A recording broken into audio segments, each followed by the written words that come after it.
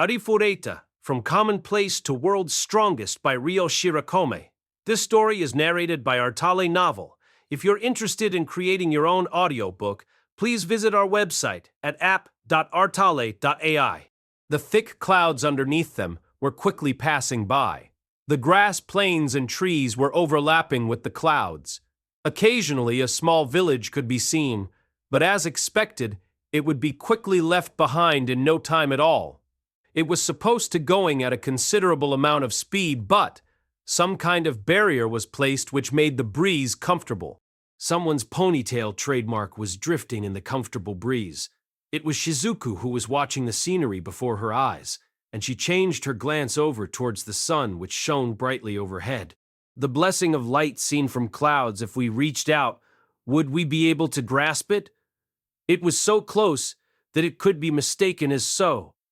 Shizuku was leaning her back on the handrail while blocking the sunlight with her hand, as if looking far into the distance. She suddenly muttered something, as if she was tired from just thinking about it. Who would have expected that he built an airship? He can already do everything, huh? Right, the place where Shizuku was currently at was the rear deck of the airship Feruniru that Hajime created. This Feruniru was mainly made out of gravity stones and induction stones. Along with other various functions built in, it was their new way of transportation. The reason why they've never used it up until now was solely because Hajime had thought that it was too early. Though it wasn't difficult to move something through gravity stones, the bigger the mass became, the more you needed to be experienced in creation magic. As far as the cross bits go, they had a limit of being able to only lift up one person. However, through the results of pilling on training between several intervals of time, he finally became skilled enough to freely operate a large floating mass. The compiled data was then used to create the airship, Fenuniru. Since they've left the kingdom, everyone was doubting Hajime as they gathered at the grass plains on the outskirts of the kingdom without a wagon nor a car which ran on magic. When Hajime showed Fenuniru, he had a triumphant look on his face. It's common sense that flight transportation devices are obtained near the end of a journey, is what he said, while full of confidence.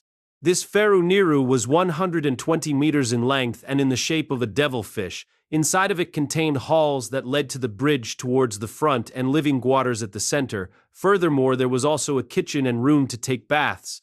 Though I say that because they're able to travel to the Empire, which usually takes 2 months by carriage, in only 1.5 days, how much the utilities are going to be used is unknown. Even just floating in the sky consumes quite a bit of magical power. If it wasn't Hajime, then using it for long times would be impossible. So this was where you were, Shizuku? As Shizuku was recalling Hajime's words and Tsukomie in her mind, just what about this is common sense, she was called out to.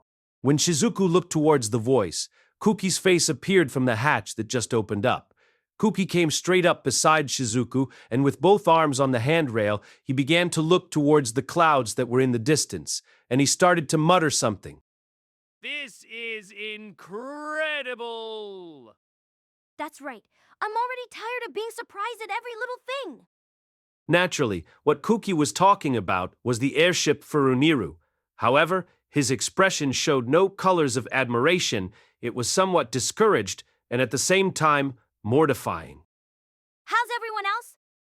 Ryutaro and the Imperial Guards are eating what Chaya-san cooks for them.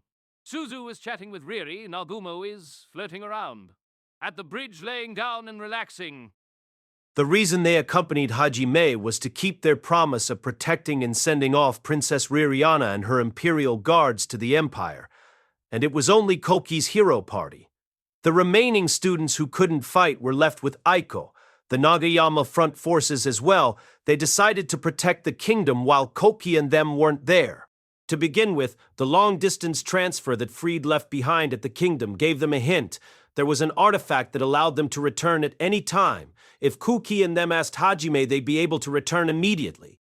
Shizuku glanced towards Kauki, who was abiding his words. Shizuku could somehow sympathize with his behavior. She scratched her cheek and showed a wry smile as if asking, "What's up?" and talked.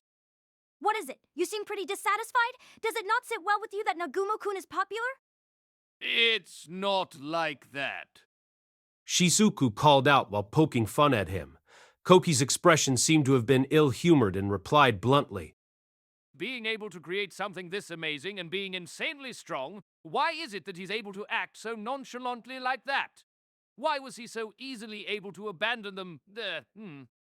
It appears that Kuki is still not comfortable with Hajime's judgment to not fight God and abandon this world.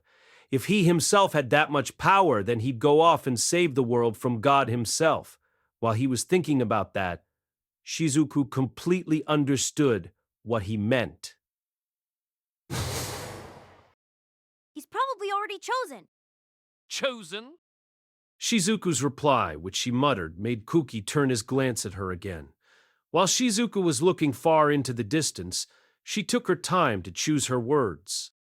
He is probably not as free as he appears.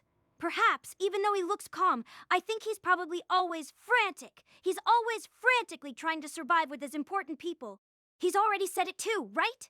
You don't do something because you've gained power, because you want to do something. You use power. Right now what you're feeling is the difference. It wasn't something that he had from the beginning. Incompetent, good for nothing. While being told such things, he crawled up from the bottom and obtained it. Literally, what he obtained at the end was determination and resolution, not in order to defeat God nor save the world. It's much simpler. It's for those who are close to him. It's completely different from us, who, because we can, we will. That's why, even if he's being told, because you can, then do it, he won't easily nod and agree with it, because he didn't obtain power for that purpose. If he looks the other way and loses his most important things, then he'd obtain nothing out of it. I don't really understand. U-B-N-O-O-O-2. Look at that, though it may be a bit different. Look, in order to become the boxing world champion, I worked hard. Since you're strong, wipe out all the evil in the town. Saying something like that just doesn't work out. Mew, when you say it like that, but what's on the line are the lives of the people of this world? Midway in, Kuki stubbornly refuted Shizuku while his eyebrows were in a shape. Ma, not being able to leave behind people in need is one of your good traits, but that's only Koki's senses of value, so you shouldn't force them onto Nagumo-kun. What's with that? Do you have his back on this? What childish things are you saying? I'm simply talking about people in general. Besides, I'm sure you haven't forgotten it. Somehow or another, Nagumo-kun has saved numerous people, including us. It was the same for the town of Ulu as well. Kaori also said that he saved the Onkaji dukedom too. It seems he also wiped out the hidden organization that took part in human trafficking at Fuyuren, and he also rescued Miu Nizuku child and returned her to her mother too. As for us, I don't think we've done much to save the people from this world. Jury for himself, he'd only act for those who were important to him, such as Yue and them. Fufu, thinking about that, eventually he might take the opportunity to send God flying away. What's with that? That pitiful god. While thinking of such silly things, Shizuku laughed as she thought that it was possible in the future if it was Hajime. Kuki had a complicated expression, but he didn't have the strength to deny Shizuku's words, so he tsukomied and stopped at that. For a while, a time of silence passed by. Shizuku guessed that Kuki was thinking while carrying conflicted feelings within himself again and decided to not say anything. Then, at that time, Feruniru, which had flown in a straight course and fixed speed, suddenly went off course. Koki and Shizuku were wondering what happened, since if they just flew straight, they'd reach the Empire. Did something happen? For the time being, shall we go back inside? The two nodded in consent and quickly returned into the ship. When Shizuku and Kuki entered the bridge, everyone had already gathered around the crystal-like object at the center. What happened? Ah, Shizuku-chan. For some reason people are being chased by the Empire soldiers. Kaori answered Shizuku hast. What Kaori pointed towards in cubic crystal was several Usaginzokus running through a valley. Behind them were approaching Empire soldiers who were playing a real game of tag with them. This crystal was created with the distant viewing stone and distance transmitting stone through creation magic. It was possible to project the image of the distant surroundings with the crystal installed in the bridge. In simple terms, it was a telescope which was capable of projecting an image. When Shizuku looked at the crystal display, certainly there were two Usaginzoku women between a narrow valley without any flowing water. They seemed to be worrying as they ran away from the Empire soldiers who were approaching behind them. Behind the approaching Empire soldiers were several large transportation carriages. Rather than chasing them from the beginning, did they escape instead, or were they trying to catch the Usagi Nizokus that they found by chance? It appears that Hajime and them saw the situation and slowed down Feroniru. Normally he'd just ignore it, but because it was Shia's race, he decided to be concerned about it. Isn't this bad? If we don't immediately help them? Kuki shouted out as expected. It seemed like he'd jump out at any moment, even though they were in the sky. However, Hajime didn't answer the rushing Kuki. He drew his eyebrows closer to the crystal display and looked at it suspiciously. Oi, Nagumo! Surely you're not intending to abandon those girls, are you? If you won't be helping, then I'll go. Hurry and let me down. Shia, these guys are... Ari, these two are... Hajime ignored the raging Kuki and called out to Shia. Shia also seems to have noticed now that they zoomed in on the image. Why are you two so laid back? They're the same race as Shia-san, right? Do you think nothing of it? I'm sorry, you're a bit noisy, so could you quiet down for a bit? Hajime-san, there's no doubt about it. It's Rana-san and Mina-san. As expected, huh? Because of their sudden change in condition, I had a hard time remembering these guys' movements and expressions. Fumu. Kuki's opinion was completely cut off by Shia, and he instinctively became quiet. By the way, the reason why Kuki was addressing Shia with San was due to the results of her introducing herself by her first name with a refreshing smile, but Shia had said to just call her by her first name without adding honorifics with a smile. In the meantime, the two Yusaginzuku women stopped moving their legs as they fell onto the ground. Their current position was at a slightly more open valley. When he saw that, Kauki regained his senses and decided that he'd leave the bridge and go to the front deck. Though there's still quite some distance between them, for the time being he was intending to shoot magic to attract the Empire soldiers' attention. Wait, I'm a Nagawa. It's fine. What are you saying? Those feeble women seem like they'd be attacked at any moment. Kuki glared at Hajime in frustration. However, Hajime was smiling from ear to gar and muttered like something was interesting as he looked at the crystal display. Feeble? No way. Those guys are the Horiya, you know. What are you saying? Immediately after Kuki's doubtful expression, someone's astonished voice sounded out. When Kuki looked towards the crystal display to see what happened, what was there was a mountain of corpses consisting of Empire soldiers who were beheaded or pierced accurately through the head by an arrow. Not just Kuki, but everyone who didn't know of the Horiya tribe became dot-eyed. In the meantime, feeling suspicious that the forces which left the transportation wagons weren't returning after they went to chase the Yusaginzoku, they decided to send out several scouts. And when those scouts found the mountain of their comrades' corpses, they called out to the two Usagi women who were at the center, leaning on one another and shaking as they approached in a threatening voice. They may have usually been much more careful of their actions after suddenly finding a mountain of their comrades' corpses, but before them were the pet slaves who had absolutely no fighting power. They approached while upset, but had no caution. They got closer. The moment when one of the scouts was about to grab one of the Yusaginzitsuk woman by her Usamimas, an arrow shot out from somewhere and pierced through the scout behind him in the head. When the scout noticed the sound of the man collapsing on the ground and convulsing, he looked back. In front of him, the Usaginizoku woman, who should have been trembling in fear, got up without a sound. At some point, she was already wielding a short sword in her hand, and the scout in front of her was easily beheaded. And the other Yusaginzoku woman also immediately kept a low posture as she crawled on the ground towards the beheaded man who was falling sideways and easily reaped the head of the last scout who was stunned towards the sudden situation. The head popped off as if it was a toy. Kuki and them, vertical bar, vertical bar, became pale-faced and held their mouths. Princess Ririana and her imperial guards instinctively stared at Shia when the impossible scene of the Usagi killing the Empire soldiers were shown. The special one wasn't only you, with their eyes opened wide in surprise. No, without a doubt, I'm the only special one. There's no way that there would be so many just like me. That was the result of training for them. Hajime-san placed them into a hell which couldn't be lukewarm. It was training which could be called devil remodeling, that kind of feeling.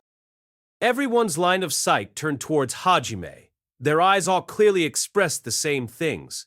In other words, vertical bar. It was you again? Hajime abruptly averted his eyes. In the meantime, the situation was coming to its final stages. The remaining Empire soldiers and the transport wagon finally reached the slaughter site. The Empire soldiers' foot completely came to a stop when they noticed the appearance of their comrades that were scattered on the road to block them. They couldn't just advance on ahead by trampling on the corpses as if nothing happened. Above all, they became intensely agitated as they made a ruckus. And the Haria tribe didn't let that chance go by. No, everything may have been done for the sake of that chance to appear. The remaining Empire soldiers numbered 12. The Haria tribesmen jumped out from both sides of the cliff. Suddenly they appeared. But even with the 2 women from before, their numbers was only 5 people. However, the Haria tribesmen who jumped at them were better prepared to fight against the Empire soldiers. 3 heads were sent flying, and 1 person was shot right through the middle of their forehead by an arrow. The Haria didn't let up their fierce attacks. Just like the flowing water, they attacked the Empire soldiers as a group. The moment that one of the Empire soldiers managed to grab their sword, a Haria would jump from the side and immediately cut their head off. Arrows came flying towards the Empire soldiers from the front. Its speed was unlike those before it. They were transparent, and the instant they tried to clear away as the Empire soldiers read where the arrow was going, a different Usagi Nizoku would come in from their blind spot and cut off their head.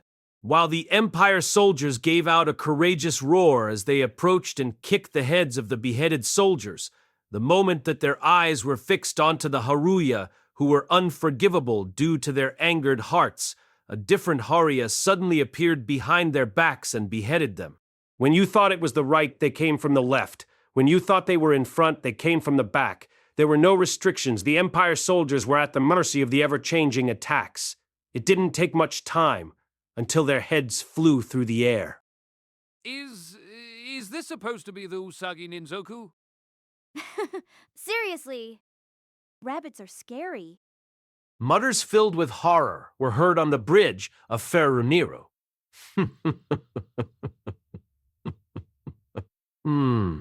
What is the danger of Favorite Fermira?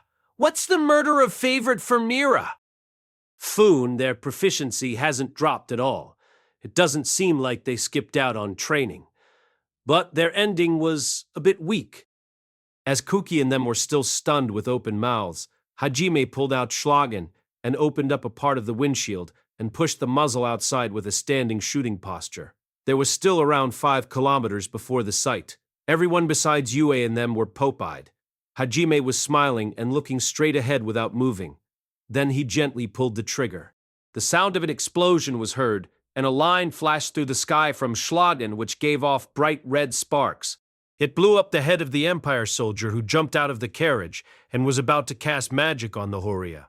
There were also Empire soldiers in the carriage. With distant view and Hajime's magic eye, he was able to detect the surge of magic building up. He had noticed that the soldier was planning an ambush attack, so he sniped him from Feruniru. On the crystal display, it showed the Haria tribesmen's surprised expressions when the ambusher's head was completely blown off. They immediately traced the line of trajectory and noticed Feruniru that was flying in the sky. Normally, they'd become cautious with the attack that came from a mysterious flying object, but in the next instant, their expressions became joyful. A boy with a crossbow on his shoulder jumped out from the shadows of the rocks and smiled fearlessly and decided to wildly salute. They seemed to have noticed who the person who shot out that flash was. It was to be expected of them. A bright red flash was a classic symbol of their boss who they loved and respected. The Haria tribesmen saluted the boy whom they followed gladly. Their appearances were seen reflected on the crystal display, and once again everyone's gazes turned towards Hajime. This time their eyes contained a lot of amazement. What kinds of things did he have to do to make the gentle Usajinu Soko's turn into that? Kuki and the others had eyes that silently questioned that. Hajime-san, Hajime-san. Let's quickly get down. To be doing this kind of thing outside of the Sea of Trees, maybe they've run out of control again. Kuki and them watched as Shia rushed Hajime.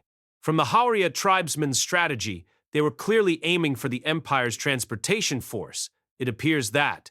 They took a trip outside of the Sea of Trees in order to kill Empire soldiers, which caused Shia to become worried if they were intoxicated by battle again and ran out of control. Hajime had thought from their appearances that there was no way of that happening, but because Shia had an anxious face, Hajime himself became slightly interested and decided to land Feruniru in the valley. When Hajime and them got off at the valley, there were a lot of demi-humans there besides the Haria. There seems to have been about 100 people. It appears that contents of the transportation wagons were demi-humans. Besides Usagi Ninzoku's, there were Kitsune Ninzoku fox, as well as Ini Ninzoku's dog, too, Neka Ninzoku cat, and many women and children Mora Ninzoku, forest people/elves. Everyone looked at Hajime and them with cautious eyes. They weren't able to hide their surprise at the flying vehicle, which they've never seen nor heard about before. It certainly was an encounter with the unknown. And, with 80% of those who were surprised, a boy with a crossbow on his shoulder ran through the other 20% of demi-humans who were confused and cautious. He immediately appeared before Hajime and performed a splendid salute with his back straightened. It's been a long time, boss. I've been awaiting the day when we meet once again. I've never thought that you'd appear again like this. I'm once again impressed. Also, for helping us a while ago, I thank you. It's been a long time. Ma, don't mind what happened earlier. Since it was you guys, you'd likely be able to take on that kind of damage. You guys have improved quite a bit. When Hajime had a smile on his face and said that, 2 women and 3 men with usamimis had come out from the dumbfounded demi-humans and saluted just like the boy with usamimis. Their eyes were beginning to water up because of their overflowing emotions, and, while wonderfully harmonizing their voices and their arranged heels sounding out, We're grateful, sir. the Hauria's voices trembled and echoed through the valley. They were moved enough to tears, but they didn't cry as their boss, who they hold in high esteem, praised them of their growth. Everyone looked up towards the empty sky and seemed to have held back the tears that were about to pour out. It appears that they put in slightly too much effort into holding the tears back as their eyes became bloodshot and scary. Hajime, Yue, and Shia were calm, but Teo and Kaori in the back, Koki and them, and Ririana and them were completely taken aback. It's been a long time, everyone. It's great that you're energetic above all else. By the way, where are Father and them? Is it just you guys, Palkun? Also, why are you guys in such a place, going against the Empire soldiers? Please calm down, Shia Enigo. If you don't ask one at a time, I won't be able to answer. For the time being, right now there's only the 6 of us here. There are various circumstances. Let's find a calm place where we can talk in detail. And also, it's not Palkun. It's Baltaford of certain death. Please don't make mistakes. Did you suko me just now? Or rather, you're still taking up that name, Rana-san, and you guys should also be cautious. Pal was the same as always, and Shia massaged her temple as she endures her headache. However, the opinion to move to a different place was reasonable. For the time being, she'll not press them any further. Shia gave out a warning to the woman Rana, as well as the other members, to not follow Pal's lead and change their names. But the reality was already something that went above expectations. Shia! It's not Rana, it's Rana Inferna of Swift Shadows. Rana-san? What are you saying? Out of the Haurias, Rana had a firm older sister feeling. Shia's cheeks start cramping up as she never thought this would happen. However, the Haurias' furious attacks didn't stop. Attacking through waves of cooperation was their strengths. I'm Ministeria the Sky Render. I'm Yao Zerias of Mighty Illusions. I'm Yorogandel of Crawling Decapitation. Fu. I'm Ligged Break of Light Rain. Everyone had extremely triumphant looks as they took on poses like JoJo as they introduced their second name. Shia's expression was dyed in despair. It appears that the boom of Haria having 2 names, Chuni, was here. At this rate, the possibility of everyone in the whole clan having them is high. By the way, their official names were only two characters in their heads. The family which she's reunited with after a long time turned into a situation where they took on poses with triumphant looks while declaring their second name. Shia's appearance was quite pitiful as she spat out ectoplasm from her mouth. That's why Hajime was going to warn them that after several years they'd writhe around on the ground due to the embarrassment whenever they recalled their expressions. However, before he could, a stray bullet shot out from Pal. By the way, which is better, boss? Crimson Flash of Rondo or White Claws and Fangs of Gale? Boss's second name. It was a heated discussion at the clan meeting for 10 days. Somehow we've managed to narrow it down to these two. However, we need to find out which is the best in the end. It was settled as a tie after fighting among the clan. Since it's come to this, we were to entrust it to boss's judgment after reuniting. By the way, I'm on the Crimson Flash of Rondo's side. Wait, since when was it required to have two names? Boss, I'm firmly on the White Claws and Fangs of Gale side. No, listen to what I'm saying. What are you saying, Rana Inferno of Swift Shadows? No matter how you think about it, Boss perfectly fits Crimson Flash of Rondo. No, Korra, enough of this. That's right. He releases sparks of red magical power, master of various weapons and able to freely run around the skies. It's exactly Crimson Flash of Rondo. This is the best, JK. Stop it. Any more of that shameful commentary is... Oi oi, you're Rugandal of Crawling Decapitation. If you say that then, that trademark white hair that waves around as he carries his powerful weapons in both hands, cord his claws and fangs and attack in waves like a storm, there's no other way of expressing it than White Claws and Fangs of Gale. Why can't you understand? Since when have you become so senile? Ectoplasm began to flow from Hajime's mouth.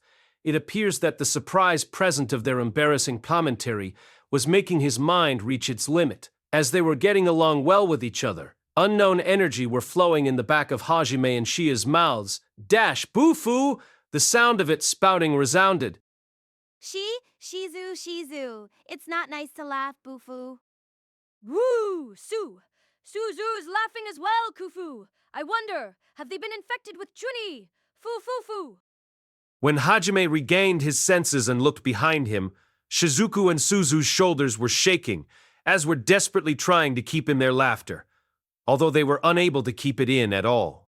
For the time being, Hajime decided to shoot Pao and them who were having their heated discussion with rubber bullets, and then turned towards Shizuku and Suzu with a reproachful look as they gradually shook. Yaigashi, for the cool you, I'll forcefully give you a twin-tail ribbon as a present later. Of course! I'll also keep image recordings of it. Taniguchi, I'll shorten your height by another 5 centimeters. Shizuku and Suzu's laughing immediately stopped and they trembled in fear.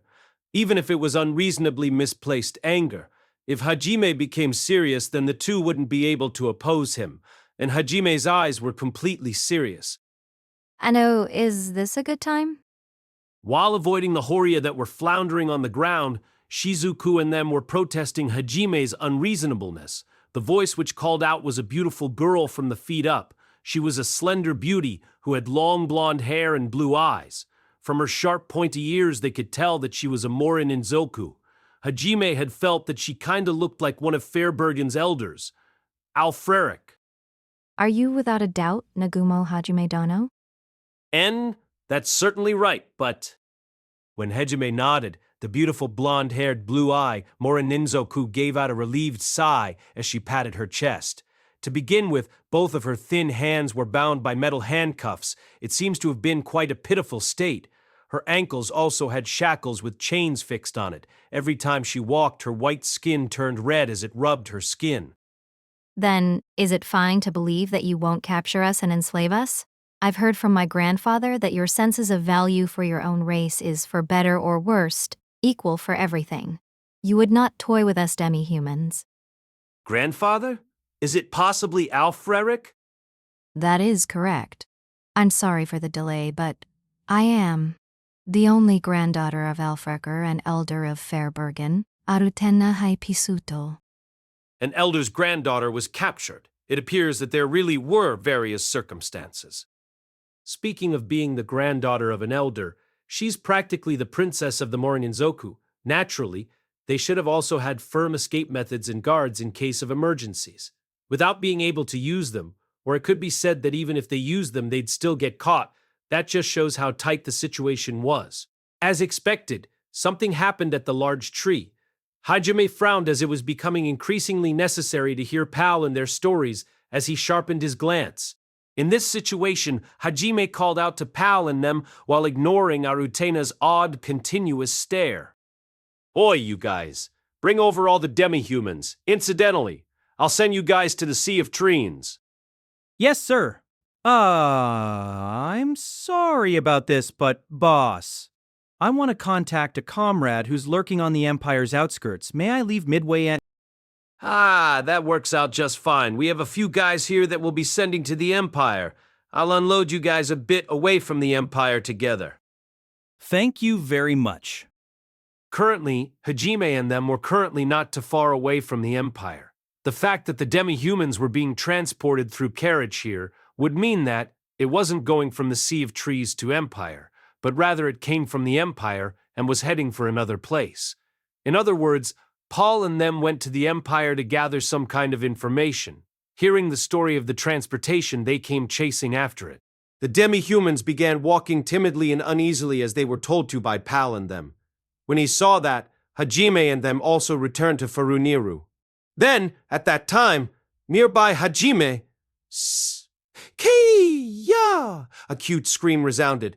Arutena appears to have tripped because of the fetters. While panicking with both hands in the air immediately, since she was close, she ended up clinging onto Hajime's back.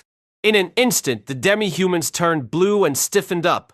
If the other party were Empire soldiers then, the moment they were used as support, an open palm would come flying, while shouting, "Why are you touching me without permission, you dirty beasts?"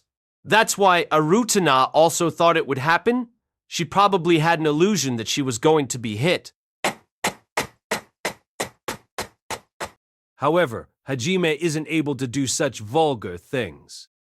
Ah? Jeez. As Hajime glanced behind his shoulder, he looked at Arutena's hands and feet as she cowered back after their glances aligned. Well, yeah, it would be hard to walk in those. While he convinced himself of that, he scratched his head like it was troublesome and kneeled down before Arutena, who was standing. Towards that, the demi-humans began to make a ruckus as if they were upset. Anno. It's fine, so just stay still. Similarly, Arutena was shaken when he suddenly decided to kneel down, right afterwards. Hajime's actions caused her to become even more uneasy. That was because Hajime was touching Arutena's foot. To be accurate, he was touching the fetters. Arutena was shocked and trembling. Never before has a man knelt down and touched her feet before. She became stiff and uneasy as her eyes swam around. Then, in the next instant, her eyes rounded up in surprise. Once she noticed that red magical power was gushing out. Without a sound, the fetters came off. When Hajime stood back up, this time he held onto both of Arutena's hands. At that point, Arutena had understood what Hajime was going to do and managed to regain some composure. And once again, the fascinating red radiance gushed out again. A small voice that may or may not have resounded, "How beautiful," was muttered. Recently, has Hajime's magical powers been sharpened? It seems to have been much brighter than before. After removing the handcuffs, he immediately threw them away and he finally touched Arutena's neck. It was because a slave's collar was attached there. With a serious look and having her neck felt by Hajime, Arutena's cheeks were heating up for some reason. After Hajime easily removed the collar, this should be all right now, he convinced himself, and as if nothing happened, he turned around. And Hajime noticed that strangely he had become the center of attention. The demi-humans were looking at him as if looking at a mysterious person. Pal and the other Horia seemed to be proud. Kauki and them seemed to be slightly complex, and Yue and the females had eyes filled with both amazement and sharpness. While flinching a bit, Hajime questioned, "What is it?" However, against that, the females who noticed Arutena's slightly blushed cheeks reacted. Nothing. Nothing. Nothing, Des. It was incredibly cold. After Hajime had unshackled all the demi-humans, they began to explore the airship to satisfy their curiosity. Back in the bridge, Hajime was listening to Pal and his group's story. I see the Majinzoku attacked both the Empire and Sea of Trees. Affirmative. Though I don't know of the details of the Empire, the Sea of Trees was invaded by a large group of strong demons. It would have been dangerous if not for our previously laid traps.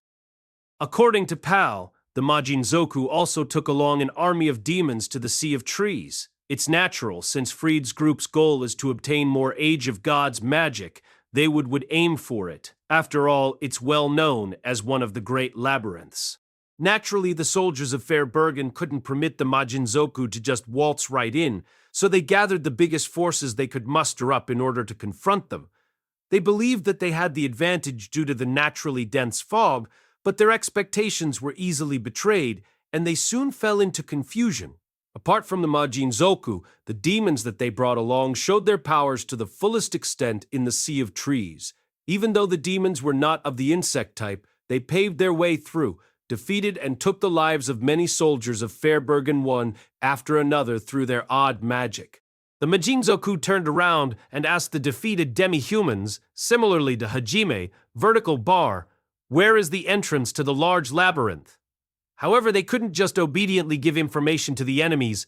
They didn't know when the Majinzoku would start advancing towards Fairbergen to ask random bypassers, so they quickly sent someone back to the town. The council was quickly gathered and a decision was made. The demons were far too strong to defend against. They decided to give them the information, in order to avoid a disaster like in Hajime's case. The labyrinth itself will clear away all who aren't worthy. However, even though they asked the same question as Hajime, the Majinzoku had a different sense of value for the demi-humans. No, the Majinzoku didn't do as Hajime did at all. They carried a huge sense of discrimination and hatred against demi-humans. They believed that the world belongs to the Majinzoku, and that these beasts that have been abandoned by God is of the utmost humiliation and are absolutely unbearable. Their expressions were that of madmen with absolute confidence in their own God. And the Majinzoku bared their fangs at Fairbergen. They decided to hunt down the demi-humans before going into the dungeon. The soldiers of Fairbergen fought back desperately. However, the army of unknown demons were too strong and had no troubles in the Sea of Trees. Their chances of winning was low. As it stood, they would be defeated sooner or later. A soldier of the Kumaninzoku Bear people understood this, and looked for a chance to escape from Fairbergen. His purpose was not to run away. His purpose was to beg for help. His name is Regin Banton. It was the elder which attacked Hajime out of anger, and was greatly injured in the process. It was the man that held a deep grudge against the Hauria tribe. Now Regin, without shame nor reputation, went forth to bow down to the Hauria tribe, which was banished from Fairbergen. He ran desperately through the Sea of Trees. His body was covered in wounds. When he finally reached the new village, he prostrated himself on the ground many times.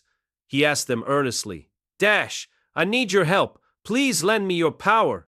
The head of the Hauria tribe, Cam, went out and answered the wish. The reason is not for Fairbergen.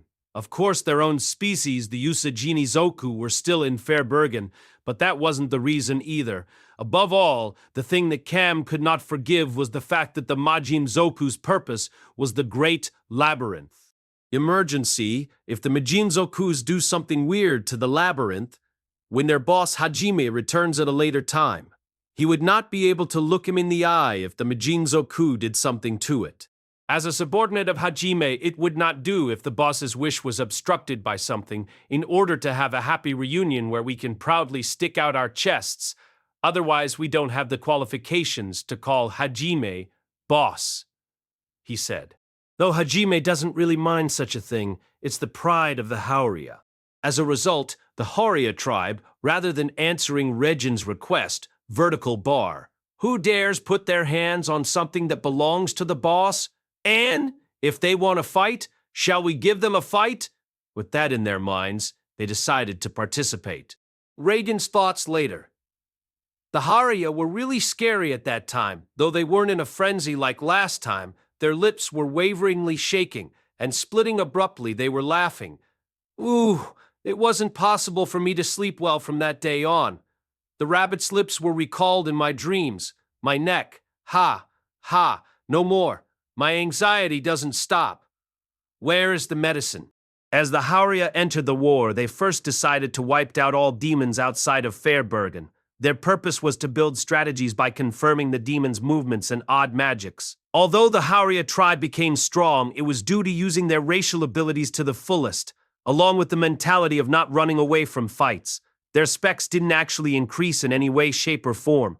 Therefore, they didn't recklessly charge in against a new kind of demon they've never fought before. The other party was a formidable foe, so resolution was needed. Preparation of stealth attacks, surprise attacks, lying and deceiving. They did everything to gather information. And, when the chessboard was set up, they all took the offensive at once. Even if the dense fog wasn't effective, the demons were skillfully being killed by the Usagizo's original techniques. Sooner or later, the Majinzoku finally started to notice that their demons were disappearing. They ordered a quick regroup. The Hauria that couldn't defeat demons were made to be decoys. Instructions were then given to place traps around their new village. Then guiding them was simple. Anyhow, being baited so easily, the Majinzoku's blood rained down and heads rolled on the ground. Then they appeared and snorted through their nose. It was enough. After wiping out the Majinzoku, the Hauria suffered some losses as well. However, their current situation wasn't over yet. Though Fairbergen was saved by the Hauria, the amount of collateral damage was huge. There was no room to guard the Sea of Trees with all the nursing and funerals that were needed. Then, at that opening, the Empire soldiers invaded the Sea of Trees. Their purpose was to abduct demi-humans. After the battle was over, the Hauria went back to their village and was late to notice. As a result, there was basically no resistance while kidnapping. When Cam noticed the kidnappings, he kidnapped and questioned an Empire soldier. Apparently, the Empire suffered from a demon's attack. It was decided that they needed to secure manpower for repairs. In other words, the demi-humans that appeared to be the reason for invading the Sea of Trees. Cam quickly rushes to the other Usaganidzoku villages, but he was too late. Most of the women and children have already been kidnapped. It's clear that the powerless Usaganidzokus were not abducted in order to help with the required manpower for the Empire. Their purpose was to be used to satisfy their people after receiving an attack. As expected, the Hauria tribe could not overlook their fellow species. The majority of their forces were left to guard the Sea of Trees. Cam and a small group chased after the Empire soldiers' transport wagon that was heading towards the Imperial capital. However, communications with Cam was suddenly cut off after they reached the Imperial capital. No one came to the meeting place that was set up ahead of time. The remaining people at the Sea of Trees became restless and decided to send out scouts towards the Empire. Results: Cam's group that invaded the Imperial capital never came out. Afterwards, in order to invade the Imperial capital and find out Cam's status, Pal's group was gathering information on the security of the capital when they noticed that there was a transportation wagon with a large amount of demi-humans leaving for another town. Pal's group then put information gathering on hold and went to rescue their comrades. However, boss, by any chance, have other places also been attacked by Majinzoku? They're active behind the scenes here and there. Well, luckily I was around and they were all defeated. If you think about it, Hajime could be considered a god of plague for the Majinzoku. This is because he doesn't actually hold any hostility towards their race. It just so happens that their timing is bad, so he ends up kicking them out of his way when they obstruct him. Well, I have a rough understanding of what's going on. First of all, you need more information about Cam, who's in the Imperial capital? Affirmative. And though I'm sorry, boss. I understand. We'll be passing by anyways. The fellows that got caught, I'll send them back to the Sea of Trees. Thank you. Pell and his group all bow at once. Though Shia mumbled a little, nothing was said. Hajime noticed it and knew what Shia wanted to say, but he waited for her to say it herself. In the end, nothing was said. Finally, Hajime received a message for the leftover forces at the Sea of Trees, then dropped off Ririana and Pal's group off a little ways away from the Imperial capital. Then his party set a course at full speed towards Harutsuina Sea of Trees. Once again, Hajime set foot on Harutsuina Sea of Trees and welcomed the dense fog which shuts out all light ahead. Still, if there were no demi-humans to guide the way, people who were below Hajime's inhumane level would likely be driven mad. As Hajime led the group, in order to not be separated, he placed demi-humans on the outside to enclose their surroundings. Strangely, Arutena was walking especially close to Hajime. He decided to ignore it and keep advancing. Shia, who was walking nearby, had an anxious face. Suddenly, her ears reacted with a dash. Pico, Pico. Shia lifted up her face, then began to stare at what lied ahead. Hajime-san, there's an armed group up ahead. The surrounding demi-humans turned a surprised look toward Shia due to her words. Even the kidnapped Usagi Nizoku in the group were surprised that Shia had managed to perceive something that they couldn't. As if confirming Shia's words, a group of Toromimi tiger-eared demi-humans appeared through the fog with weapons. The armed group had fierce eyes and stared at them. Then they sensed that there was a large group of demi-humans in the group, so they decided to not suddenly attack. Among them, the eyes of the Toraninzoku tiger race, who seemed to be the leader, stopped at Hajime. His eyes were then opened wide in astonishment. You that time. Hajime also recalled the Toraninzoku's appearance. His name is Gil. He was the commander of the security force that confronted Hajime the first time he came to the Sea of Trees. Apparently, he survived the invasion and is currently patrolling again. What on earth do you want this time? Is that Aratena? Are you all right? Yes. These people and the Horia tribe helped. Gil tried to ask Hajime's purpose in a wild voice, and Arutena, who was by his side, noticed and showed herself. To the words of Arutena, a deep sigh of relief and amazement was heard. That's good. Alfrexima was very sad. Quickly, please show him your energetic appearance, boy. You, for what reason did you help us demi-humans? Though it doesn't suit you who is arrogant and haughty, well, you have my thanks. There wasn't a specific reason. It was only a coincidence. A coincidence. From the atmosphere of meeting an acquaintance, Shizuku's group had doubtful faces. Shia then explained what had happened quietly, also how she fell in love with Hajime, and their faces showed consent. Now then, are any of the Horia tribe stationed at Fairbergen? Or a fellow that knows where their current village is located? Mew? If it's people from the Haria tribe, there should be several in Fairbergen, though you've likely heard there was an invasion, so many are currently living in Fairbergen. That's good then. Well, let's quickly head for Fairbergen. Hajime says so and urges ahead quickly. With an amazed face again, as usual it seems his attitude hasn't changed much. Gil ordered his troops to brace their arms in order to guide them back. There wasn't any feeling hostility like the first time anymore. Is it because they were saved by the Horia tribe which Hajime trained? Or is it because there's a great number of people this time, they were being mature about it and guiding Hajime, though it is convenient that they can get in without any trouble? At last we've reached Fairbergen, though it has changed greatly. First of all, the huge dignified gate had collapsed. The leftover remains have yet to be cleaned up. And the capital of the Sea of Trees, which charmed Hajime with its fantastic beauty of nature, was completely destroyed with remains here and there. The air corridors and waterways made of tree trunks were broken down in places. But This is awful. someone muttered. Hajime totally agreed as well. The cold breeze coming from the darkness, and Fairbergen itself contained a gloomy atmosphere. Then, people who happened to pass by saw Arutena and their expression stiffens up. It was unbelievable. Afterwards, they exploded into cheers and ran up to them. They finally noticed that there is a party of humans by their side. When they were told of how Arutena was helped by them, their expressions were still stiff, but as they embraced one another, exposing their joy, their wariness was relinquished. Of the kidnapped people, there were many that ran at full speed towards their house, after first bowing to Hajime. The circle that encloses Hajime gradually grows, and the surroundings were completely buried by the people of Fairbergen as they noticed. After a while, the crowd begins to open a pathway. On the other side stood Alfreric Hypisto, the most important person of Fairbergen. Grandfather. Oh, Oh, Arutena, I'm glad you were all right. Arutena ran at full speed while tears overflowing from her eyes and jumped into her grandfather's chest. To the reunion of two family members that was thought to never be able to see one another again, many surrounding people were moved to tears.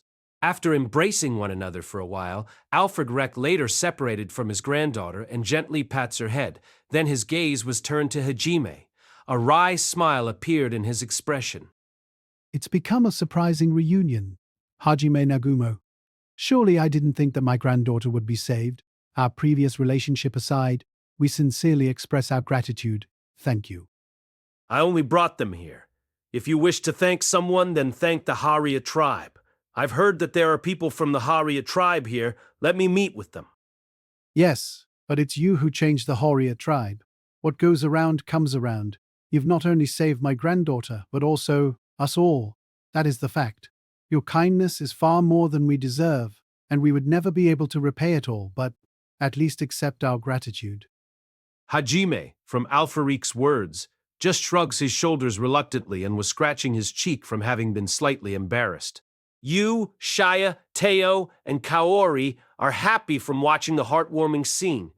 And the man who dove into the dungeon in order to train and save the human race, to the fact that Hajime has been saving people all around the world. A complex expression was shown on Kuki's face. Afterwards, Hajime, the Hauria tribe heard of their arrival and are quickly returning to Fair Bergen. We were given permission to wait in Alfric's house. As to Alfric's order, they were treated to tea. Arutena blushed a great deal when our hands touched while she handed me tea. When we finished drinking one cup, men and women of the Haria tribe rushed in noisily. Boss, I haven't seen you in a long time. We waited for you, boss. I'm honored to finally meet you, Dessa. Sir. Wooey! Newbies! Boss has returned! Tell all the other guys, get there in 30 seconds! Yes, Roger de Arimas. The attitude of the leftover forces, Kuki, who should have expected it already from the reaction from Pal's group, is completely surprised. He spat out his tea. While all members were wiping off the tea, they noticed that multiple Usagi Ninzoku were lining up. Standing upright and immovable with heels in arrangement, it was the appearance of wonderful saluting. Though there are many who don't actually know Hajime, their behaviors and speech seems to have been trained into them voluntarily and expanded their powers. Yes, it's been a long time. Temporarily, since there are other people here, let's stop the saluting. Sir, yes, sir. With a cheer for the boss that could be heard throughout the sea of trees, the Haria tribe seemed to be very satisfied. To the genuine cheer that they've experienced for the first time, will also finally. The Usagi Zoku, that wasn't part of the Haria tribe, was filled with anticipation. Surely after Hajime leaves the Sea of Trees, the angry voice of Sergeant Hartman might have resounded throughout the Sea of Trees. I'd meet Pal's group and understand roughly what's going on. You guys seem to have played an active role. You've done a great job repelling them. Yes, we're grateful, Darimas. The last reply was said full of emotion in a tearful voice. Hajime then passed on Pal's group's information on to the Hauria, who are trembling with emotion. In other words, having found that Cam's group invaded the Imperial Castle, they will also invade it. And there is a request for assistance. Indeed. The message from Baltoferd of certain death has definitely been received. We express our thanks, boss. By the way, what is your second name? Huh? Me? Fu, of course. Like the falling thunder, an unpredictable thunderclap striking down his foes. I am Iorunikusu of the Thunder Blade. Is that so? It seems that it's already too late for the Haria tribe. They've been completely infected. I regret that I didn't stop this from spreading beyond Baltoferd of certain death. Hajime pulled himself together and asked, Hajime Kusu of the Thunderblade. There seems to have been members outside of the Haria tribe that's been trained. Now, how many exactly? Rest assured, many brave young people from tribes that have good relations to our Haria tribe have heard of the rumors and begged to be trained. Our actual combat force goes up to 122 soldiers. Not only Hajime, but also Yue and Shia were surprised. If that's the case, then they've increased their numbers by a fair bit. Hajime's intentions aren't understood, so Io Runikusu of the Thunderblade has a doubtful face. We can carry all of the members at one time. Io Runikusu. Quickly gather all the guys who want to follow us to the Imperial capital. I want to see everyone together here. Huh? Roger, at once. It appeared that Ayaruni Kusu of the Thunderblade didn't understand right away and asked back with a questionable face. Then he guessed that it meant that they would be going with Hajime to the Imperial capital. He saluted and immediately left to gather the other members. Io of the Thunderblade. Hajime returned in order to go to the Great Labyrinth. It appears he didn't think that Hajime would actually help them. It seems he's shaken up by the unexpected words. And Io wasn't the only one who was surprised. Shia, who stood next to Hajime, was also surprised. Her eyes are open wide, and her rabbit ears are standing up straight. She stares at Hajime. Ha! Hajime-san! The Great Labyrinth! You're worried about Cam's group, right? You! That! So no, but Hajime hit the bullseye, so Shia shuts her mouth. Hajime's purpose is the Great Labyrinth. Cam's circumstances are unrelated. Shia was unable to say that she wanted to search for Cam's whereabouts, entering the Imperial capital, which would prove too troublesome. Moreover, Cam wasn't kidnapped. He went in on his own accord. If anything, it's his own responsibility. Shia also decided to follow whatever Hajime's decisions were. Just like her father had his own path, Shia had hers. However, still, if you know that your family members' whereabouts are unknown, naturally you would be worried and search. Because of the anxiety being shown on Shia's face, you, Hajime, and the rest understood. Hajime walks up right beside Shia, who was quiet because she was grateful that extra time would be used, and places his hands on her cheeks. B? To Hajime's sudden action, Shia absent-mindedly let out a voice with a confused face. While looking straight into Shia's eyes with persuading power, Hajime smiled and said, Shia, that anxious face doesn't suit you. If you're worried about Cam, just say you're worried. B. But No buts. Now what do you want to do? You've always just said whatever you wanted. What happened to your impudence from our first meeting? To begin with, if you're not smiling, I won't be able to contain my anger. Hajime-san? Though it was snappishly said, it's obvious that he worried about Shia in all truths, the words that Shia yearned for. She understood. Shia places her hand on top of Hajime's hand that's on her cheek. Her eyes began to moisten with joy and love. You might not realize this, but this, Sono, what? It's enough, that I think that you're important. Therefore, cheer up. I won't hesitate to do my best. Hajime-san, Just say what you want to say, because I will definitely listen. With a gentle warmth transmitting to her cheek, to the eyes that looked straight back into her eyes, Shia's words that she locked up within herself began to spring forth. I'm worried about Father Desu. Just one look is fine. I want to see his safe appearance, Desu. Really? You only had to say that in the beginning. Now, did you think I would decline? I didn't mean for it to be like that. Mal, Hajime-san is truly annoying. Though she puffs her cheeks as if sulking, stars twinkle brightly in her eyes, her cheeks were dyed pink, and the face of a woman who was looking at her boyfriend was seen.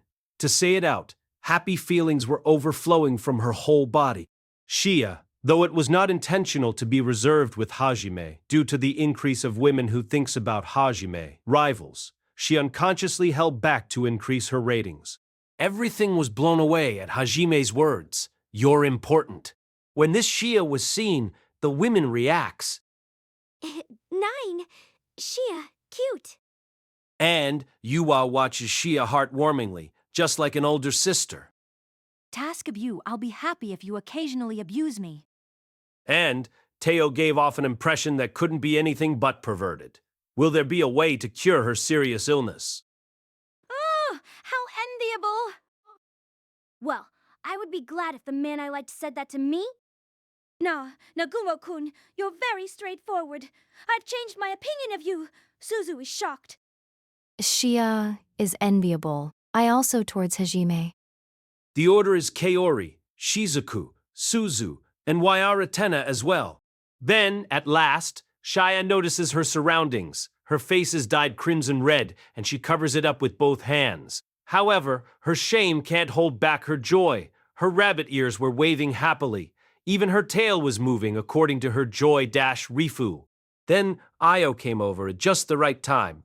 It seems that the preparations of the Horia tribe is finished. It was unreasonably quick.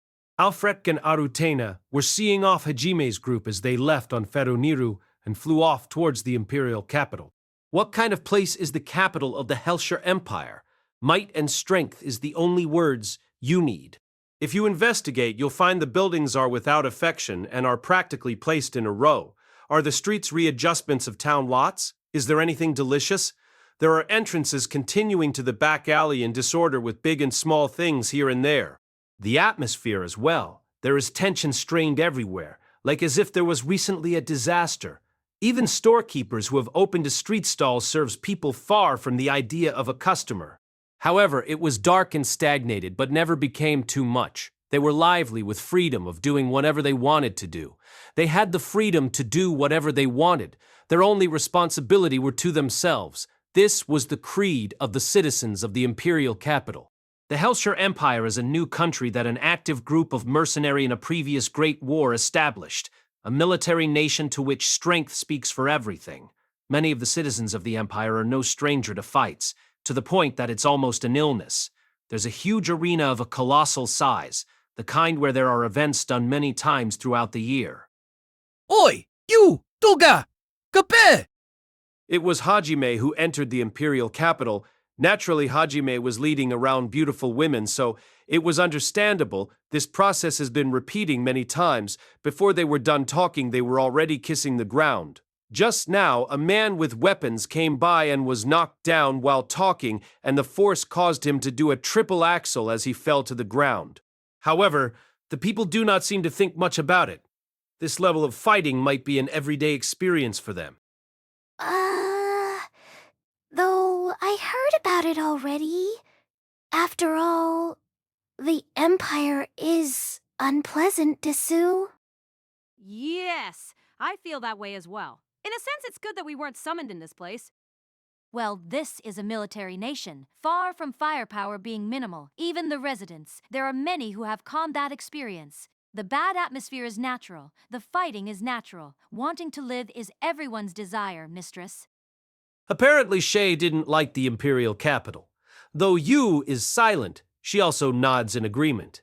After all, this country isn't liked by women. Especially for Shia, the thing she sees breaks her heart, one at a time. Shia, don't look so much. There's no helping them even if you see. Yes, that's right. What Shia sees are slaves of the demi-human species. The slaves are being bought and sold actively. The Empire allows the use of slaves, so business is very prosperous. There are children of the demi-human species turning their gaze to Shia as they were put in their cages with price tags on them. Shia's expression is clouded. Yue clenches Shia's hand anxiously.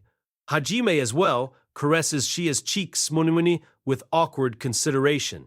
The warmth of two people is transmitted to the hand and cheek, and the rabbit ears on Shia's head moved around joyfully. I cannot permit it. Though we're all living, the slaves. Kuki, who was walking behind Hajime, was grinding his teeth. He seemed like he would charge right in if left alone. The influence of the church is strong. Even the Herhi kingdom has a strong sense of discrimination against demi-humans.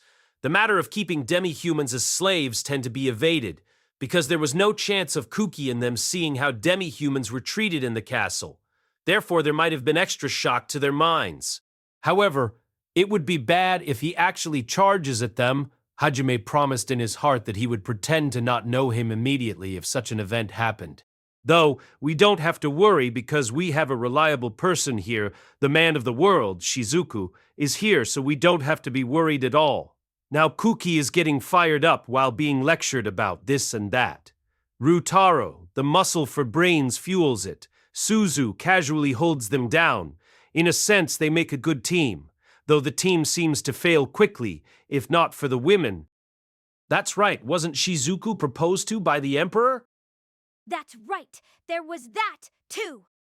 Shizuku frowns as she remembers something she didn't want to. Yu looks at Shizuku and lets out a sound, hoo, with a slight smirk. Shizuku frowned more at the glance. Kuki has a bitter expression nearby. Apparently, not only the country but also the Emperor seem to be dislikable. About that, Nagumo-kun, where exactly are we going? Shizuku, dodging the women who seemed to want to hear the details at any moment, the talk was redirected to Hajime.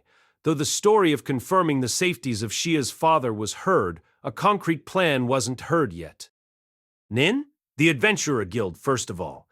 If the gold rank is used, most information can be found through questioning. Does Nagumo-kun believe that he's been caught?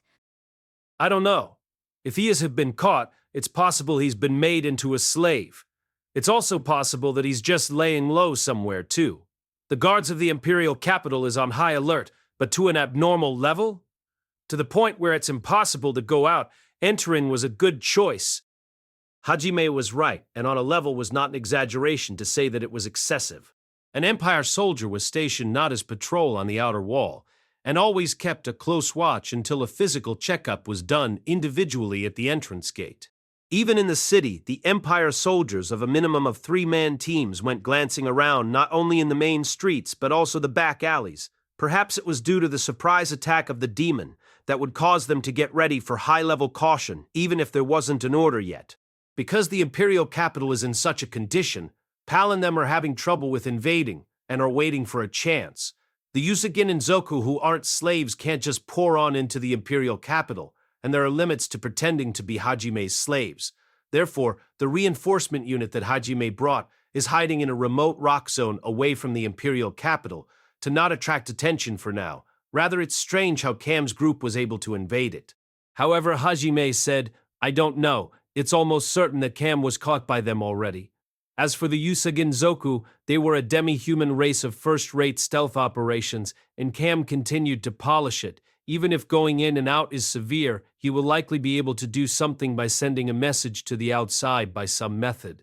If there are no signs, it's natural to think that he's been caught already.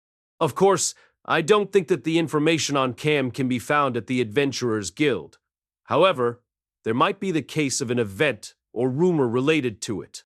Shia looking uneasy, Hajime extends his hand to caress her cheeks, again Muni Muni.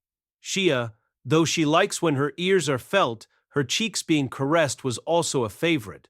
Hajime told a joke to Shia while laughing that left a feeling of uneasiness.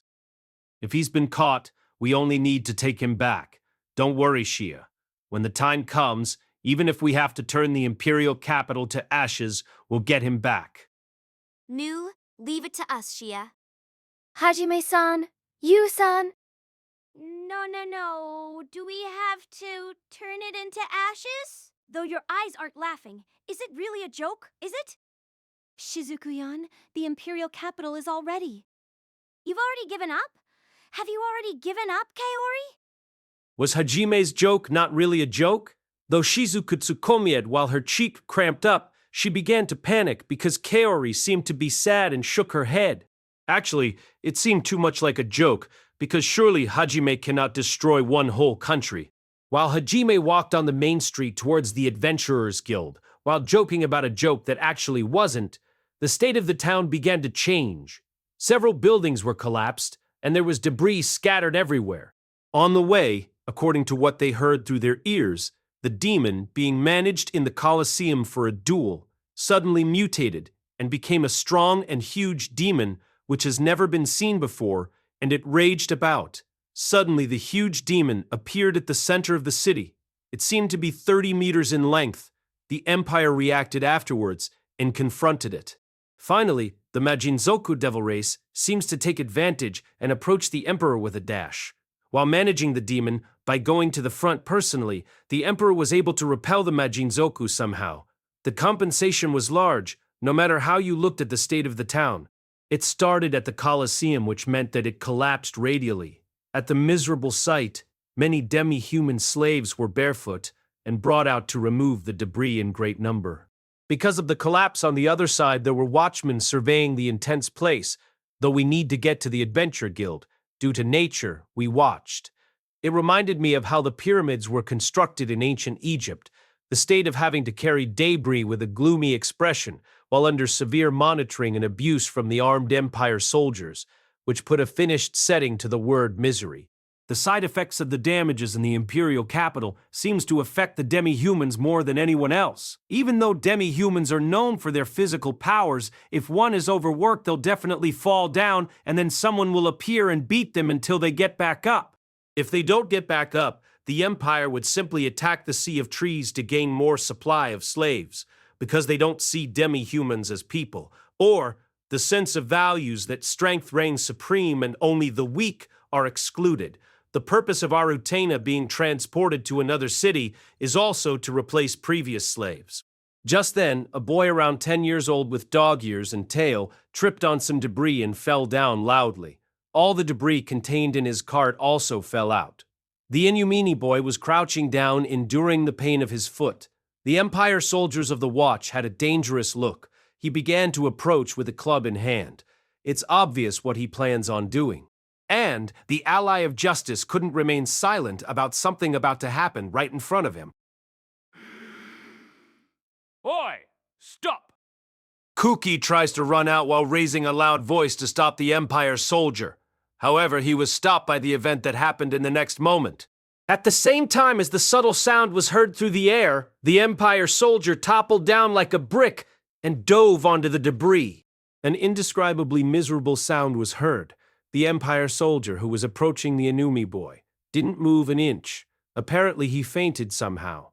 Afterwards, the Empire soldier's co-worker came rushing in a hurry. After seeing his condition, he shook his head with an amazed expression and carried him away somewhere, leaving behind the Inumi boy. The Inumi boy just looked with a blank, surprised expression for a while as he didn't understand what just happened. He then quickly rakes up all the fallen debris that fell out and resumed his job as if nothing happened. Kuki, who was going to begin running, was stunned and baffled. Then, Hajime's voice ranged out. Though I don't care if you thrust your neck into something troublesome, at least prevent it from troubling us? Was that you just now, Nagumo-kun? Hajime shrugs his shoulder towards Koki's question. Actually, the Empire soldier stumbled and fell because of the needle that was shot out from his artificial arm. Apart from having been helped earlier by me, Koki frowned at the word troublesome. Apparently, I've seemed to flip on his justice switch. What is troublesome? Is it bad to help? Even you helped me. If anything, stopping you from making a scene is the correct choice. If you went and stopped him, more Empire soldiers would have shown up and it would have become a riot. We came here to look for a person, not to cause extra commotion. Can you not cause an unnecessary uproar? If you're going to cause one, at least do it away from us so it won't be a nuisance. While giving an indifferent answer while waving his hand, Kuki heats up and sends their purpose of finding Shia's dad into the corner of his mind. He began to appeal for the sense of values, of his ethics and justice. You, as you're watching the demi-humans, do you think of it as nothing at all? Look, now, at this time, they are suffering. Hey, Yaegashi, quickly do something about this fool who's lost sight of our purpose. I'm leaving it in your care. Hajime also. Mew was helped before. If a child suffers in front of his presence, he feels nothing at all. Be an adult. Do something about it yourself. Think what you want. However, even after the original purpose was said, I can't work on the emancipation of slaves, so I left it to Yaegashi because it's troublesome to play with Kuki. Shizuku, though a sigh was let out. Ahead of that, Kuki raised his voice in anger. Apparently, he seems to not like that Hajime had relied on Shizuku for this incident. Shizuku has nothing to do with this. Right now, I'm talking with you. You value Shia, so why are you deserting these demi-humans? As Kuki's voice became loud, people in the surroundings began to pay attention. Some of the remote Empire soldiers and watchdogs began to glance towards Hajime frequently. Since Hajime is an outsider and is looking for Cam, who is currently hostile with the Empire, he didn't want to stir up any more unnecessary trouble with the authorities. Therefore, he rolled his eyes abruptly towards Kuki. Amanogawa. I'll say it one more time for you who has bad memory, all right? I don't want to hear your repetitious complaining, and I don't plan on having a debate on ethics or sense of justice. I don't recognize you as companions, so I don't intend to get along with you. After all, you asked for permission and followed along, therefore don't rush in by yourself. It's unsightful. If you make too much noise, should I crush your limbs and send you back to the kingdom? I said it a while ago, but I don't intend to interfere with you either. Therefore, while you're still in range, don't do anything that will trouble us. We came here to look for Cam. There is no time to be distracted on other things, and Shia is more important than other demi-humans to me. Hajime turned away from Kuki's glare, as if uninterested. Slavery, it's completely natural in this world. Though they're certainly receiving cruel treatment, it's bad to help a demi-human that's been enslaved in general, because it counts as stealing another person's possession. Still, it's probably necessary to think about it eventually. The resolution to fight against the Empire itself to create a method of abolishing the slavery of the demi-humans. As it is, even if we help the slaves with force, there's a threat of retaliation, and the demi-humans would be captured and treated more harshly than ever before. Does he finally understand? If not? Kuki stares at the back of Hajime and doesn't move. Still being urged by Shizuku and them, he finally let it go reluctantly.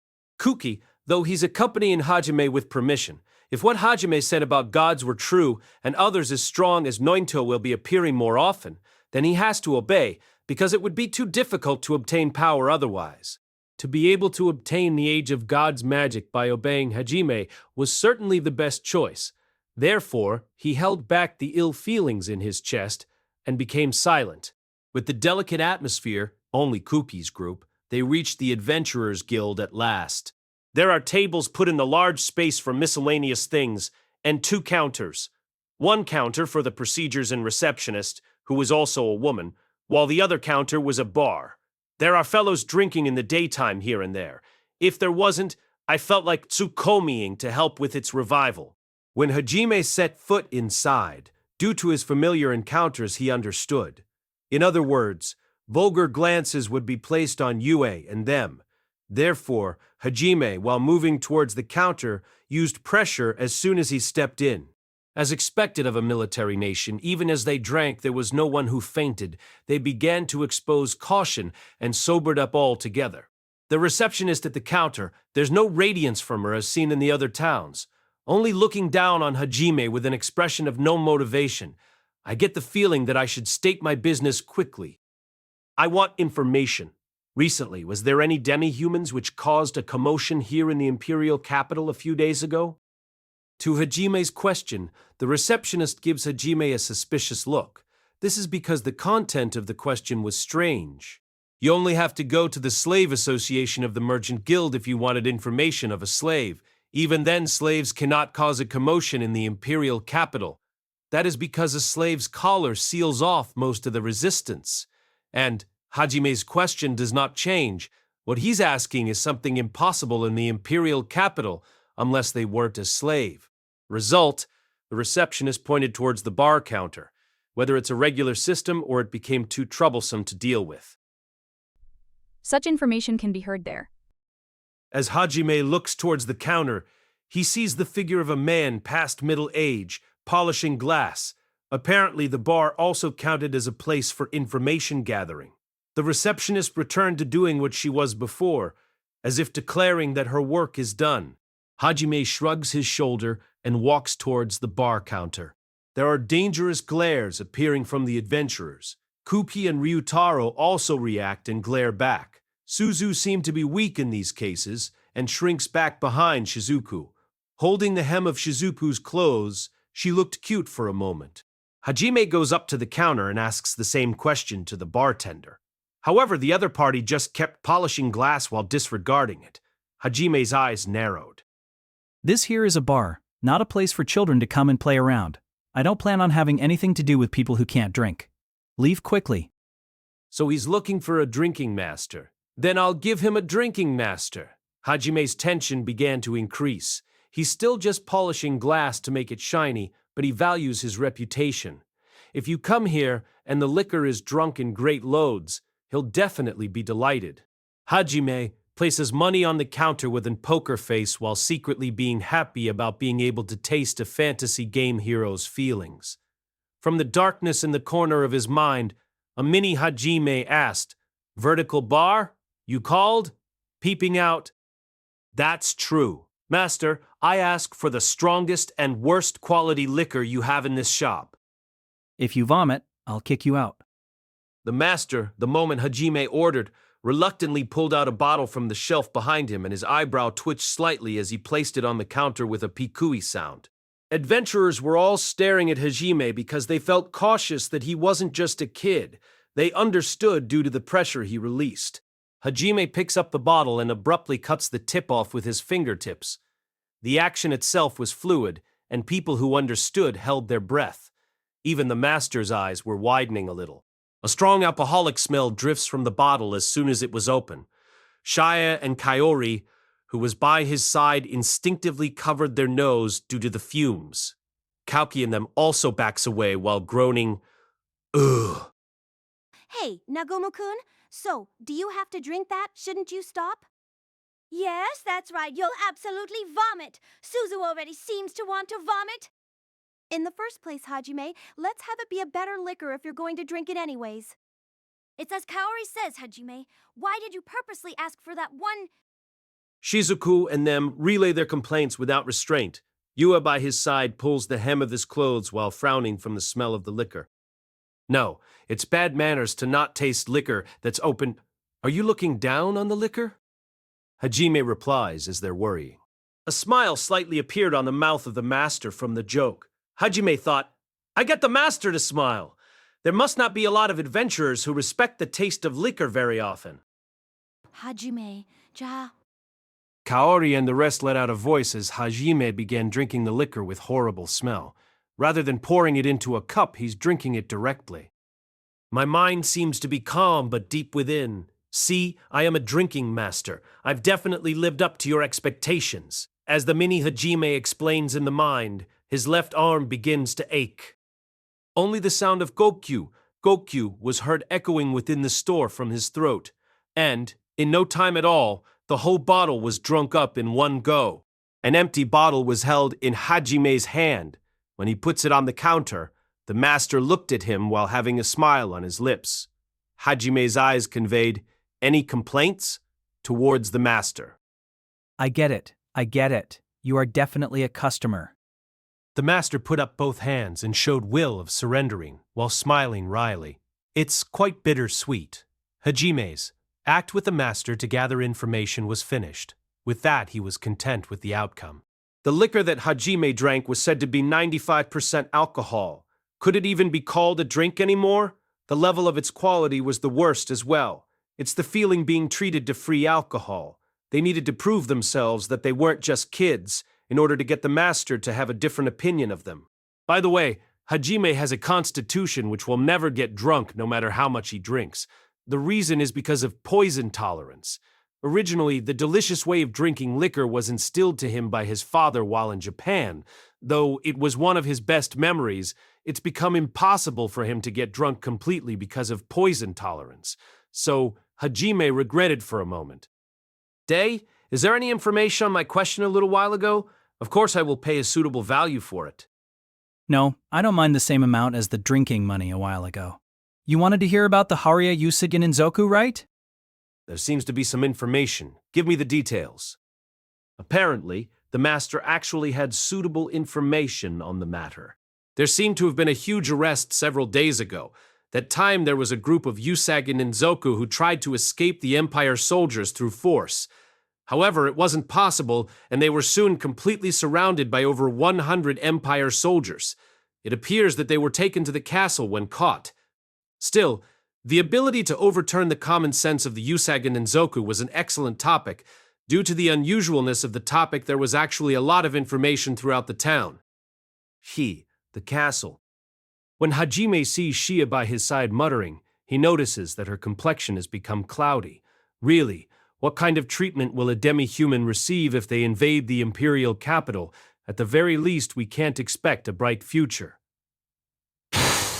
However, the place he was taken makes me anxious. Though there's also demand for male Usagi Ninzoku, but males of middle age like Cam doesn't have very high demand. Moreover, the existence of these excessive Empire soldiers practically showing off their power. It would be natural if he was executed immediately on the spot. In other words, the Empire finds some value in Cam, they've decided to make the best use of him. The possibility of Cam being alive is still very high, it's still too early to give up hope. So, Hajime clenches Shia's hand under the counter in order to reassure her.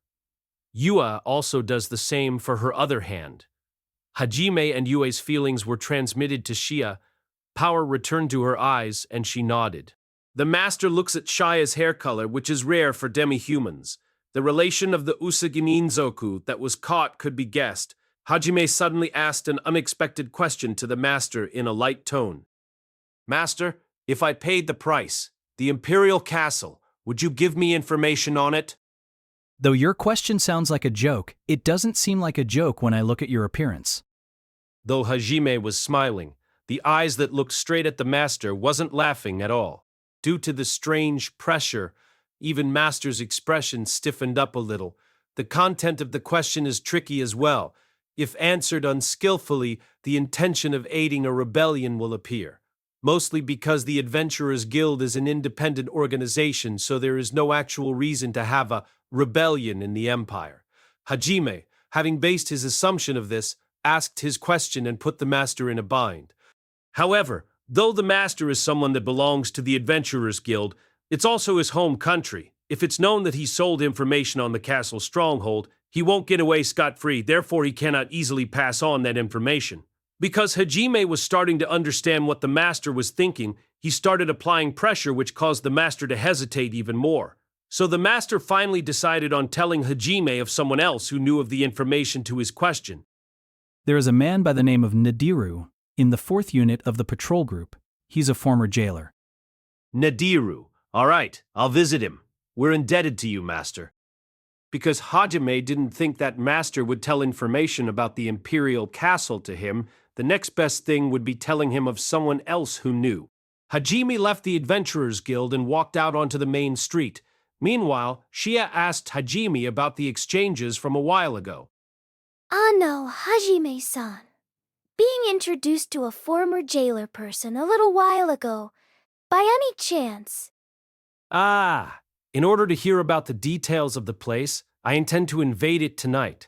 Now then, Yue and I will go and collect information. You guys go off and eat a meal at a suitable place. We'll be back in 2 or 3 hours.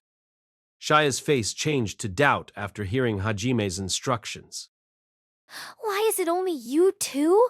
Ha! Surely, you're not just trying to get some time alone with you? Always. Always. Nah? Is that so, Hajime-san? No, that's no good. Just what are you thinking in this situation? Mu, it's always only Yue. Hey, husband, may I participate in the battle too? There's no way that would happen. How are we going to do that with the amount of people here? I'm not a guy who can't read the air. With the suspicion of Shia and Kaori who sensitively reacts to it, and to Teo that demands a 3P, Hajime instinctively threw out at Sakame. Kui. Hajime's sleeve was pulled. It was Yue with blushed cheeks glancing upwards at Hajime. We're doing it outside? No, because we're not doing it. Then we're doing it indoors? No, it's not a problem of where we do it. Please just leave it there. Miu, I understand. I'll prepare for the battle at night. The battle at night, you're talking about the invasion of the Imperial Castle, right? That's what you mean, right?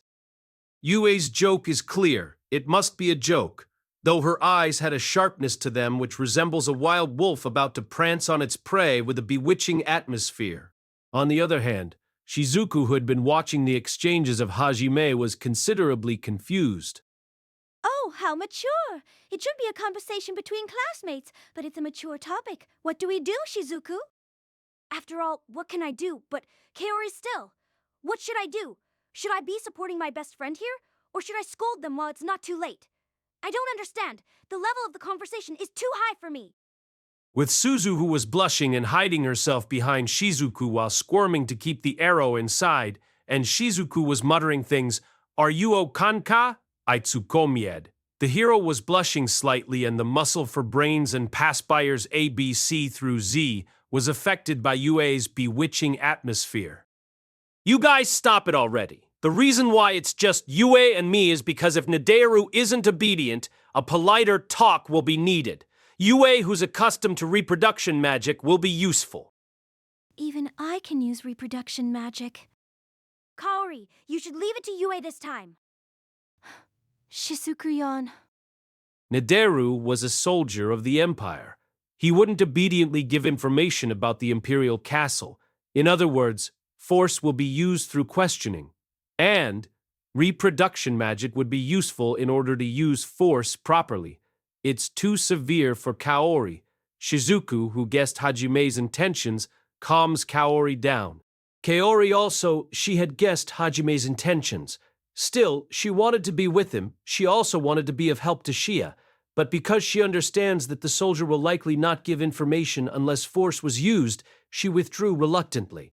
Every member consented, and while Hajime and Yue started disappearing into the crowd, Shia shouts out, Hajime-san! Yue-san! Sono. She doesn't appear to have the right words yet. A troubled smile appears on Hajime's face when he saw that Shia was stumbling with words. Surely, it was the same serious atmosphere she has in the labyrinths. After all, Shia said the words with a smile and slightly embarrassed to Hajime. Keep H to a moderate level. It's ruined. This damned rabbit. After Hajime shouted back, he grabbed Yue's hand and disappeared into the crowd. Several hours later, they returned to where Shia and the group was on standby. Yue was strangely glossy and Hajime was haggard. What exactly did they find out? Imperial capital of the Hellshire Empire. In the corner of the restaurant on the first floor of the inn, cold air flowed slightly. Sitting down at the table where the cold air was being generated was, of course, Hajime's group. After Hajime and Yue returned from gathering information, the females glared cold gazes at Hajime, especially Shia and Kaori's eyes, which were lacking all light. Honestly, it was enough to make Hajime feel terror. Just behind Kaori, Ahanya, that demon with the mask and long hair, started becoming visible. You seem to have had a great time? You is very glossy. What were you doing? Me? What did you do? Me? There were no intonations in the voices from the two. The people from the next table couldn't endure any longer and also quickly left. Judging from the appearance of the two people, it wasn't possible to intervene at all. The waitress could only give Hajime a troubled look from afar. The reason why this happened was naturally due to Yue being strangely glossy after returning, also because Hajime looked slightly haggard as well. In other words, although they went out to gather information, what else could the two have done other than that? Their anger was building up. You've misunderstood. Yue is glossy because she sucked my blood? Both of them were misunderstanding Hajime's situation and were shocked when the truth was told. Due to unexpected answer, both of their faces became identically goofy looking. Did you guys really think I'd place my hands on Yue? Am I a dog in heat? Is that what you guys think? Hey? Of course not. I knew it right away. I thought that would be the case. Me, Kaori-san. Yes. Of course, Shia. The amount of mana consumption from using reproduction magic is harsh. I thought it was that from the beginning. Hajime only had a sarcastic look in his eyes. Shia and Kaori's eyes swam around all over the place while trying to defend themselves. Hajime suddenly turns his sights to Shizuku's group. They immediately looked the other way while beginning to blush. It appears that they also misunderstood completely. Ha ha! Oh well. Anyways, we got the information that we needed. Tonight, we'll sneak into the palace where Cam and the others are most likely being held. Though security seems to be quite severe, as long as Cam's group is found, we can quickly escape using space magic, so it shouldn't be that difficult. Only Yue, Shia, and I will be infiltrating. Just in case, since you guys can't use sign perception and teleport, you guys should meet up with Pal's group outside of the capital, because we'll transfer directly there. We understand in the first place Is the information is correct? Isn't it possible that this Nideru guy lied? That's probably not possible. After having his crotch flattened, then regenerating it before he loses consciousness, moreover, it was actually crushed, a man's treasure, many times, repeatedly. It's just not possible for a man to endure it. After we got him to spill out the information, Nideru was already shedding tears of relief while holding his hands over his crotch. Even I could feel his pain. "You're the one that did it," is what Kuki and them really wanted to Tsukomi, though they stopped and sighed instead, because Hajime was unnaturally showing a sad expression. Shizuku's thoughts, after having felt chills, it's a relief that Kaori didn't go. At the same time, Yue, who grounded up and crushed the man's crotch many times, thought nothing of it at all. It wouldn't be odd for them to both be referred to as the ball smashers throughout the empire. Kuki and Ryutaro, while shivering, swore to never defy Yue. Their inner thighs became somewhat uncomfortable under the table. Nah, Nagumo, right now, if Shire's family is in the Imperial Castle, shouldn't you just ask for them back? Riri should be there too. I'm a hero as well. I think we should manage if we just talk it out. Kuki said, completely late, with all the efforts that have already been put in. Certainly, it's as Kuki said, with Kuki's words, as a hero, an appointment for Riri and Na could be set up in order to ask for help. Rather than relying just on Hajime's raw power, negotiations was also a choice. However, and what do they get out of it? Eh? Cam's group are invaders. What if they've already killed Empire soldiers? Moreover, although they completely surrounded the Usagini Soku, Cam's group became a completely different existence to them because they dealt damage to the Empire. Do you really think that they'd just hand them over for free? That.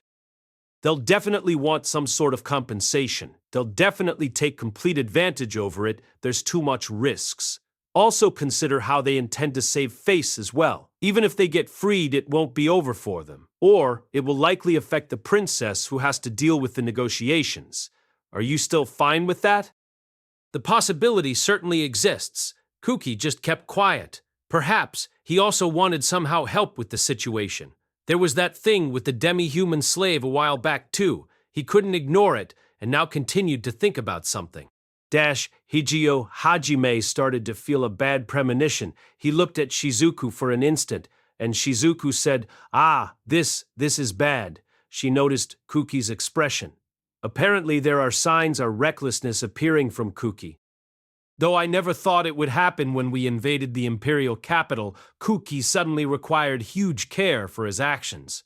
I need to take the first move. "Nah, Amanogawa, I have a request for you." Fasidi! Zay! Ooh, what? What? Request from Nagumo? Impossible? Kuki stiffens up and becomes flabbergasted from the word request that Hajime suddenly said. Ryutaro and Suzu also did the same thing. It's as if they had discovered a Uma alien in town by chance. A request from Hajime. Judging from how he usually is, that word should have been impossible. However, Hajime had expected that kind of reaction, though he was a little irritated. He didn't voice it out. Never mind, it's fine after all. I can't ask you to do such a dangerous thing. Sorry, forget about it. What? Wait a second. First tell me what you want me to do. He started to feel bad due to the atmosphere when Hajime was so quick to give up. Koki easily took the bait. "Nothing much, although I'll be invading the Imperial Castle. Security is too tight, that's why. I want you to be a decoy to raise the success rate even by a little bit. For example, a person that is willing to rage and attract the Empire soldiers for the sake of helping the demi-humans like the Inumi boy from a while ago. Something along those lines.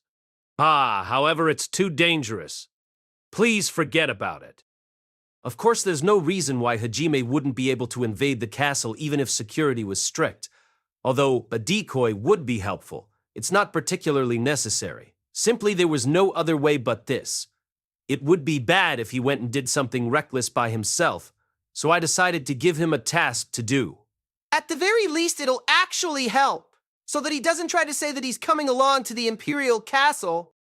Decoy, those children, do it. I'll do it. Megumo, please let me be the decoy. Oh, really? I understand. Indeed, you are a hero, all right. To such a wonderful hero, I'll give you this. After saying so, Hajime pulls out some ores from his treasure warehouse and transmuted them into 4 masks. The masks are divided by color: red, blue, yellow, and pink. It's a full-faced helmet which makes you think about the heroes of a certain crew. It was an ingenious design that didn't obstruct breathing or sight. An average synergist wouldn't be able to create it at all. It was a useless skill that had been refined in vain without waste.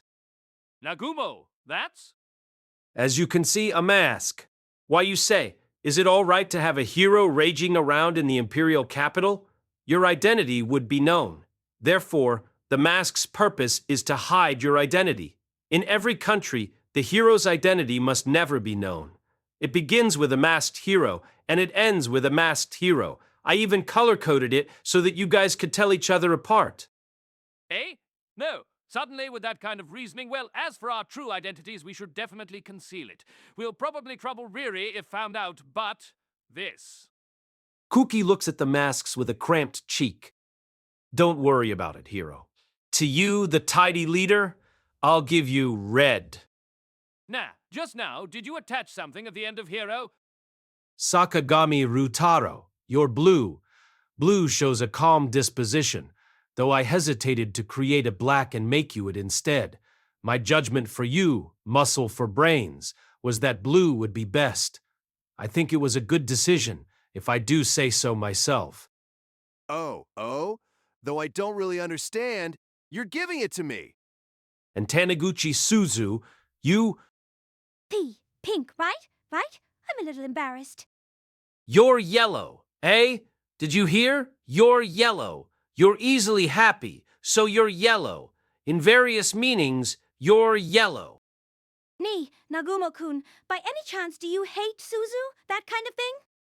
And the last one is Yegashi Shizuku. Please wait, Nagumo-kun. Though there's only one remaining, but it can't be right. Yegashi, of course, the remaining pink, it's yours. I don't want it. In the first place, isn't there other ways to hide a person's identity rather than wearing masks? It should be fine if I just cover up myself with a cloth. Nagumo-kun, you're only doing it for fun, right? To Shizuku's protest, Hajime, feeling relieved, shrugs his shoulders. Shizuku's cheeks have cramped up and are twitching because his attitude was unreasonable like a child's.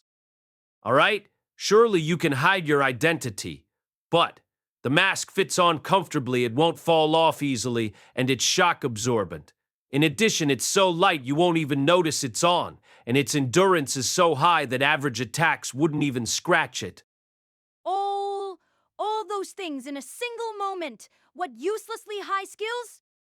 And Yegashi, you're the cool beauty type, and usually well-defined, but in truth, you actually like cute things. It's a classic. Therefore, I purposely and thoughtfully made you pink, even if you said no. Show some gratitude. D, just what are you assuming? Cute things? I don't particularly... You're right, Hajime-kun. Shizuku's room is filled with stuffed animals. While Shizuku was desperately trying to deny Hajime's assumption, a betrayal emerged. Kaori exposed Shizuku's hobbies. On Shizuku's head, Mark appeared. Thinking about it, she always loved animals back in the days, especially rabbits and cats. The standby photo on Shizuku's phone was also a bunny rabbit narrate. Whenever we pass by the arcade, she always makes sure to play the UFO catcher game. Moreover, it's usually delicious. I see. And Shizuku-san would always stare and look at my Usamimi rabbit ears. Yegashi, take it. Pink is yours. Hajime was quietly holding out the pink mask with gentle eyes. For some reason, all other members also watched her with a gentle expression. Before anyone was aware, the choice to not wear a mask disappeared. What's up with this? This air, though you guys say that, I don't really like pink, but I'll reluctantly take it. But don't misunderstand about this, all right? Also, is there any person out there that doesn't like small animals? That's why this time only, there's no other reason, so stop looking at me with those gentle-looking eyes. Even as her ears were reddening, Shizuku honestly received the mask. While trying to deny it desperately and embarrassingly, Shia quietly said, "If it's Shizuku-san, do you want to touch my usamimi a little?" An empty effort that destroyed the dare aspect of friendship. By the way, after Hajime finished pushing the four to their positions, he was snarling. The plan was, if four people wearing masks suddenly appear and make a huge commotion in town, their names would exceed the two names that the Horia gave to him. In reality, during the time where he was talking with Pal's group, it seems that he held a grudge against them for laughing at the names he was called by. Moreover, because they're color-coded, they won't be called by their names directly. It'll be enough agony to make them want to conceal themselves up in a mountain. While thinking about how to stop Kuki's recklessness, the intentions to scheme his revenge also appeared. Yue had a look that was slightly amazed. Midnight. There were innumerable rooms fitted with grates, and not one light in the darkness existed. The grates were made from special metals. It formed a solid barrier, and there were carved magic formations on the ground, as if declaring in silence that they'll never let the people in the small rooms escape. There was a nasty smell generated from the filth and blood. It was extremely dirty. Even if they couldn't see properly, they could tell. What is this terrible place? Of course, it was the prison which was purposed to restraining prisoners. It was also considered as the dungeon in the castle of the Hellshire Empire. As expected, a jail worthy of the imperial castle. The quality of the metal ore that was used to create the dungeon was certainly excellent. The magic formations carved on the ground in order to not let any prisoners escape was also excellent. Any person that attempts to break out, or anyone sneaking in, will definitely die. There were also traps engraved onto the walls that seemed to be extremely painful when tripped. But as long as the aria that releases the trap is not recited properly, it'll be fine, though in the first place, arbitrary actions might have been predicted and sealed off already. With that, there is no possibility of being able to break into the prison while being tormented by the putrid smell without even one light. If someone is placed in a cell, an ordinary man would go insane in just a day. Guards are situated in front of the only door leading down from the outside. Their replacement schedules are much longer during the nighttime. However, despite being one of the worst places, now, for some reason, there were many voices heard. Noi, how many did you break today? All his fingers and 2 ribs, you?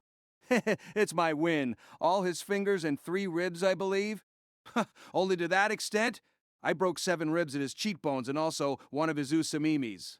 Are you serious? Just what did you do? Though they don't really care how we beat them, they specifically said not to put our hands on their usamimis. Nani, what? It's just the usual. Who's the person that you're working for? Because he never answered my question properly. Then he said, "It's your mother. I'm your new father, so I came to check up on my son." Well, I guess anyone would lose their temper over that. But those fellows there, usamimis, aren't dropping down at all. Maybe they've received orders? It might be something like disobeying us. They'll definitely be disposed of. Kege, I can't get enough of this stuff. When I heard them, they were boasting of who inflicted the most damage, though they didn't die because the minimum amount of recovery magic was used. To have the courage to talk about it in the middle of the room, the owners of the voices state that their prisoners are all covered in wounds. Still holding it in and enduring it, the identities of those being joked about was the Hauria that were caught by the Empire. They, competing who dealt the most injuries, weren't particularly out of order, as they've already prepared themselves for it. Since being placed into the dungeon in the castle, they already expect not to live anymore. Were they to be executed or turned into slaves? It seems to have been the latter case, because they'll likely try to commit suicide when an opening shows. As expected, they have no will to live. As they would only be forced to fight against their own family, it would only be a nightmare, so they've resolved themselves beforehand. And they don't have any power because they intend to go out with a bang. The Empire, because the Haria's abilities are too far apart from common sense. They're suspecting that someone is plotting something behind them. Moreover, even if that wasn't true, His Majesty the Emperor likes the Haria tribe. He seems to want to use them as pawns for his Empire army. Battle operations, able to use weapons, and fighting spirit, a method of changing the gentle Horia. The Horia tribe was like a treasure box for His Majesty, which liked strong people. The Horia who suspects as much, until their lives were finally extinguished, will continue to defy the Empire. Because their resolutions were already made, it was foolish to waste time torturing them. By the way, being put in this dungeon covered with wounds, they're still tortured in the name of questioning in their cells. The Horia tribe still showed a confident smile. Most of the Empire's soldiers that saw their confidence showed fear in their eyes. This time the chief was quite grand as well. That's right, Nah. While we have the chance, want to have a competition with the chief to see who can handle the most injuries? Oh, sounds good. Then my Usamimis would be complete. No, it'll be a great loss, right? No, the chief is starting to sound more and more like boss, especially when training recruits. Just as if the boss was possessed, huh? When being verbally abused like that, it's impossible. Ma, if the boss was caught in the first place, normally he'll try to destroy everything from the inside, even when caught. Rather, don't you get the feeling that the imperial capital is crying, surely, disappearing from the map? Boss is relentless after all, because he's an ogre. No, he's the devil. Then, looks like he's the demon lord. Oi, oi, doesn't that make him sound like the lord of Majinzokus? Compared with the boss, the demon lord is an insect that can't even compare. An insect. Then, the most devilish-inspired, malevolent god. That's it. You guys are fairly energetic? This Peep guy. It's been a long time, but it seems you haven't changed at all. The voice that was filled with anger that affected the Horia sounded out from the dark. It was a very familiar voice. The Horia fell silent and froze. Inside the darkness, their breaths became shallow, as if they were small animals waiting for a carnivore to pass by. Oi, Korra, why are you guys falling silent for? I'm the ogre demon, Satan malevolent god, right? Hey guys, it seems like I've finally made it to that point. I've begun hearing hallucinations at last. Feel relieved, you're not the only one. I'm the same. Is that so, you guys too? But that last voice sounded like Boss's angry voice. At least allow us to hear the voice of a cute woman before our end. The voice from the other party that wasn't there should have been properly heard, but the Horia treats it as a hallucination in order to escape reality. To such people, Hajime, the owner of the voice, pointed out the reality. Yue, that was nearby, pulls out a sphere of light. The darkness in the dungeon was completely wiped out, and the appearance of Hajime was clearly seen inside the Imperial Castle. Gee, boss! Quiet down, you idiots. You look energetic? Looks and feels like it, though we're in pretty bad shape. Our worries have faded away, though. Every one of the Horia tribe, while suffering from extremely cruel injuries, being kept in a dirty prison, though they're not in the state to stand up, their wild voices raised as if meeting their own clones. Hajime, Yue, and Shia, the Horia, were amazed. What? Why is the boss at such a place? Save the talk for later. First of all, we've come to rescue you guys. Geez, although you guys are in tatters up, you're quite spirited. Just how tough are you guys? Wawa, obviously, it's because we were trained by Boss. Compared to our training with Boss, being tortured by the Empire soldiers is practically like playing a game. It's like their thirst for blood wasn't enough. It was too lukewarm. They were even considerate enough to nurse us. Maya, Boss's thirst for blood is on the level of where in just one moment there is an illusion of being killed in hundreds of different ways. There's no helping it. While coughing dashed gefu and blood towards the words that the Horia were joking around with, an indescribable gaze came from Yue and Hajime, looking at Shia. When that happened, she coughed, goho, to try and deceive Hajime. The traps in the dungeon were confirmed by the magic eye. It was then conveyed to Yue and Shia. And dismantling the traps quickly began. The magic trap formations, usually, without the correct aria, key, it cannot be released. But it was being neutralized through the process of dispersing the magic put into the magic formation by operating it through aria. Though there is the method of directly destroying the formations as well. However, usually, the moment it's broken, it'll activate, because there are functions which alarm the other formations that one has been broken, so releasing them all by aria is actually the only way. However, this method only works for the person that placed the magical powers into the aria. Conversely, if the person can directly manipulate magic, it's possible to dismantle them without allowing them to set off other traps, even without a key. Hajime's group completely neutralized the Imperial Castle's dungeon, which the Empire is so proud of. The cells are opened one after another through transmuting from Hajime. All members of the Haria were also completely recovered through Yu's reproduction magic. Ha, as ridiculous as always, huh? For the time being, boss, thanks for coming to save us. Oh, it was for Shia. She was worried. Moreover, I don't see Cam's appearance. Do you know where he is? About that? One of the Haria began to speak. Apparently, Cam is currently being interrogated. The position of the interrogation room was also told. They by all means also wanted to rescue their chief. Though they appealed for it, they weren't allowed to help out, because they also understood that leaving it to Hajime and them, who already invaded this place, would be best. Believing in Hajime's words, they entrusted it to them. In the first place, their bodies began shaking intensely because of Hajime's order. Hajime, a metallic plate about the size of his palm, was taken out from the treasure warehouse. It had a lustrous gray shine. There's a magic formation carved on the handle, and the tip was jagged. It was basically shaped like a key. In front of the confused Haria, Hajime pours magic into the key-type plate. Then he pushed it out slowly into the space in front. Then, the tip of the key-type plate pierced through the space in front. A ripple formed and expanded vertically. The ripple gradually grows until it became the size of an adult human being. Then Hajime literally twisted the key-type plate with a dash garea, just like a normal key. Immediately after that, a hole extends around the key-type plate. When it fully extended out to a size of an adult human being, the Haria were popied. The rock-zoned area could be seen on the other side. All right, all of you pass through this. On the other side is the rock zone that's a little bit to the left of the Imperial capital. Pal and the rest are on standby there. Yes, sir. Boss, please take care of the chief. Though the Haria were dumbfounded at the lack of common sense that occurred, it was the Ha in Hajime.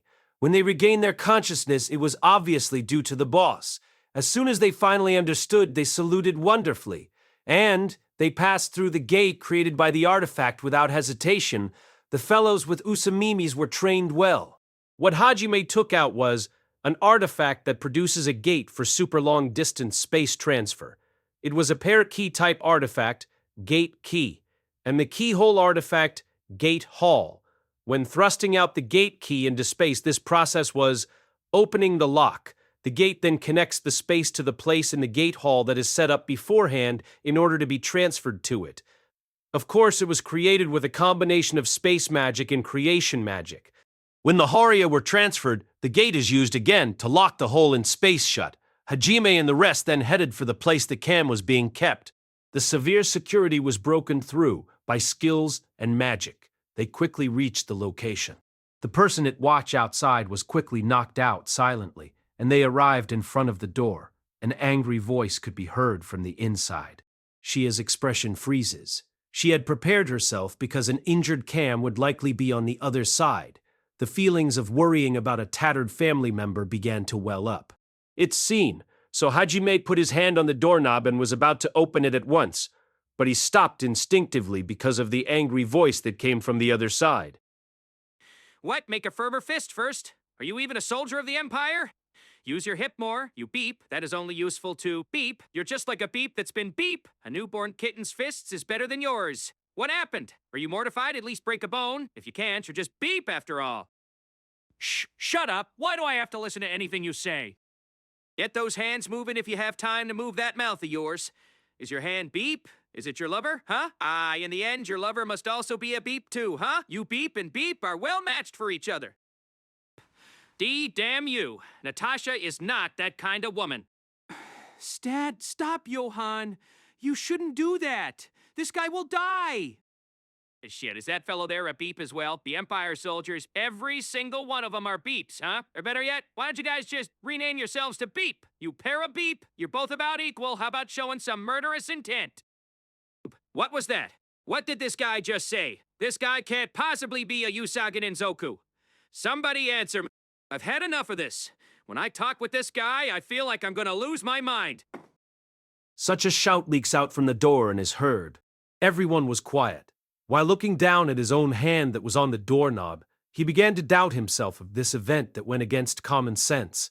The Empire's soldiers that were supposed to be questioning Cam were actually being cornered instead. Nah, is our help necessary? Let's return? Say, sorry for now, but please help him. Because I don't think he'll be able to leave by himself. Shia yearns for the gentle father of the past, she asked Hajime while looking far off into the distance. Actually, we would definitely have to help Cam because he doesn't have the power to get away by himself. Shit! Do you know how to do anything besides moving your lips? I am the Dark Hunting Ogre from the Riddling Abyss. Cam Von Fantasy, LF Light, the Road Rear, to become the enemies of the Hauria. It's still much too early. From the other side, something with incredibly bad sense was said. Shia, your father, something amazing was just said. The more you think about it, the more confusing it gets. Ooh, does my father have a grudge against me? Trying to kill his own daughter through embarrassment? Shia was crouched down and covered both her hands over her face. The amount of damage seems to have been serious. And, as for the condition of serious damage, the interrogators were also the same. I've already told you, I don't get it. Damn, I don't want this anymore. If I have to stay with this madman any longer, I'll go insane. I'm going home. Wait, Johan, what about work? In the first place, what's with those lines? It's sinister, so stop it. The sound approaching the door could be heard dash Dota Dota 9s. Hajime then thought, as expected, it was too much for them, huh? He then formed a fist in front of the door. And, the moment that the door is loudly opened, his fist thrusted out. One of the interrogators called Johan. For an instant, his face was full of surprise and astonishment. The fist of steel was buried in his face the next second, and he was blown back into the room. Hajime then steps into the room. Fortunately, similarly, the other interrogator was stunned as well, and in that instant, he was also knocked out. And the two people that were knocked out instantaneously formed a bad pose with their bodies. Whoever discovers this would have a variety of misunderstandings. It can't be. Is that you, boss? Ah, what to say? Even though you're in tatters, you still abuse them with words. You've become strong in various amounts of ways. To begin with, it was in the meaning of the two that were just blown away a moment ago. Ha ha! It seems like I'm not dreaming. Oh, you and Shia as well. For a moment, Cam seems to have thought it was a dream. He replied to Hajime with more power this time, though he's more tattered than the other Haurias were. His intellectual powers haven't dropped either. He seemed to have immediately guessed that Hajime and them came to help. Jeez. I've shown you guys a bad appearance even though we've finally been reunited. Moreover, I was busy abusing the damn Empire fellows. I didn't even notice your presences. Jeez. It's shameful. Father, I don't think it was that kind of problem anymore. You need to quickly get to a hospital. Of course, for the treatment of your head. In the first place, with those wounds, why are you so energetic? Through willpower? Hajime's demon remodeling, how fearsome! The constrained Cam was truly embarrassing. He scratched his head with a finger that was broken in a suitable direction towards his head. His thoughtless answer was Tsukomied by Shia. Yu, who was using reproduction magic, stared at Hajime rather than Cam with a frightened look. Hajime's thoughts. Truly frightening. Rather than Sergeant Haroman, was I the pathogen of Chunibyu. Thanks, Endo. Cam jumps up and down, dash peon. Confirming that his body had completely recovered, Hajime then took out the gate key again. I've already sent off the other guys first. Let's quickly leave. Yes, sir. Boss, about our equipment that was taken away. Just leave it. With my current transmuting skills, I can make more and better equipment than before, so let's just do that. I'll be able to enjoy new equipment. With that, my tension shot up. Cuckoo. To Cam, who was laughing suspiciously, Shia pushed him into the gate and entered together. Hajime and Yue also went into the gate. After that, the mysterious masked group causing a disturbance in the Imperial capital and the Hauria tribe that was in the Imperial castle both disappeared suddenly, It's needless to say, the Halshire Empire was in an uproar until morning.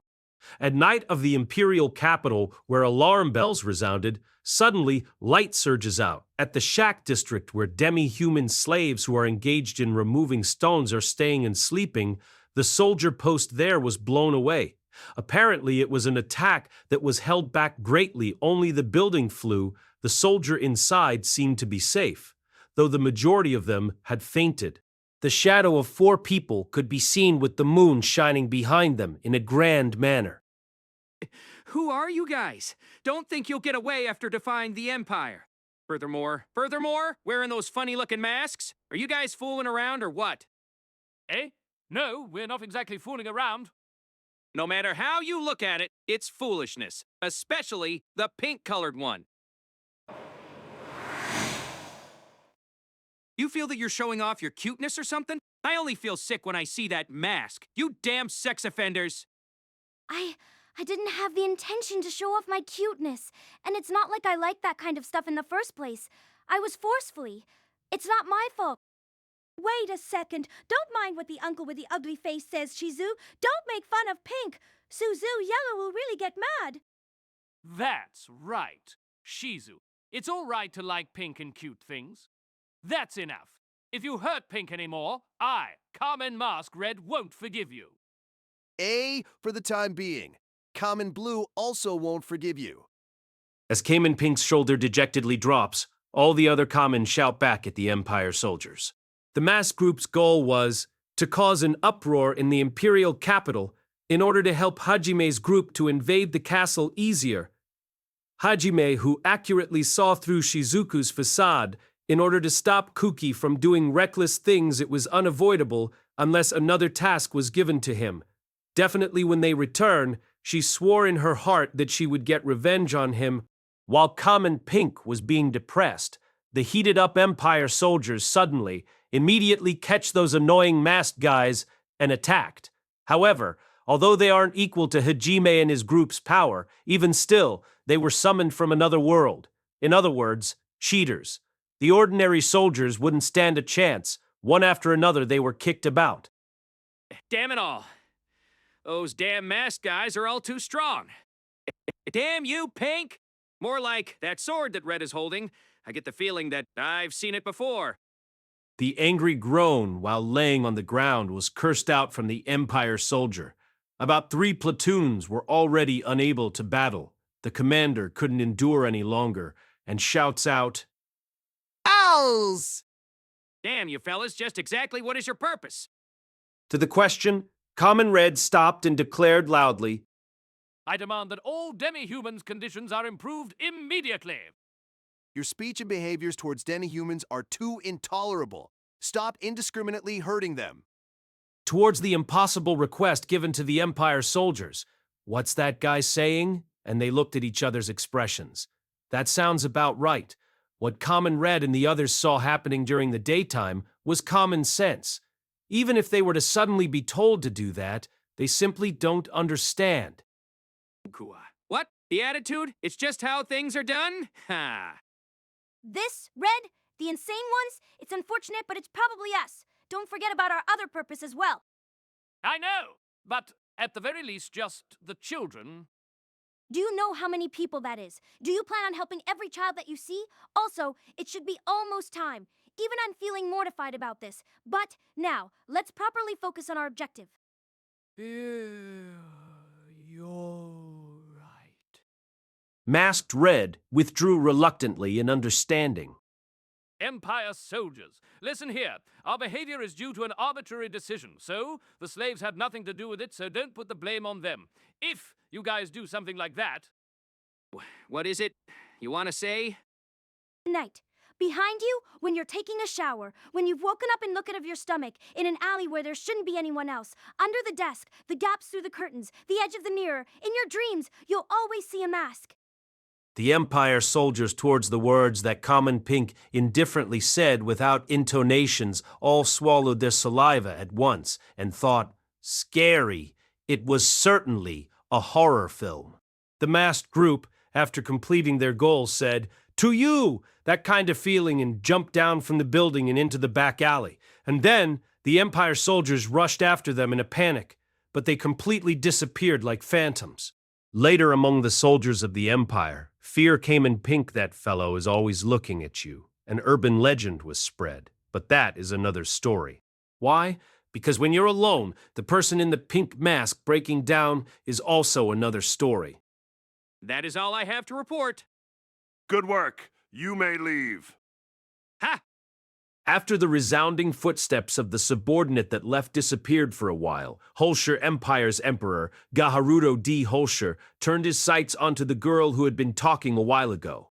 It was Ririana SB, Harihi, princess of Harihi Kingdom, with a cleansed face. When she noticed Gaharudo's glance, it seems to be quite serious. In a worried voice, a troubled smile was returned. As a princess of the neighboring country, anxiety could be felt due to the report heard just a while ago. However, she knew not to interfere because she would only get in the way. Such an expression was shown. Geez, I'm troubled. Just after dealing with a ridiculously strong demon, some ridiculously strong masked people show up. The strength of those four was certainly not a joke. About this matter, what do you think about it, Princess Ririana? I don't understand. Still, maybe it was the Majin Zoko behind the scenes again? Because an impossible demon was used before, there may also be impossibly talented people as well? Yeah, that's right. There's a possibility of that. For example, one of those guys were able to freely manipulate high-level magic with ease. There was even one with a sword that gave off a dazzling light, nah? Yes, that's right. It's a fearsome thing. Definitely. After being asked what their purpose was, they started blabbering about improving the treatment of demi-humans and their labor conditions. It's very frightening when it's too incomprehensible, is what I think. That's right. Riana's expression doesn't collapse. Gaharudo was amusingly observing Ririana. It was an impregnable smile guard. That's because, rather than a smile pasted on, it was an indispensable royal family secret skill, able to change their smiles depending on the current situation without fail. However, Gaharudo did not miss the slight moment where her breath was disturbed. By the way, Princess Ririana. Yes? Right now, where is Hiro-kun? The hero. Presently, he's out traveling, in order to earn experience and power. Gee. And here I thought he surely came to the imperial capital, and I remember hearing about the emancipation of slaves from someone before as well. Oh dear. Emperor Gaharudo, about what you've just said, have you confused speculation as truth? There's no way that would have happened, right? Of course. Speculation without proper grounds cannot be considered a fact. Yes, that's right.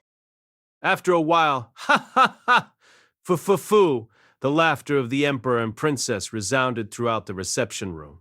Seemingly, though it looked like Riana had confidence in her heart. What are you guys doing? Kuki and Co. I mean, why masks? There should have been many other ways to hide your identities. To begin with, using your sacred sword will obviously reveal your true identity. What a bad prank.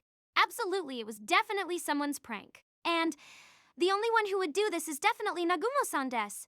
Why? Because of his prank, I, the princess, have to deal with this stifling conversation with the emperor. He always treats me casually too, but unexpectedly, the things he does causes a lot of damage. Even though I'm the princess. Is what she screamed inside. Apparently, Hajime's masks were made in vain. Their true identities were found out by both countries. Cam was rescued. Hajime's group passed through the gate and teleported to where Teo and the other Haria were standing guard at the rock zone. When they appeared, they were greeted with the Haria's enthusiastic welcome. All of the Horia pat each other on the shoulders, bumped their stomachs with one another, cross-countered their arms, and they were all screaming as they were pleased that everyone returned safely. At that time, Hajime's ears were filled with the loud shouts of joy, which drowned out all the surrounding sounds. Hajime's hand rose out with extremely natural movements. A familiar katana in a black sheath was gripped and held out. What do you plan on doing with that, Yegashi? The identity of the assailant which attacked Hajime with the black katana while still in its sheath was Shizuku Yegashi. Shizuku's blade was caught in the fingertips of Hajime's hand. She clicks her tongue when he wasn't fazed at all, even though she's applying all her strength in the attack. I'm only relying on Nagumo-kun to relieve some stress. It's all right. I believe in Nagumo-kun. Your caliber is deeper than the Mariana Trench, so obediently, allow me to hit the octopus. Ah, you didn't want to be pink that much? I prepared that with good intentions in mind. That's definitely a lie. I know what your intention was. It was absolutely a prank. Somehow I was pulled into the atmosphere. In a sense, I got what I deserved. Dasha, so I can't help but beat it into you, these feelings. If you're a man, then accept them. Nay, how unreasonable. Apparently, Pink has suffered more damage than initially thought. Certainly, it would have been fine if she declined. It was the natural consequences of being caught up in the atmosphere and accepting the mask. But even though she understands that, it was obvious that it was Hajime's speech and behavior which tricked her to be verbally abused by the Empire soldiers. Shizuku couldn't help but snarl. Most of all, Hajime and Shizuku's difference in ability is clear, actually. There was no signs of the black sheath which was making a dash gichi-gichi noise overcoming that difference at all. So, reluctantly, Shizuku's black katana's ability, she decided to release it. Literally, even Hajime would feel some pain if it was a direct hit. Hoping that, she put her trust in it. You! Run rampant, Thunderflower! Oh! However, while gripping the black sword which was discharging electricity, rather than being painful, Hajime's appearance was that of someone who feels admiration. Shizuku unintentionally shouted out a "Tsukomi." Wait a sec, Nagumo-kun. Why are you still fine even though electricity's being released? No, it's nothing much. You should have seen me shoot out railguns numerous times already. I use thunder with my own flesh. There's no way this degree of electricity would be enough then. Rather than that, you did well to be able to activate that function. Cool. It can't be helped then. I'll withdraw this time. However, I'll hit that calm face one day. And also, this was due the result of all the synergists at the kingdom. Shizuku withdrew reluctantly and gave a reasonable answer. Kauki and the rest were pop-eyed in the back. It appears that they've just returned. Shizuku's unexpected actions caused them to be surprised. Kaori and Yue just keep staring at Shizuku from somewhere, then whispered, "For Shizuku-chan to be snarling, we were too reliant on her," was said. It appears that the two were only having a playful exchange with one another. Boss, is this a good time? Finally, it seems that Cam's group was finished celebrating. They came forward towards Hajime. With their serious expressions, Hajime as well, it didn't seem like it would be a greeting of reuniting again. Hajime quickly transmuted chairs in a circle, and with a glance conveyed for them to sit down. First, although a lot of things happened, putting it simply, it seems we went a little overboard, Was said, when summarizing from when Cam's story began. It can only be stated that way. In order to gain more demi-human slaves, the soldiers came into the battered sea of trees. Cam's group of Horia had gained substantial numbers and defeated them. The Empire soldiers seemed to be extremely cautious of their surroundings. Their comrades kept on disappearing outside of the combat zones, and when they were found, their necks showed signs of assassinations. The group specializing in the assassinations were a mystery. The Empire had no way of confirming their true identities. Then they thought out a plan. It was an encirclement of the imperial capital. In short, they were inviting their foes. Cam's group easily blundered and fell for the trap, but it could only be said that it was because there was no telling when the Empire might set foot into the Sea of Trees. Or, many demi-humans were captured and the blood went into their heads as they weren't able to overlook it. They might have rushed in too quickly when they saw a chance. The Empire's attack burned down the edge of the Sea of Trees, and while passing through the fog, they were torturing the demi-human slaves. The unjust methods may have also been the cause.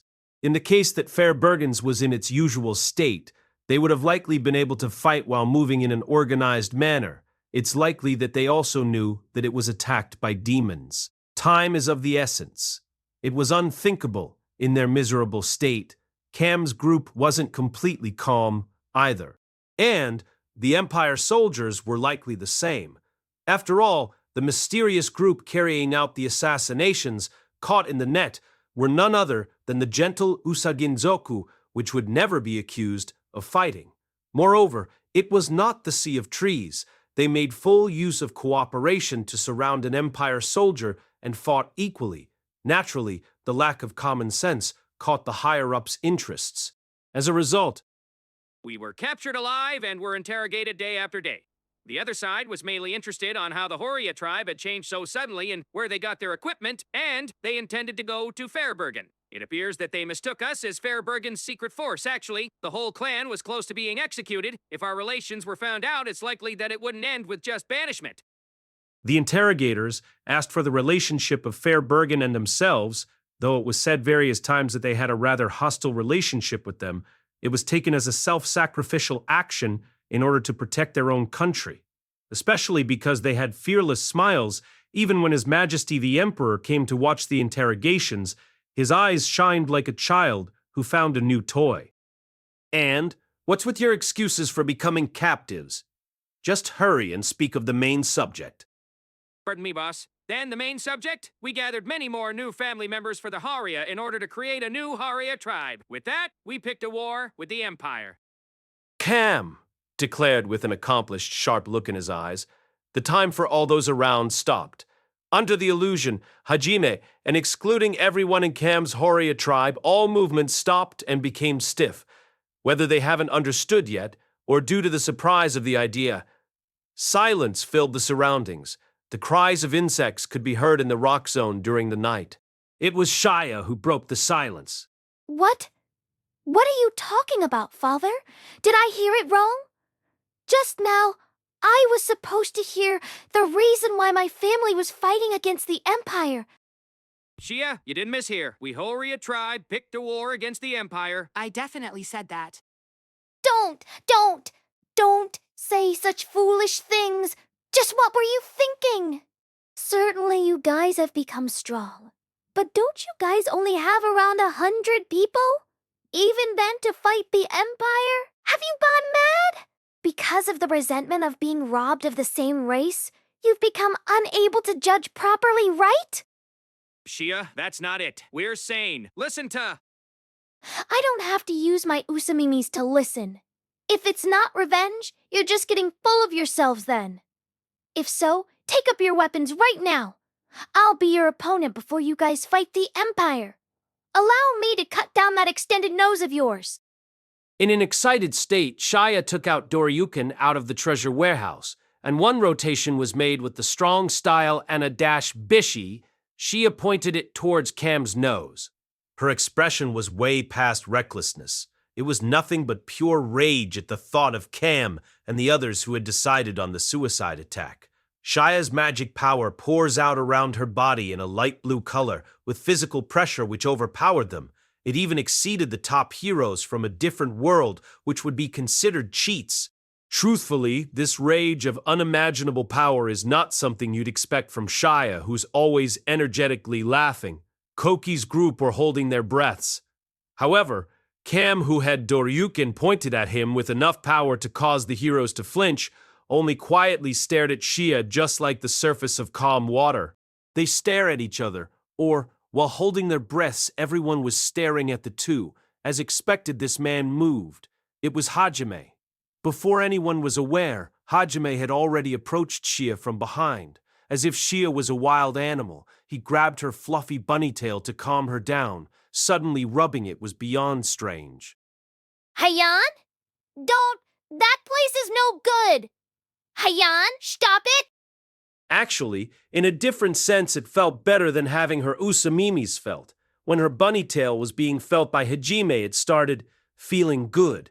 Shia fell onto all fours, started leaking out hot sighs dash ha-ha-ma, and stared at Hajime reproachfully. However, her eyes were wet and feverish too. She was only emphasizing her charming figure and nothing else in this situation. In the intimidating situation, everyone was Popeyed because in an instant the atmosphere turned pink. There were also a few in the group that were slouching over too. Disregarding their surroundings, this time Hajime stroked Shia's Usamimis.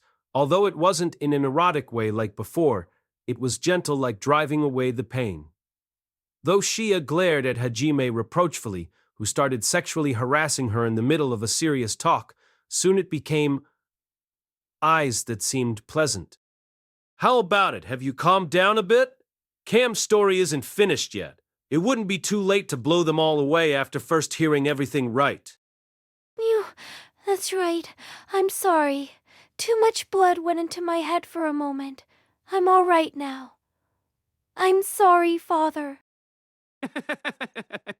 What's bad about worrying about your family? There's no need to apologize. Likewise, I should have listened to your words as well. Thanks for everything recently. I tend to forget those concerns. Even so, Kukuku. What is it? Father, laughing like that. No, I only hope for your happiness above all else. You seem to be loved a fair bit by the boss. Hun, when will I be able to see my grandchild's face? Nah, grandchild, you say. What are you saying, Father?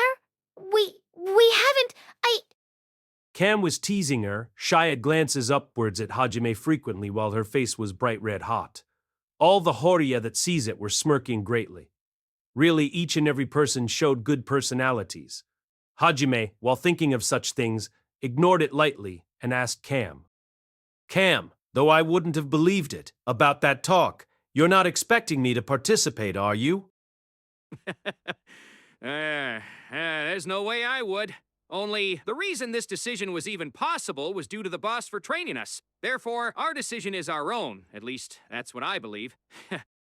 Cam denies Hajime's question while laughing. It appears that they really plan on only doing it by themselves. However, if that happens, the decision couldn't be anything but recklessness, so they began to worry about the reason that led to such a decision. Shia as well. Cam and them were getting too full of themselves with their power. They were really serious about not going at it for revenge as well. A sorrowful expression is shown. What's the reason? That's unexpected. Do you want to hear it? I thought you weren't interested, though. If your decisions were thanks to me training you guys, then when you guys do something careless, wouldn't it also reflect back on me? If it's just that much, it's not something I shouldn't know. Saying so, Hajime glanced at Shia for an instant. Cam guessed what his intent was. His eyes loosened up, and joyfully, I see, with a nod, he begins to speak about the reason. As said a little while ago, the Usaginzoku have caught the Emperor's interest. And it's a very strong interest. The Empire is a country where people who believes the principle that abilities reign supreme gather. The Emperor isn't free of that saying either. And their senses of values of weak people are natural according to their principles being ingrained into their characters. In other words, you want to say that the Emperor will begin hunting the Usaginzoku for you? Rather than killing you guys, but in order to make you guys his? Affirmative. While I was still being interrogated, the Emperor himself came. I'll keep you, he said. Of course, I spat at him on immediately Towards Cam, spitting on the Emperor's face and then verbally abusing him, the Horia said, as expected of the chief. While getting fired up, Koki's group said, you did that to that Emperor, while exposing their surprise. No one could blame them, though. In history, Cam was likely the first person of all races to have spat saliva on the Emperor's face. Even Hajime as well unintentionally raised a voice of admiration. Ho! However, it seems to have had an opposite effect. Capturing all of the Usaginzoku and then training them seemed to be interesting while laughing loudly with an extremely greedy face. When he declared it, his face was quite serious. Once again, he'll advance onto the Sea of Trees. More Usaginzoku will be attacked this time. Also, Fairbergen hasn't finished rebuilding yet. They won't be able to endure another attack. Therefore, it'll be likely that the Empire will demand all Usaginzokus to be handed over for them to cease their attack. I get it now. If this is handled passively, they'll literally rob you of all your family. Affirmative. If it's so that only the Harias survive, it's not that difficult to do. However, because of us, all the Vaz Usaginzoku will be deprived of their futures. It's too much. It seems that it was a bigger problem than initially thought. Cam's group was cornered situationally. It was as Cam had said. Just the Horia surviving wouldn't be too difficult if they devoted themselves to escaping in guerrilla warfare while making use of the Sea of Trees. But all the other Usaginzoku will be seeing hell. If they cannot answer the Emperor's wish of strong Usaginzokus, women and children will probably be killed rather than being turned into a pet slave. But you can't really believe that an army of a little over 100 will be enough to stand against the Empire, right? Of course. A head-on collision while shouting courageously would be out of the question. We are Usa Ginenzokus. We won't lose to any other race in terms of stealth operations. Cam said while smiling from ear to ear. Hajime also guessed his intentions. In other words, assassination? Affirmative. If they bare their fangs at us, the first moment that they've relaxed, their necks will fly from a blade in the darkness. In practice, fear and sense of crisis will be planted into those fellows. Always not knowing where attacks are coming from, the Usaginzuko will show their power that only their race can do. We are neither weak nor lower ranked. They'll realize that we're a threat that requires absolute resolution of death to attack. The Emperor's entire clan. Don't you think that there have already been measures placed against assassination? Of course, they probably do. However, we're not aiming for the Emperor's clan, it's the humans around their environment. As expected, none of the surrounding humans would have severe defenses. Today, the humans who have been intimate, one person and then another person will disappear. What we can do at the moment is this. I think it'll be pretty effective. Then finally, it'll be perfect if they create a policy of non-interference for us. It was an indescribably unsophisticated plan. However, rather than saying that they'll assassinate the Emperor's clan, they thought of a very realistic idea. However, that's it. Because there's not enough time to make the Empire feel any kind of threat, it's more likely that it'll cause a full-scale retaliation. Will the Empire decide to completely annihilate the Usagin Zenoku, or will they feel threatened and decide to negotiate at a table? It's obvious which decision would be made. They're taking part in a very bad gamble. However, it still needs to be done. The Usagin Idzoku will have a dark future, either way. Everyone has an expression which shows that they've already prepared themselves. Father, you all... Shia's shoulders dejectedly drop, turning the Empire soldiers into enemies. The Usagin Tenzokus, which just broke out of the dungeon in the Imperial Castle, which would, in other words, be called a prison. If the Emperor doesn't overlook his own interests for his duty to the public, she could also guess what would happen. The road left for the Usagi Ninzukos. Would they be able to desert all the other families in order for the Hauria to survive? Would all members be happy about becoming toys of the Empire? Will they risk their lives and fight? There's only one choice. Shia, don't make such a face. We won't run away like before while being looked down on. We'll eventually overrun them. Submitting to them reluctantly would be an ungraceful thing to do. Now, we'll fight like this. To be able to have this will, we're extremely glad. But... Shia, to win the right to live, we'll fight. However, our purpose is not to live. Our purpose is to live with honor as the Hauria, against any kind of power. If we retreat now, in the end, we'll be the same losers that we were in the past. Only that cannot be permitted. Father! Look forward, Shire. Don't look back at us anymore. You should have already decided, when going with Boss outside, in order to advance ahead. With that determination, advance forwards. Cam, not as the chief and not as the leader of the battle group, but as a father, pushed his daughters back. They cannot allow them to stop any further. The others also wished for them to continue advancing forwards. After being looked with gentle eyes, Shia's expression turns upside down, which seemed like she was going to cry. Cam changes his glance to Hajime and nods. He was gesturing for him to take care of his daughter. Instead of Hajime, Kuki had a silent, expressionless face. Indeed, I'll do something about it, he said as he got up. Despite the atmosphere, Shizuku hit the back of his head with her black katana. It appears that stress has built up.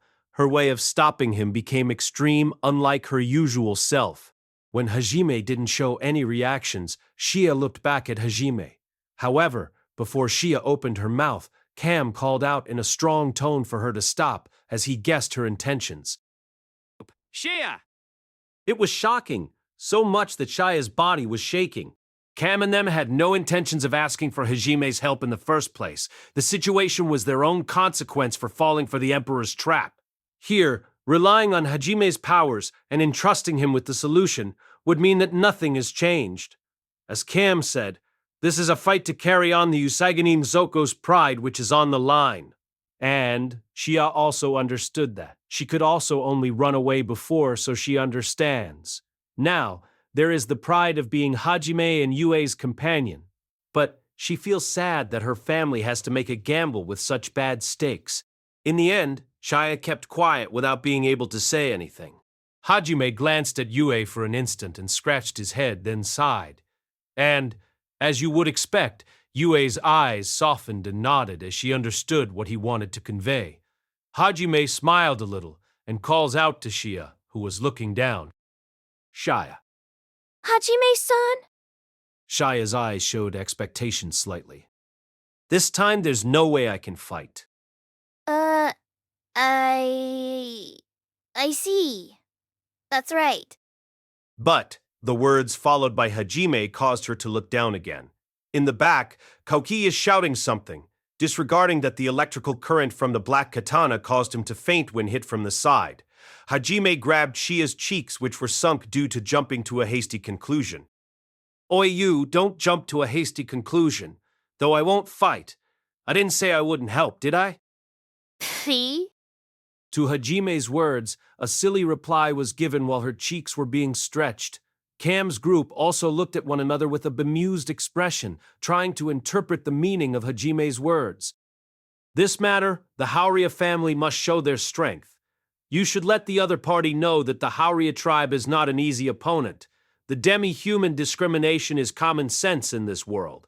If I fight to protect them, the same situation would begin again when I'm gone. Above all, there is Cam and their wills. That's why I will not take one step in this battle. There, Hajime patted Shia's cheeks and turned his gaze to Cam. However, our energetic companion is making this kind of face. If you thought I'll obediently stay out of this matter, you're greatly mistaken. However, boss, then just what? To Cam, who displayed a deep perplexity, Hajime, with a fearless grin, declared, Cam and the Hauria tribe, all of this guy's odd strategies are hereby rejected. You all directly point your blades at the Emperor's neck, grab his hair and drag him down, his relatives, his friends, pin down all of his subordinates in front of him. Suppress the Imperial castle. If help does not come, the Empire would be finished by the end of night. Engrave it into their bones that the Hauria tribe can finish them any time they want. Anywhere in this world there is no safe place. If you antagonize the Hauria tribe, the neck-cutting parade begins. Force them to write it into their empire's history. Silence fills the area. Everyone became drunk of stiffness from Hajime's spirit. Dash Gokuri, the sound of saliva being swallowed could be heard clearly. Hajime, while glaring at the surroundings, shouted out in an angry voice, which could be mistaken as thunder, which makes everyone breathless. What's your answer, you beeps? Sir, yes, sir. I can't hear you! You maggots plan to go to war like that. In the end, are you guys just a group of beeps? Sir, no, sir. If you're not, then prove it. Rather than going after the small fry, go for the king. Gung-ho! Gung-ho! Gung-ho! With the blade of revenge and the guts that you've sharpened, cut down anyone who obstructs you. Behead! Behead! Behead! I'll thoroughly prepare you. The lead role belongs to you guys. I won't permit half-heartedness. Do you understand? Aye, aye, sir. Very well. Get fired up. The new Hauria tribe, with 122 people, you will bring down the Imperial Castle. Aye-ya. What do you plan on preparing? Isn't it impossible to bring down the Imperial Castle? Such thoughts and doubts flew away from the heads of the Hauria, who were completely excited. The person that calls himself boss is saying that he'll give them the key that opens the door to them. Then, if they don't wait and go on cutting their obstacles that lie ahead, it'll be the shame of the new Hauria tribe. They won't be able to show their face in public, and even to Hajime, who trained them. Therefore, the Hauria's heart and minds become one.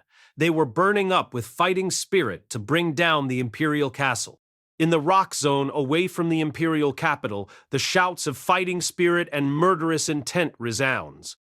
You, Shizu, those people are scary. You'll be all right, Suzu. I'm scared too. I mean, in the first place, Nagumo-kun's idea is already scary in itself. Nagumo-kun, that guy, who would have thought that he'd take on the role of Haruman-sensei? He's not too bad. Ryutaro? Why, do I sense a little intimacy? No matter how you look at it, it's an abnormal atmosphere? Shizuku and them could only stare with a dumbfounded expression at the Haria who were wrapped in a strange heat. A smile seems to have appeared on one person who was in awe and increased his respect towards Hajime. Yumu, this is awesome. For the Usagi Ninzoku to change this much, as expected of Master, to make crushing the Empire the goal immediately. I can't get enough of this. I want to be abused with such spirit. Shut up, perverted dragon. Anteo-san read the mode a little? Rather than that, look at Shia's expression, Yue. She melted. And cute. So that Shia doesn't cry, it's obvious I'm happy. That's right. It is good. I also want that kind of thing said to me. Yua, did she know this was going to happen from the beginning? The darkness in Shia's eyes were wiped out, and it gradually softened. Though Kaori feels relieved when she sees so, she was also envious of Shia. Afterwards, Hajime gave out the details of bringing down the imperial castle. It was then decided that they would rest in preparation until that time. Shia, for a while, did not want to part from Hajime's side. Her usual energetic self was rather silent. However, she wasn't depressed. She snuggled up while blushing and held on to the hem of Hajime's clothes quietly. Her usamimis occasionally when touching Hajime backed off and touch again. Dawn at night, shortly before the eastern sky begins to shine, there were two shadows sitting on the rock. It's Hajime and Yue who woke up early. By the way, only Hajime is sitting on the rock. Yue is cradled on Hajime's lap. Everyone aside from the lookout post is asleep. The place they're in is also a blind spot. The two people were enjoying their first quiet time together in a long time. And, at that time, Yue, who had rested her head on Hajime's shoulder, looks up slowly at him. Without a sign, she kissed Hajime's neck. What's wrong suddenly? And somehow I just recalled something from last night. The thing that happened last night that Yue was talking about was about the talk of bringing down the imperial castle. However, why that? The connection with the kiss couldn't be understood. While returning a gentle look to Yue's gentle gaze, Hajime looked puzzled. Rather than the labyrinth, you gave priority to Shia, who was important. I'm happy that you're treasuring Shia. I'm happy that the people who are important for Hajime are increasing. So full of happiness that I suddenly wanted to kiss. When you said so, this time she kisses Hajime's cheek. Will Shia become special too? That's nah. This world's number one. Although number two would be a tough fight. The special one is only Yue after all. Muyu, it would be fine if it's Shia, but it's troubling that I'm happy. Yue's expression was a complicated mix of happy feelings and troubled feelings. Inside of Yue, it was her first friend that she made after getting out of the abyss. It was her companion, and Shia's existence was that of a younger sister to her, which seemed to also be an exception. That's why she wouldn't allow the special seat to belong to any of the other women. Therefore, though she's happy from the words of the single-minded Hajime, she becomes troubled by his obstinate outline. To Yue's appearance, Hajime gets offended a little. To be troubled for not allowing any other special women, somehow or another it offended him. So, for the time being, in order to not think about this situation anymore, he decided to attack Yue's lips with no questions asked. The eastern skies finally start brightening more and more. It begins to create a shadow behind the two people. The perfectly overlapped shadow occasionally separate but quickly overlapped again. Because of that, vivid sounds resounded each time. Yue's eyes moistened up in a fever, her cheeks were pink, and her lips shined glossily, exactly as Hajime had intended. As it was, the movements of the two people, as if natural, continued. They began to hear the voice of another person from the other side of the rock shade, where Hajime had tried to do it. Oh, aye, Nagumo, are you there? Apparently it was Kuki. He came to look for Hajime, who was not in his bed. Because his positivity has risen as well, everyone will likely wake up soon. Chi, it was just getting good, that bastard. Although I can stomach that he wants to learn some Age of Gods magic in the case of more like Nointo shows up.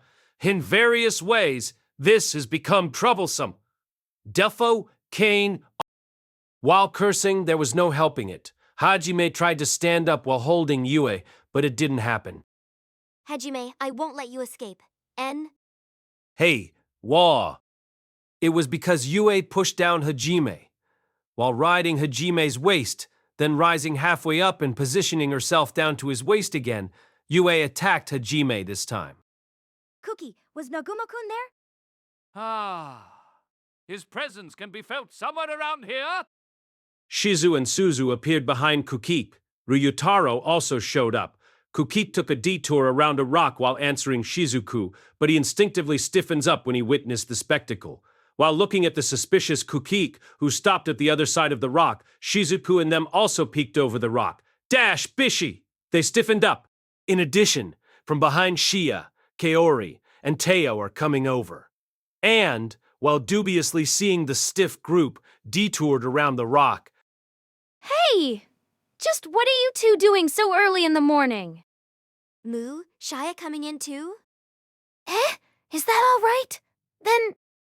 There's no way that'll be all right. Hurry up and separate. Attacking each other in the morning, how and being... unreasonable? Mew, am I no good? Just beating me a little would be fine, though.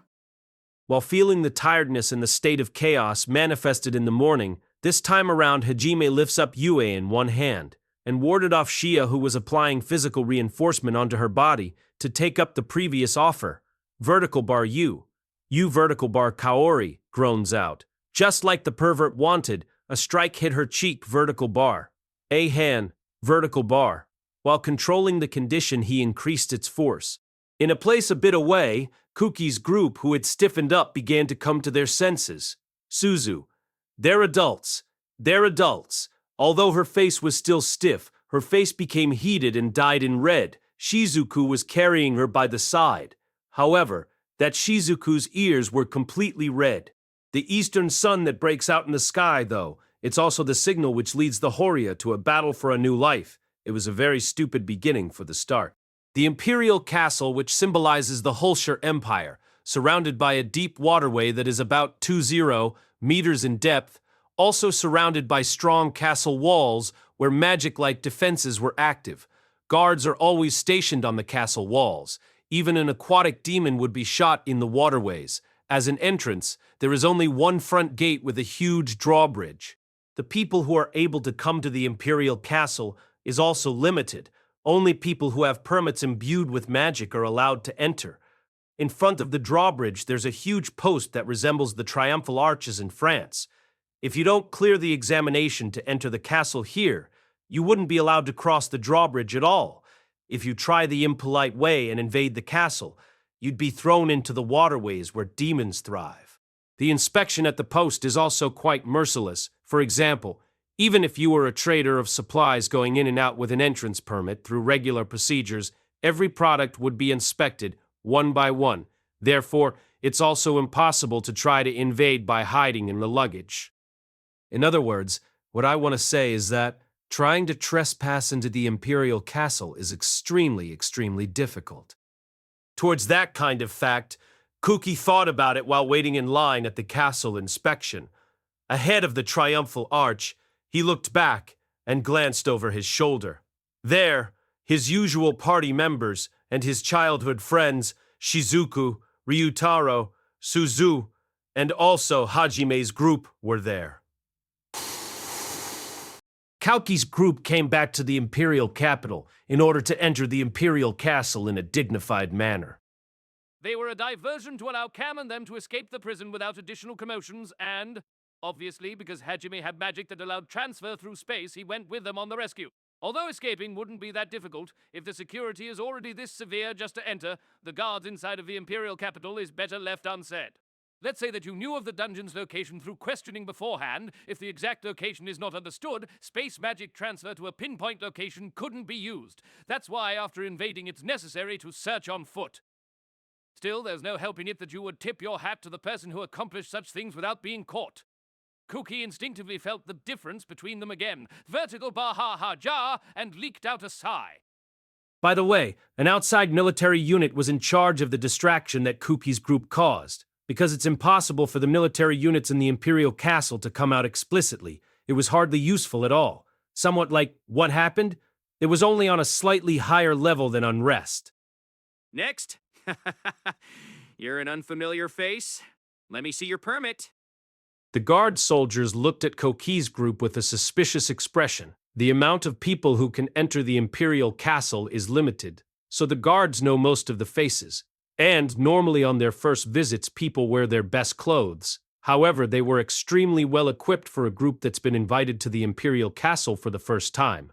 That's why, like Koki's group, people dressed up like adventurers are rare. They were suspicious, so they began to become more cautious. No, we don't have any permits. In its place, we have this. Huh? A status plate? Just what? Naturally, Hajime and them did not have a permit to enter the imperial castle, but Kuki's position is useful here. After all, he is the hero, the trump card of the human race whom God sent into the game with the Majinzoku race and was viewed publicly as God's apostle. For example, even if that wasn't the actual reality of the situation. Although the guard gave them dangerous looks when they said they didn't have permits, his eyes twinkled when he read the characters hero displayed on the status plate. He alternately looks back and forth between the status plate and Kalki's face. From the guard's reaction, the surrounding colleagues were beginning to pay attention. Eto Hiro Sama, right? God's apostle that was summoned in the kingdom? Ah, yes, that's right. I'm the hero, though I came with Princess Ririana, who is here, due to a few circumstances. From the guard's mutter, his colleagues learned of Kuki's identity and began to become increasingly noisy. Their expressions were natural. Why did you come separately from Princess Ririana? Why didn't you communicate this beforehand? Their questions were full of doubt. However, the other party is God's apostle whom they believe in. Surely they were in charge of a secret mission that was given to them. For the time being, they passed the word to the higher-ups. As expected, even for the hero, because they didn't have the courage to let a person who wasn't scheduled to enter the castle with their own discretion. Several guards disappeared while dashing into the imperial castle, as they were frightened to rudely keep them waiting. Hajime and them are placed in the waiting room of the post, after waiting 15 minutes, disregarding Yu, who was on Hajime's knee, which became a scene so natural that nobody bothers to Tsukomi anymore. Shia was sitting on the other knee. Kaori and Teiyu formed a partnership at the last second and held onto his hands respectively. Then they began to hear the dash Dota footsteps coming from the drawbridge. I heard that the heroes group had come here. Is it you guys? Ah, yes, that's right. That's us. While saying so and showing his appearance, it was an especially large Empire soldier. It's possible to tell that he's of a higher rank from the attitudes of the surrounding soldiers. He, while impudently staring at Kuki and checking Kuki's status plate, he began to glance at the other members in investigation. In the process, when Shia, who was in the blind spot, was seen, his eyes opened widely in surprise, and he began grinning an unpleasant smile of interest. Towards the unpleasant glance, Shia's body shakes slightly. I've confirmed it. I am the commander of the 3rd Regiment, Grid Half. Word of the heroes group has already entered Princess Rihanna's ears as well. She's waiting in her room. I'll have my subordinate guide you. By the way, hero, the Usagi Ninzoku, she doesn't have a slave collar on her right. Eh? No, she's... The man who introduced himself as Grid Half asked about Shia as he returned the status plate. However, Kuki was troubled on how to answer. She wasn't a slave. The choker that Shia wore looked nothing like a slave's collar. He hesitated if he should declare that she was Hajime's lover or not. Vertical bar. Even if you ask me such things, he honestly replied. Did Kuki's answer allow him to judge, to not expect anything which caused him to become quiet? Grid glanced over towards Shia, and they managed to guess the reason why he is so intensely paying attention to Shia. Yo, Usagi lass, I've got a few questions for you. What happened to my subordinates? Subordinates? What do you... From Grid's sudden question, for an instant, although Shia had no idea what he was talking about, she seemed to have guessed, and her eyes were opened wide in astonishment. The Empire soldiers who had a direct relation to Shia were limited. It was naturally the group of people that cornered the Haria tribe when leaving the Sea of Trees. Many family members were killed, abducted, placed into slavery, and it was the enemies that drove Shia to go to the vertical bar Raisin Great Canyon. It's odd, huh? Even though she's returned, none of my subordinates came back. Why are you still alive and in such a place? Huh? Grid gradually approached to corner Shia. Right, he was the commander of the forces that attacked Shia's group that came out of the Sea of Trees before. Because Grid, who was the regiment commander, didn't personally come to capture Shia, she had no memories of ever seeing Grid before. However, Grid firmly recalled that there was a rare Usagi Ninzoku with blue-white hair. In Shia's mind, the expressions of the Empire soldiers had when attacking, to tease them, and the sense of hopelessness of losing a family member at that time flashed back, while unconsciously raising out a groan and her expression stiffening up. One step, trying to back away.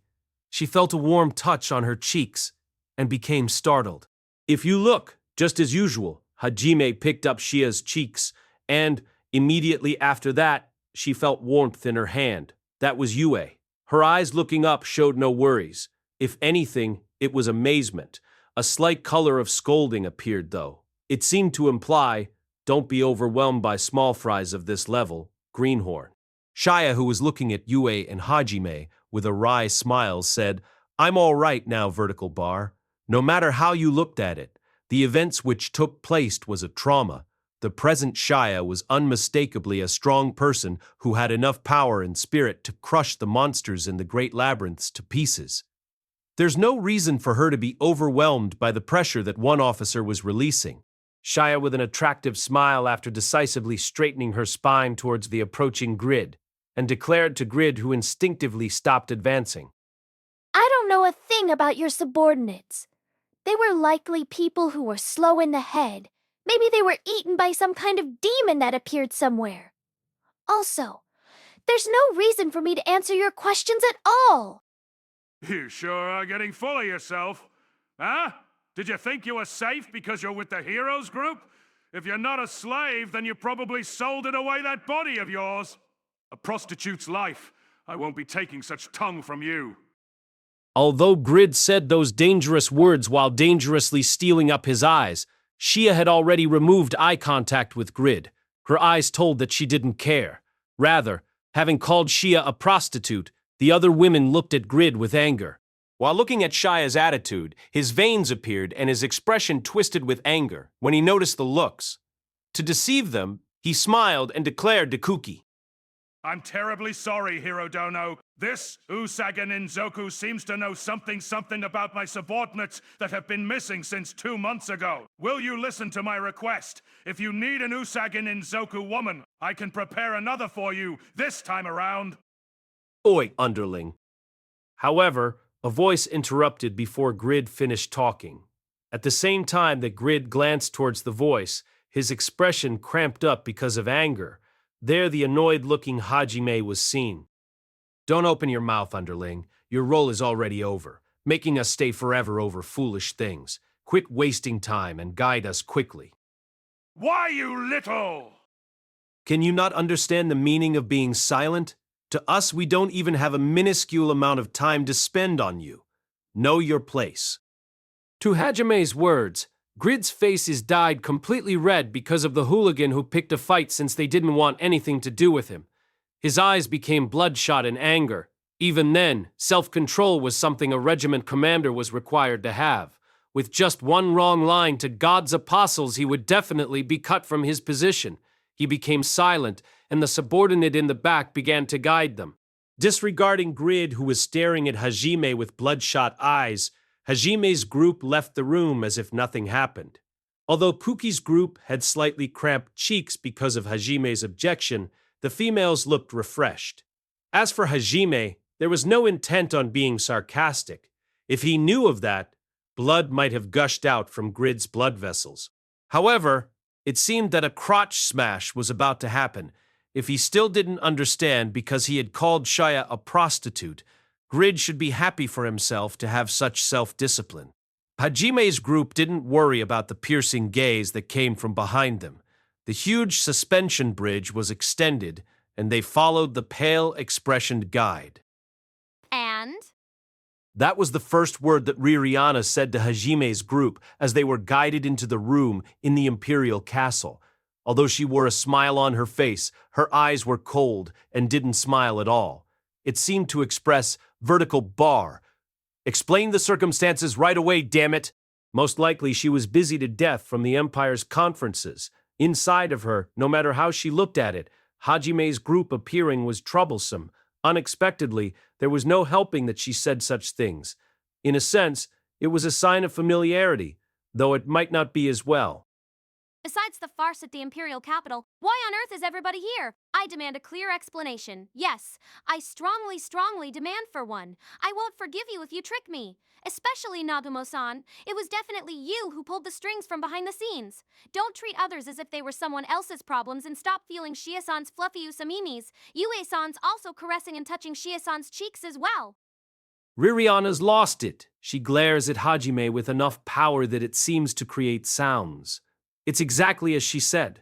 Ririana thought it was Hajime's idea in the Imperial capital, and it was also his idea to come to the Imperial castle. Putting it simply, Hajime has been recognized as the leader of the group. The schemes which would normally be considered insane could only be formed from Hajime's mind. And Hajime, who was being blamed, was unusually gently feeling Shia's usamimis while she sat on his knee. On the other knee, Yue had both hands from the front and was caressing and touching Shia's cheeks. Your voice is too loud, princess. What's the problem? Today, Shia's kinda unstable. Unstable, you say? Is she not feeling well somewhere? At once, Ririana became worried immediately. She's a good person as well, Shia. That receives the glance, though, biting her lip to endure something. Her expression began to loosen from her ears being felt and her cheeks being caressed. When she raised her face, she showed a smile and said, I'm fine. The reason which caused Shia's emotions to become unstable was obviously because of grid. However, it was not instability from fear in particular. It was the opposite. She was restraining her overflowing murderous intent. No matter how you say it, Grid's group was the hateful party that took away a lot of Shia's family. As long as she gets over her trauma, only strong murderous intent flows afterwards. However, after thinking about their purpose for coming here, she wasn't able to immediately kill him. That's why she desperately endured it. And Hajime and Yue, who understood this, tried to soothe Shia by indulging her. For people who don't know of the circumstances, when summed up, the relation of Grid and Shia were spoken. Everyone's expression became sorrowful. Afterwards, Koki's group naturally resented them for that, and Ririana looked down with a dark expression.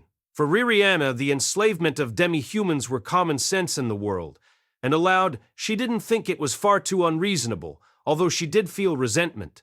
She who judged herself decided that she wasn't qualified to say anything towards the members that were making angry faces.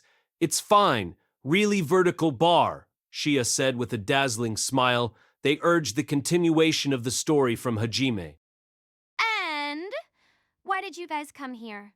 What about your business at the forest? And also, what was up with the mass disturbance last night? It should almost be time for His Majesty Gaharudo to call us for a meeting. I want to get our stories straight ahead of time before we meet, so I'd like you to tell me the bare minimum if you would. Ma, don't be so restless, princess. When night comes, you'll understand everything. We want to hurry and wrap things up. After all, we stopped for a slight detour. That should be all that you need to know for now. Such unreasonableness. I'll know when it's night, you say. It can't be. Do you plan to create another disturbance with masks again? I understand now. Nagumo-san was the one that made Shizuku and them dress in those embarrassing get-ups. Don't get so excited. You'll grow bald, princess. Walt! Just what are you saying to a lady? Stress, baldness. Yae-san? She seemed to realize that Hajime didn't plan on speaking any further. Moreover, Ririana, who received such impolite treatment, even though I'm a princess, while being depressed. Right next to her, Shizuku was. Vertical bar embarrassing get-ups, muttering quietly while being reminded of her dark history. Afterwards, in the place where Ririana became depressed, she explained the situation. Apparently, His Majesty Gaharudo was told of the story about the end of the church and gods who went mad. However, as expected of their abilities reign supreme principles. The top of the country is in utilitarianism. Basically, everyone in the country believes in the system. Though there seems to have been moderate impact while fearlessly laughing, he declared, that the way they did things wouldn't particularly change anyways. In other words, if it's an enemy, they'll be cut down. If you want something, then forcefully take it. The weak must obey the strong, is what he said. Furthermore, Gaharudo wondered how Ririana traveled to the Empire. He was anxious. In other words, though he understood the story of the kingdom being attacked, the amount of time that it took Ririana to reach the Empire was far too quick. Though he was saved because the Empire also felt that an immediate conference of cooperation with the kingdom should be held, it was impossible to arrive at the Empire after only 1 week of the attack. At the same time, how did the kingdom manage to drive away the Majinzoku's army? He was considerably interested in their methods. About the Pillar of Light that gave the demonic army forces a fatal blow, rather than talks about the gods. Excuses of heaven's judgment wouldn't cut it for Gaharudo. When it comes to that, naturally, he came to the assumption that someone had a weapon capable of destroying an entire army in 1 blow. To that truth, as the emperor of the Helsir Empire, and as a person, he wasn't able to overlook it. If he investigates it, he'll know immediately. Ririana, who got permission from Hajime beforehand, especially talked about how troublesome Hajime was. However, because she thought Hajime wasn't at the Empire, but traveling around in a faraway place, he had actually entered the heart of the Empire and was meddling in Gaharudo's greedy ambitions. Then, on the other hand, what kind of movements will Hajime be taking from now on? Ririana was extremely anxious, mainly in the sense that the Empire gets mysteriously wiped out from the maps. Therefore, in the place where she would previously wait to meet with Gaharudo, although she couldn't meet with him because of previous events, Hajime is being evasive and unserious. Rihanna was all ready. If you're going to do it seriously. While her state of mind was slightly neglectful, surely, being uneasy about her own misgivings, she would never have guessed in her wildest dreams. From Ririana, to some extent, heard the room's door being knocked on, and the contents of the conference with the Empire was heard. It seems that time's run out. While following the guide, Hajime and them are heading for the reception room, where Gaharudo is waiting. When we entered into the room, it was a fairly plain room with little decoration, and there was a table large enough to hold about 30 people. On the upper seat of the table sat a man, the emperor of the Helsir Empire, Gaharudo D. Holshir, who had a fearless smile while resting his chin on his hand. There are 2 people behind him. They had a keen air about them in the sense of, "We're capable," as they stood waiting. And, although we couldn't see their figures in the room, there was also 2 more people on the other side of the wall, 4 people in the ceiling, and I also felt 2 people soundlessly outside the closed door we came, though. It wasn't only the 2 behind Gaharudo. The other hidden men seemed to have been considerably skilled as well. So, are you Hajime Nagumo? When Hajime's group entered, Ririana also introduced them, while completely skipping the greetings to Kuki, who was the hero. Gaharudo released pressure while looking at Hajime with a piercing gaze. It was pressure from the overpowering man who ruled over several hundred thousands of people who were wild and strong and believed in the nature of power. It was no joke. Ririana, who was also in a royal family, voiced a small groan from the stifling pressure. Kuki's group backed away instinctively. However, from such overpowering pressure, these 5 people, Hajime, Yue, Shia, Teo, and Kaori, were calm. In the first place, even Kaori, who had little experience, survived from the attack of an immortal monster that's been alive since the ancient times at the vertical bar Marujin Undersea Ruins vertical bar. So although the Emperor had an overpowering pressure, when compared to the monsters in the Great Labyrinths, it was nothing more than a soft breeze. Gaharudo's mouth lifts up more and more in interest when he sees that Hajime's group is unfazed. Then Hajime answered, "Yes, I'm Hajime Nagumo. It's an honor to have been known by you, Your Majesty the Emperor." While placing his hand on his chest and lightly bowing, Kuki's group looked at Hajime with astonishment at his words. Their eyes opened wide and clearly conveyed, "Who are you?" Especially Ririana, who was shaking in unease. While receiving Gaharudo's overpowering pressure and raising a small groan, though her expression hardly changed, it wasn't able to conceal that she was staring at Hajime with an aghast expression. Hajime also knows of the TPO, time, place, occasion. However, he was always just ignoring it. But because he had business in the imperial castle this time, he didn't want to be thrown out because he disrespected the emperor. Since he shouldn't believe in God anymore, the title of God's apostle is probably not effective anymore. The only way to pass is with the title of hero. That's why he judged that he needed to at least use the bare minimum amount of etiquette. Although the changed person was definitely still Hajime, Cuckoo! I never even considered this. What happened to your usual arrogant attitude? It's quite different from the cries of a certain princess somewhere. Hajime glanced over at Ririana. Vertical bar princess. Just how much did you unnecessarily talk about? Ririana, who was receiving Hajime's glance, Pui, looked in another direction. When Gaharuto asked what kind of person Hajime was, she unintentionally yelled and complained a great deal about her treatment. Ha ha, that's right. Then, as usual. Cuckoo, then it's fine. Though they were surprised of Hajime's sudden change, they sat down in order. Finally, after Gaharuto removed his gaze off Hajime, he noticed Yue and them, who took up their positions by Hajime and observed them interestingly. His eyes seemed to significantly glance at Shia in particular. Following that, he turned his gaze towards Kuki's group. He looked at Shizuku, who was next to Kuki, and a grin appeared on both his lips and eyes. Shizuku, it's been a while. Have you finally decided to become my wife? Shizuku already declined before. Kuki reacted to Gaharuto before Shizuku did. Gaharuto's glances over at Kuki for an instant, then back at Shizuku, and started laughing hysterically. Kuki had the "I don't care" attitude, but veins were appearing on his forehead. While sighing at the two people, Shizuku had a clarified face and answered, I have no intentions to take back my previous words. I'll have to decline your Majesty's offer. Quite heartless, but it wouldn't be interesting otherwise. More than the world allow me to tell you it's good. I await the day when that clarified face is dyed in red from longing for me. That day will never come throughout all of eternity. Or rather, don't you already have an empress? What about it? Are you dissatisfied as a concubine? Fumu, there are a variety of problems when you become the legal wife. I didn't mean it that way. You'd place your hands on other women other than the empress. What are you saying? I'm the emperor. 10 or 20 concubines are normal.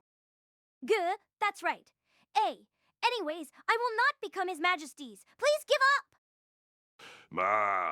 Since you won't be returned by God anymore, you'll probably be stuck in this world for a while. I suppose I should take my time to convince you. Cuckoo, prepare yourself, Shizuku! It appears that Gaharuto really likes Shizuku. As expected of a greedy emperor, he won't give up even when he's been refused. His sharp eyes were completely locked onto Shizuku.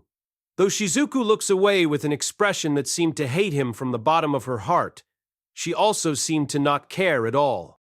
Then, at that time, the direction that Shizuku looked in, by chance aligned with Hajime's sight.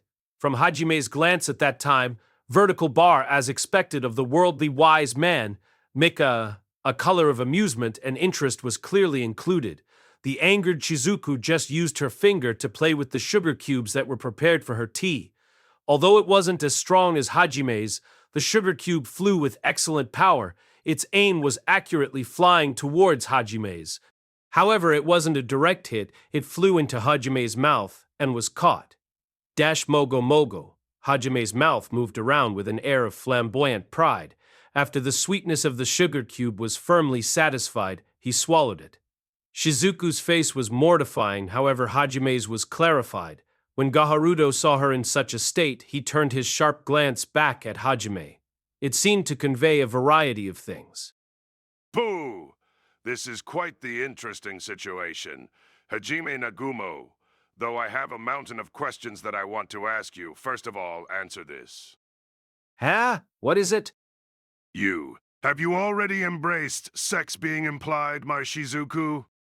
To Gaharuto, who abruptly asked such an unexpected question with an eager expression, Several people, including Shizuku, blew out air. Even the guards that were waiting behind Gaharudo. Your Majesty, the first thing you wanted to ask was that, with a pained expression. They also seemed to be worldly wise men. Why, Your Majesty? Ugh. Just what are you suddenly saying? Shizuku, you remain silent for now. I'll hear it from Hajime Nagumo right now. Naturally, although Shizuku tried to burst Gaharudo's bubble with the Tsukomi, Gaharudo turned his eyes to Hajime, ignoring it. On the other hand, Hajime had an amazed expression. What did you think about to reach that conclusion? It appears that Shizuku has the heart to forgive you. Judging from that manner, it's not impossible, so just in case. Ha! There's no way that would happen. Pumu! That's not a lie, right? Then, what do you think of Shizuku? To that question, all the glances in the room turned to Hajime. Eyes conveying various meanings from Yue's group and Puki's group pierced him. Hajime let out a sigh about why the first question asked by the Emperor after meeting him was about his relationship with Shizuku. Anyways, he turned his gaze over to Shizuku. Shizuku's expression was supposed to be extremely amusing. Hajime looked at Shizuku, who was inclining her neck. It appears that Shizuku's ears began to slightly redden. For the time being, the answer, real intentions, was given. She's like a mother. Okay, that fight you're looking for, you've won it. Get off the table, Nagumo-kun. A young 17-year-old girl was being held down. Of all the things to say, why was it, she's like a mother? Is what Shizuku, who was still sitting on her seat and was getting up, was conveying with hatred in her glare at Hajime. The delicate atmosphere from a while ago had already disappeared. Suzu and Kuki, who were next to Shizuku, were panicking and desperately tried to hold her down. I didn't think it would be such a boring answer, Ma. Fine. Shizuku, don't go accidentally falling in love now, because you're mine. I've already said this, but I have no intentions of being His Majesty's, and I've also not fallen for Nagumo-kun. Just stop with the nonsense and get back to the main subject. I get it. Don't get so angry. An excessive denial will only be taken as a positive one. Nugu-gu? Shizuku instinctively tried to raise a groan in objection to Gaharudo, but decided to sit down loudly. Suzu calmed her with a wry smile. However, for some reason, Kuki was glaring at Hajime. Hajime Nagumo, you as well don't go placing your hands on Shizuku. Be relieved, I don't have the faintest interest in doing that. Rather, if you're only going to idly chat, I'd like to leave now. Our chit-chat was unneeded.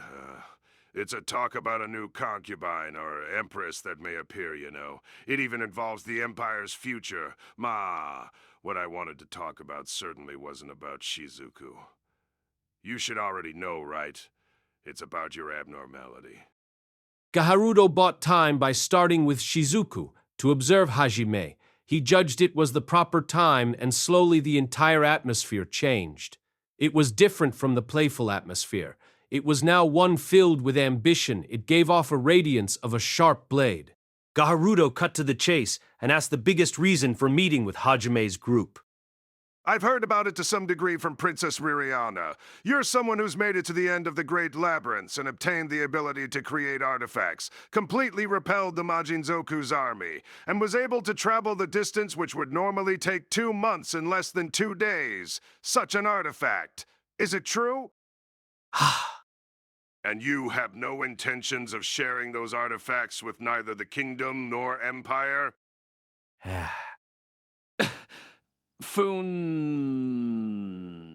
One person monopolizing that power. Do you think we'd allow such a thing? Whose permission is required? If I'm not allowed, what exactly are you going to do about it? Gaharudo steeled his eyes to Hajime's response. The Emperor's ambitions increased even more. Ririana began gritting her teeth and was worrying non-stop. The bodyguards behind Gaharudo began to release bloodlust before Gaharudo did. In contrast, the presence of the people who were hiding in the room began to diminish even further. It was exactly like a touch-and-go state. Towards the tensed air, Kuki's group had stiff faces and steeled themselves for battle. However, Hajime's group completely warded off the breeze-like bloodlust with their own heavy bloodlust which could be felt sticking onto their skins, then calmly reached out for the teacups. At that instant, he glanced at the locations of where the hiding people's hidden presences were. Vertical bar. Have we been noticed? They said, did they notice properly their presence that could be felt shook slightly.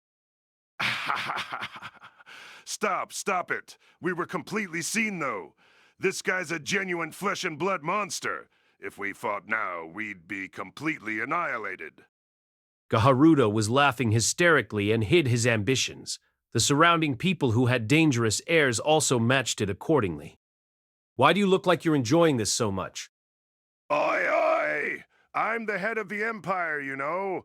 When you meet a strong guy, it'll be a lie to say that your heart doesn't dance around, right? Kauki's group, although they couldn't understand what was going on, they let out relieved breaths, because the atmosphere was less tense. Hajime also tsukomied the unusually happy Gaharuto. Gaharuto's answer was definitely one of those who believe in the ability's reign supreme policy. Even so, those women you've got there are quite outrageous. Oi, where did you find them? For there to be women of this caliber, I want to ask you a request. Directly, allow me to have one of them. Hajime Nagumo. Don't say such foolish things. You're in over your head. No, it might be fine if it's Teo. What did you say? Master casually wants to sell mistress to another man. Being treated so, Locke can't get enough of it. There's a slight problem, though. She's a great woman appearance-wise. Sorry, even the Emperor has his limits. As expected, a girl dripping with pervertedness is too much. This guy. To say it right in front of the person being talked about. Ku-oo, nen. Surely, after this I'll be forcefully taken by His Majesty, messing up mistress right before Master's eyes. Nen, I need to change my underwear. Even Gaharuto and them could only stare dumbfounded at Teo's strangely refreshing expression. Then they turned their gaze to Hajime, who traveled with such a perverted woman. Gaharuto changed the mood by clearing his throat. As for me, I'm quite more interested in that Usagi Ninzoku there. I've never seen a Usagi Ninzoku with that kind of hair before, and she completely disregarded my bloodlust as well.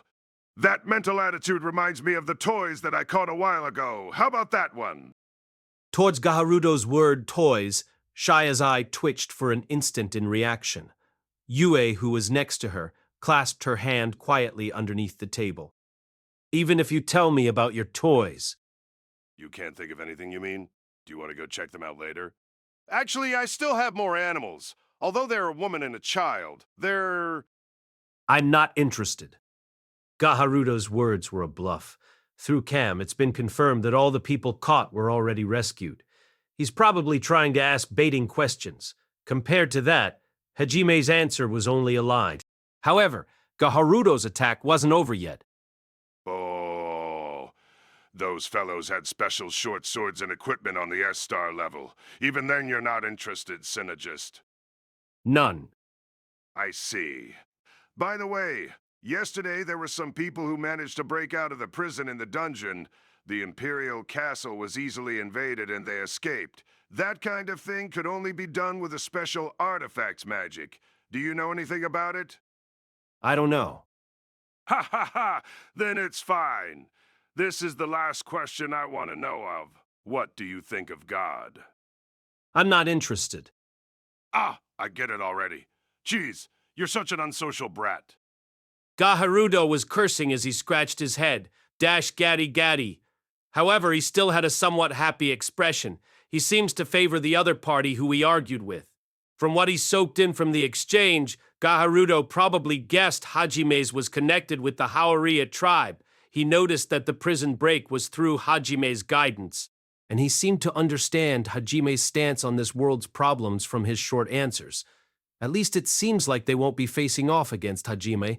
After all, not being chased out of the Imperial Castle is already great evidence. Then the time came. One of the men waiting in the back quietly whispered into Garudo's ear.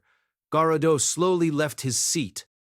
Ma, I heard the minimum amount that I wanted to hear, rather.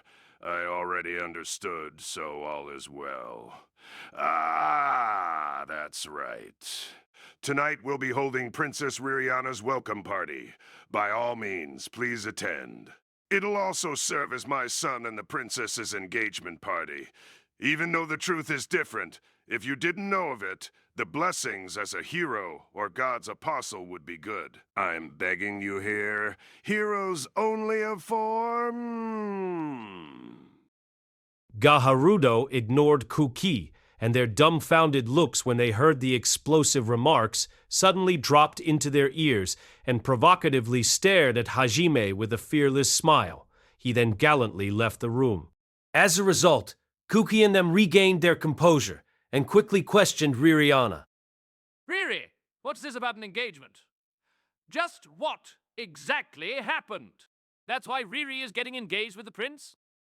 Yes, my partner is the crown prince. There have always been many discussions about engaging us beforehand. He was practically already my fiancé. It's just that it'll be finalized at this party.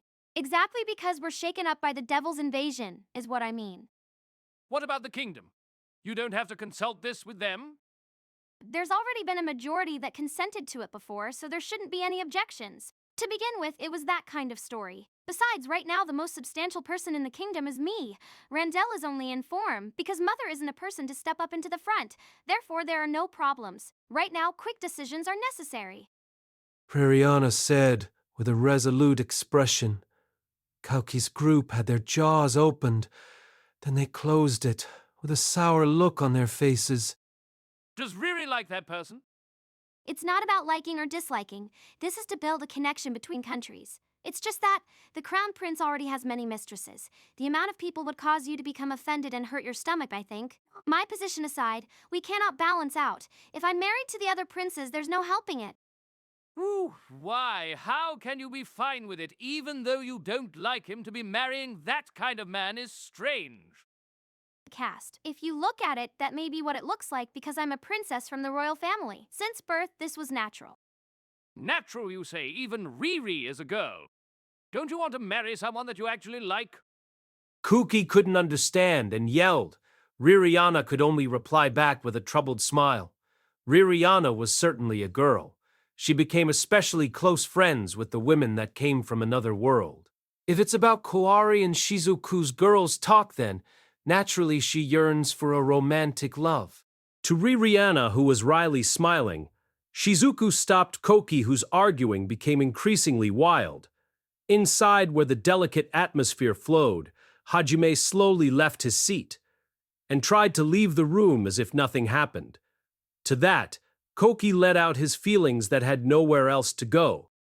Hey, Nagumo, do you think nothing of this? Ha? What do you think I can do about the princess's engagement? More so, this is a form of politics taking shape as a marriage? Rather, this isn't something an amateur can even intervene in. You boo, but... More importantly, there are things that we have to do.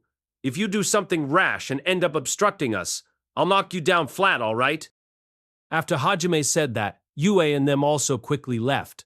While calming down the riled-up Koki, depending on the results of what'll happen in the near future, the engagement talk may be scrapped. Shizuku looked up towards the ceiling with some tiredness. Hajime and them who exited. After Shizuku's group talked with each other for 2 or 3 stories, they returned to their rooms arranged for them by the attendant maids because Ririana had to prepare for the party at night. For such an occasion, it's mainly dresses. Ma'a, it's wonderful, Ririana-sama. Really, you look exactly like a flower fairy. Surely His Royal Highness would be pleased as well. One of the dress candidates was chosen in the end after trying on dozens of others. To Ririana, who turned around in front of the full-length mirror, the entranced, blushing maids surrounding her let out compliments. Although she was only 14 years old, she had an exquisite charm as a woman, combined with the light pink dress only amplified its effects to the maximum. Just like one of the maids had said, she had the loveliness of a flower spirit. That's right. Shall we go with this? Next is the accessories route. Ririana herself seemed to consent with a nod. No matter how much this was a political marriage, the crown prince was an extreme ladies' man who resembled his father by ESD. Holzer, When they met several times in the past, he looked at Ririana with indecent eyes when she still hadn't even reached the age of 10. That scum's actual ability wasn't half-baked. He called a lower-class knight for practice while at the kingdom to show off his strength as he teased the knight. However, the fact that he will become her husband won't change. As so, Ririana couldn't bring shame to her partner. Since it's their engagement party, Ririana intended to dress up to her maximum potential, shaking away the word liked person that Kuki said from her head. Ririana was also a woman. She was also popular with many other talented women of the Herihi kingdom, so she had yearnings to be a normal girl as well. When she's in a pinch, the prince who she dreamed of would appear. Then they'd be attracted to each other from their chanced meeting. She's even dreamt up stories of overcoming multiple obstacles in their reach for love together. But it's an impossible future. Because Ririana was intelligent, she accepted that she would be called for on a mission since she was young. That's why, even if she feels repulsed by the other partner from the bottom of her heart, her feelings of wanting to be an excellent wife is true. She was determined to magnificently serve the crowned prince after the party. Then, at that time, suddenly, the outside of her room became noisy. Ririana's door was flung open without knocking, and a large man, without hesitation, rudely entered the room. Though he stopped as the knights of the Imperial Guard ran up to Ririana's side, the man didn't particularly care. Ho! Is that the dress for tonight? It's about average, I guess. Bayasama, suddenly breaking into a lady's room isn't an admirable act. I'm going to be your husband? Why are you talking back at me? The person warning Ririana with a gloomy expression is Bias D. Helser, whom she is to be engaged to. The same as several years ago, he carried a rude, tyrannical atmosphere. He continued to look at Ririana from top to bottom, indecently. A chill ran through Ririana's spine. Oi, everyone, leave at once. Bias, with a grin on his lips, suddenly ordered all the maids and knights of the Imperial Guard to leave. He ordered again threateningly. For those that were puzzled, the maids left the room, panickingly. However, the Imperial Guards naturally hesitated. Ririana notices that Bias's eyes were becoming dangerous. Unsure of what to do, she ordered the guards to stand down. Foon, when disciplining your dogs, make sure to do it firmly. They are not dogs. They're my important vassals. Rebellious as ever I see. Cuckoo still the same brat that hasn't even reached 10 years old. It was worthwhile being glared at with that hateful gaze of yours. At that time, I already decided that you were going to be mine someday. When he said that, Bias had a disgusting smile on his face while watching Ririana, who had stiffened up from the bottom of her heart. Suddenly, her breasts were grabbed at. No! Ouch! Even still, you've grown up. It's still not enough, though. However, that in itself is appetizing. Save doll? Safe doll. Towards the violent action, Ririana's expression distorted into pain. When Bias saw the expression, his laughter became much more excited. He then pushed down Ririana onto the ground. Although Ririana was screaming, the Imperial Guards outside didn't seem to notice. You can cry as much as you want, because this room has a special mechanism in place. Sound cannot reach the outside. Ma! Even if those dogs entered, they can't do anything against me because I'm the crowned prince. After all, do you want those fellas to see your virginity being taken away? Cool! Why, this kind of... Ririana became pale when she thought of the things that will be done in the future. She courageously glared at Bias. It's those eyes, those rebellious eyes, painfully despairing. I want to turn those into eyes of pleasure. Above all else, I love teasing defiant people into submission. People who are struggling desperately, there's no higher pleasure than to have them kneel down and lower their heads. If you taste this pleasure even once, you can't live without it. Ririana, when I first met you who was courageously judging me with your eyes, I thought that I'd want to mess you up at some point. Back your life. People like you.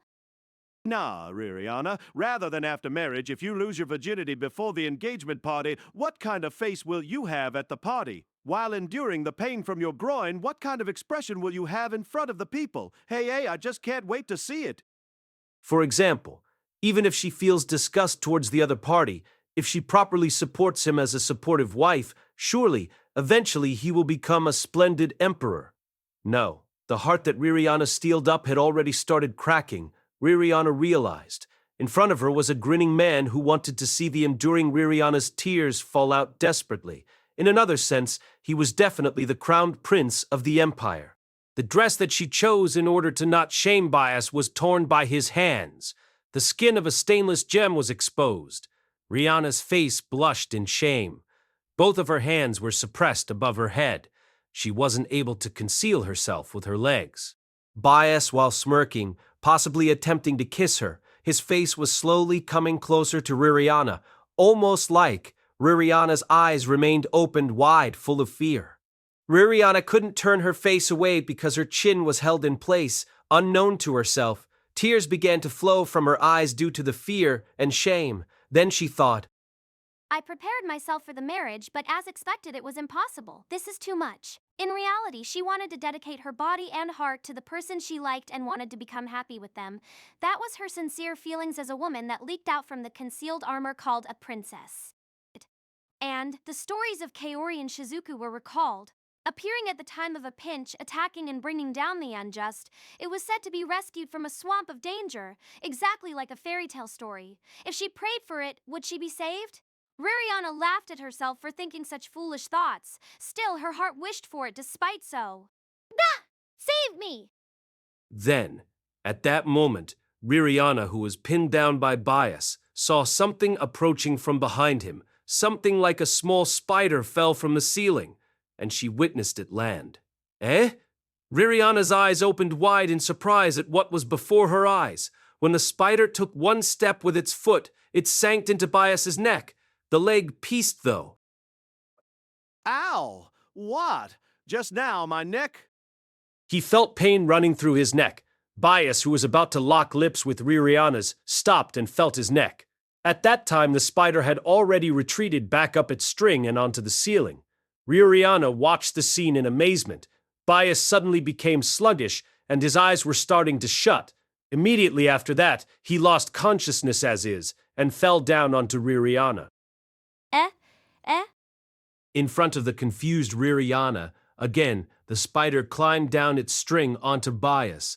Bias is currently still covered on top of Ririana. The spider climbed down to his shoulder, which was before Ririana's eyes. While staring at it up close, Ririana noticed a strangeness from the spider for the first time. Right, the spider that was on Bias's shoulder was made of metal. In front of the Pope-eyed Ririana, the metal spider, stop, said to it, again. Dash, Pusu, a different foot from a while ago was thrust into Bias's neck. Despite already losing his consciousness, he shook.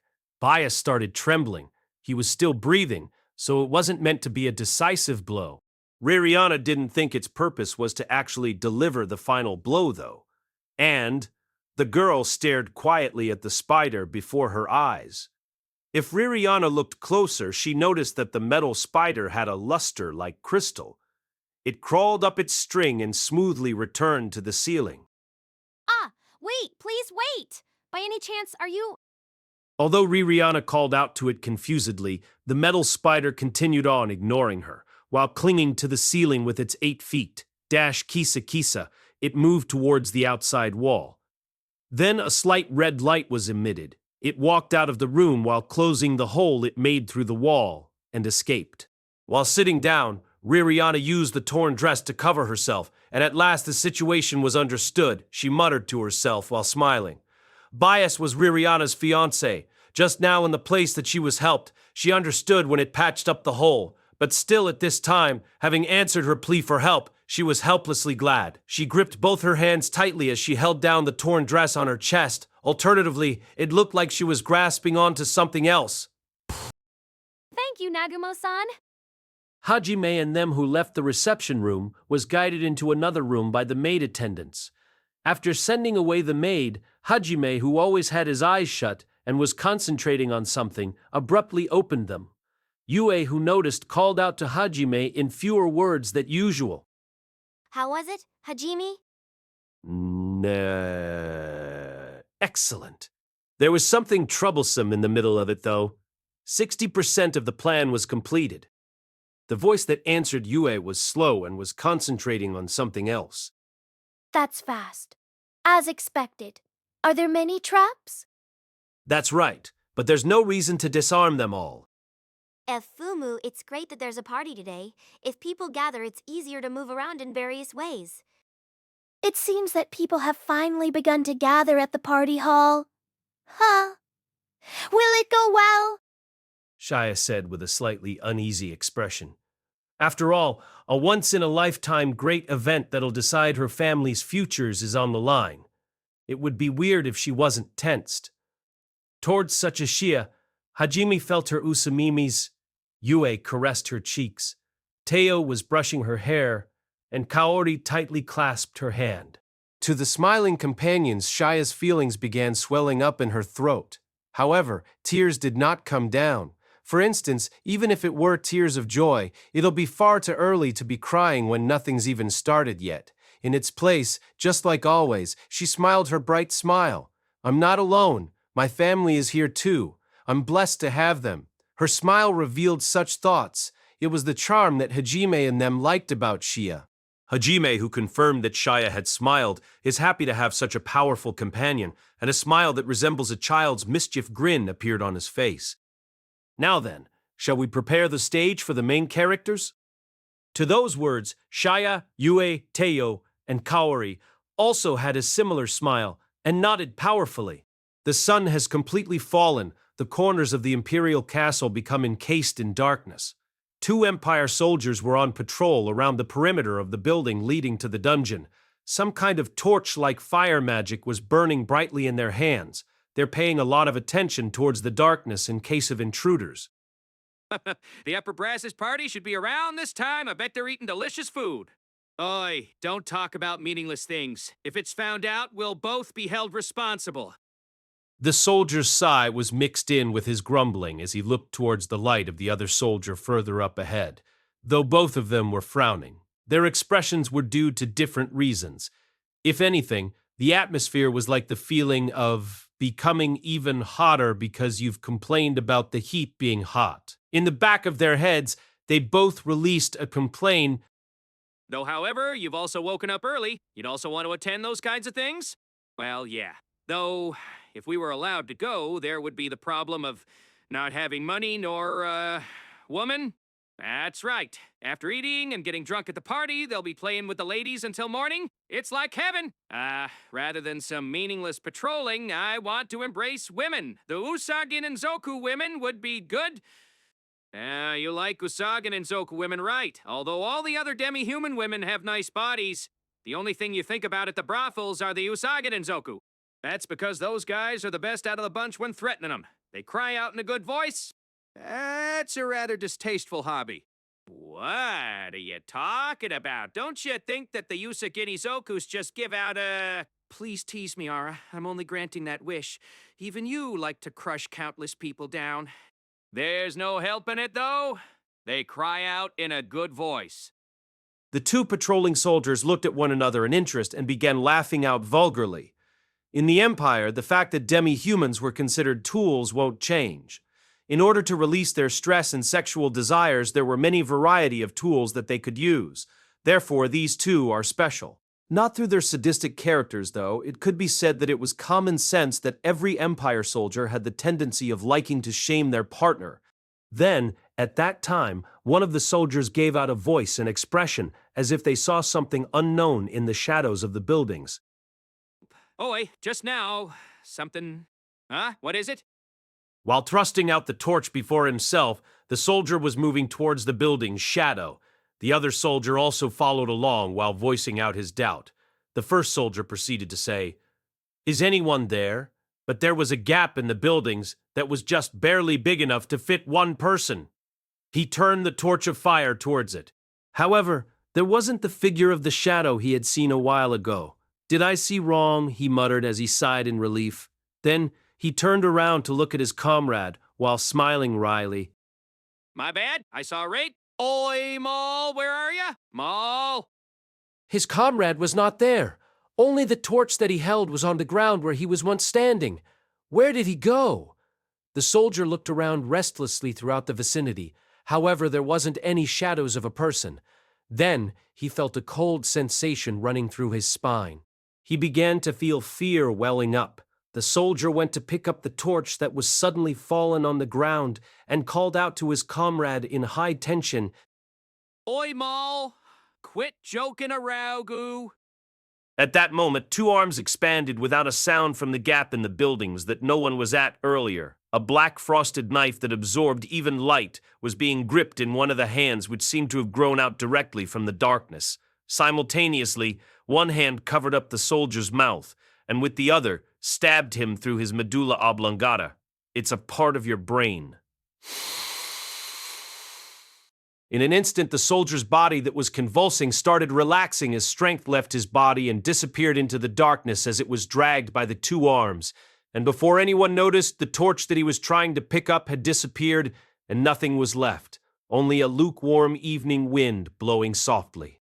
A small whisper can be heard from the wind in the darkness. HQ, this is Alpha. Suppression of Point C is complete.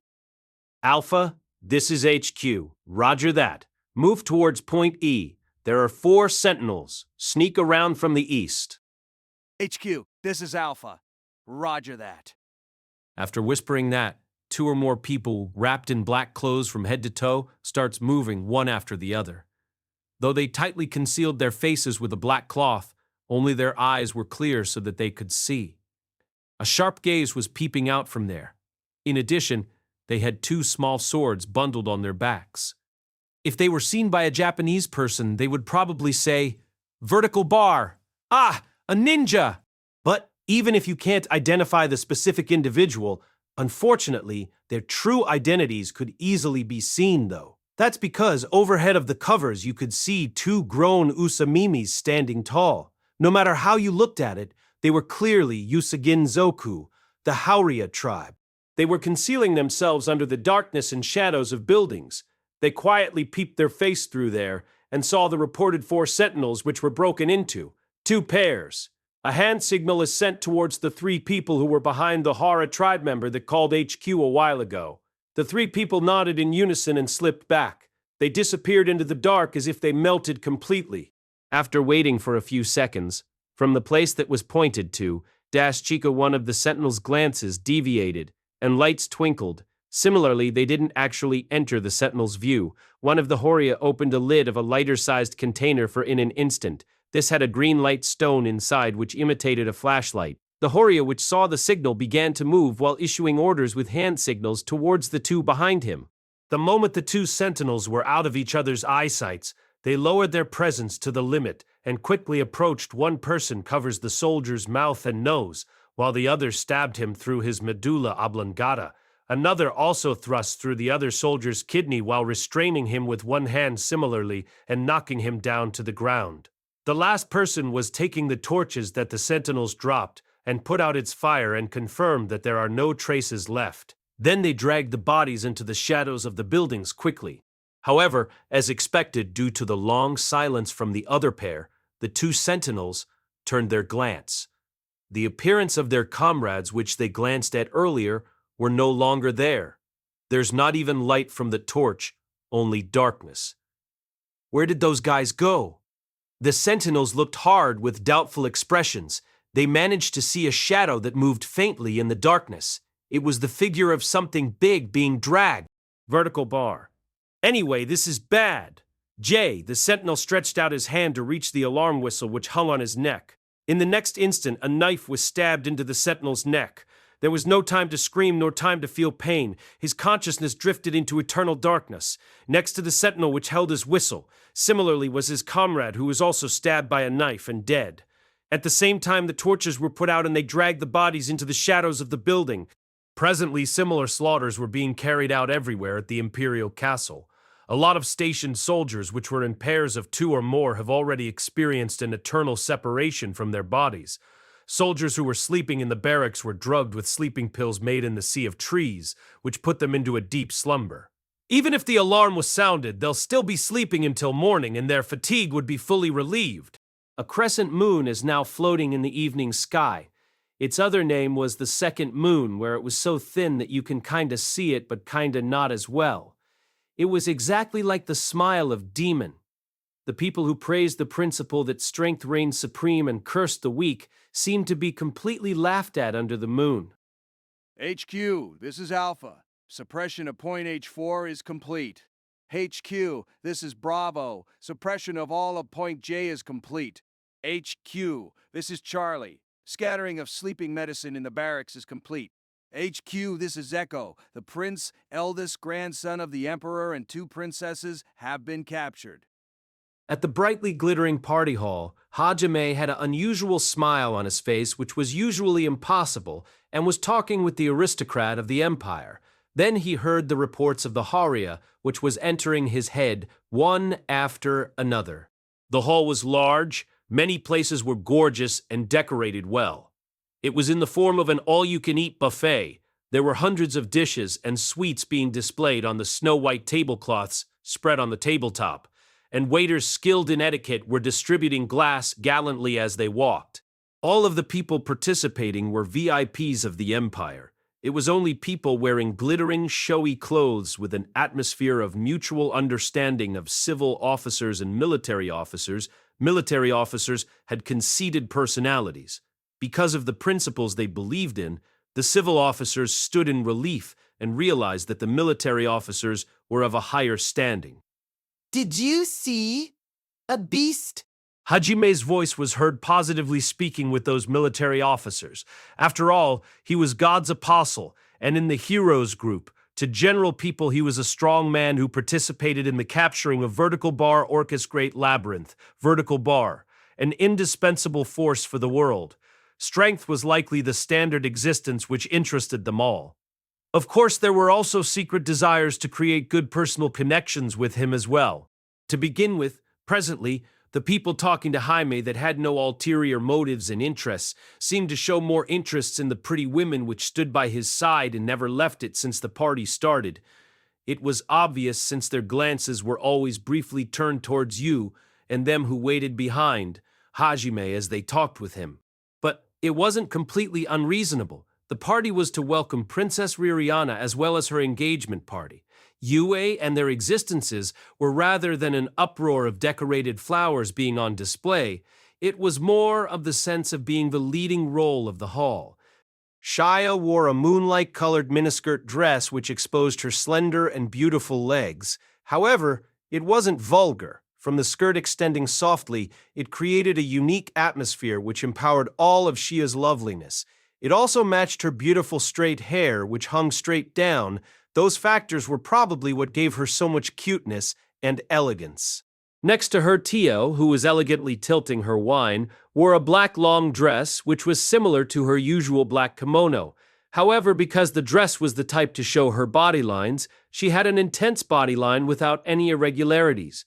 Furthermore, because the back and her chest opened up greatly, it revealed her beautiful hills, which could not be called anything but stunning, as it was likely to spill out at any time. The eyesights of the men at the hall would always glance towards it every now and then.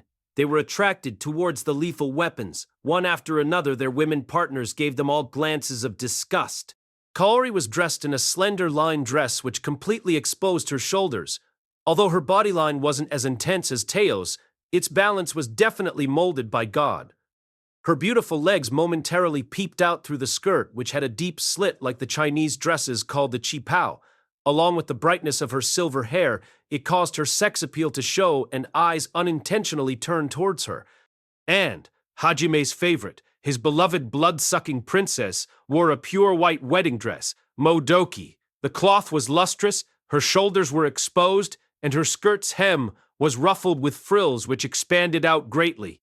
Her hair was in a ponytail with an elegant white flower ornament to hold it in place. Her exposure was few in number. It was her glossy white neck, her lips of red rouge which attracted much attention, and her eyes, which were slightly moistened, had conceived heat which provoked men's desires helplessly. As usual, Yue's charms came from the gap of her childish appearance and her bewitching atmosphere, which was enhanced several times over. Inside of the room, Hajime and the other men were waiting for Yue and them to finish changing, but the moment when they entered, it was unavoidable that they were taken in by the overflowing charm and became completely stiff. Especially Hajime, whose eyes were completely nailed down to Yue.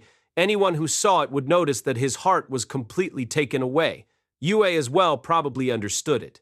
She stared straight back at Hajime with a joyful smile. Although the other females became angry at Hajime for not glancing at them, and was about to start complaining to him, Hajime moved faster and forcefully embraced Yue closely and gave her a deep kiss. Now the males without female relationships stiffened up for a different reason. Afterwards, they began to tear apart Hajime and Yue, who were remaining together forever by force, which was also later known as the Hajime's reasoning was blown away incident. Anyways, do you understand whose engagement party this is? Me? Do you know? They began Tsukomi-ing Yue and them who took away the show. By the way, Shizuku and Suzu was also dressed up, although they were gorgeous enough to not lose to the daughters of the Empire nobles, as expected.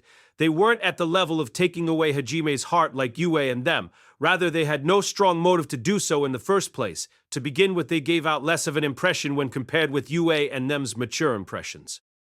Even still, Nagumo Dono's companions are all beautiful ones. That's damn right. I'd like to take one of them to keep me company for the dance after this. HQ, this is Delta. Blast preparation points are all prepared. HQ, this is India. Suppression of Point M is complete. To the half-serious words of the Empire nobles, Hajime exchanges a smile with them as he hears the report from telepathy which reached his ears. The entrance to the hall became increasingly noisy. It appears that it was time for the appearance of Princess Ririana and His Highness Baes to take the leading role. A civil officer-like man conveyed the appearance of the two people in a loud voice. Ririana's figure in a dress emerged from the door, which was exaggeratedly opened.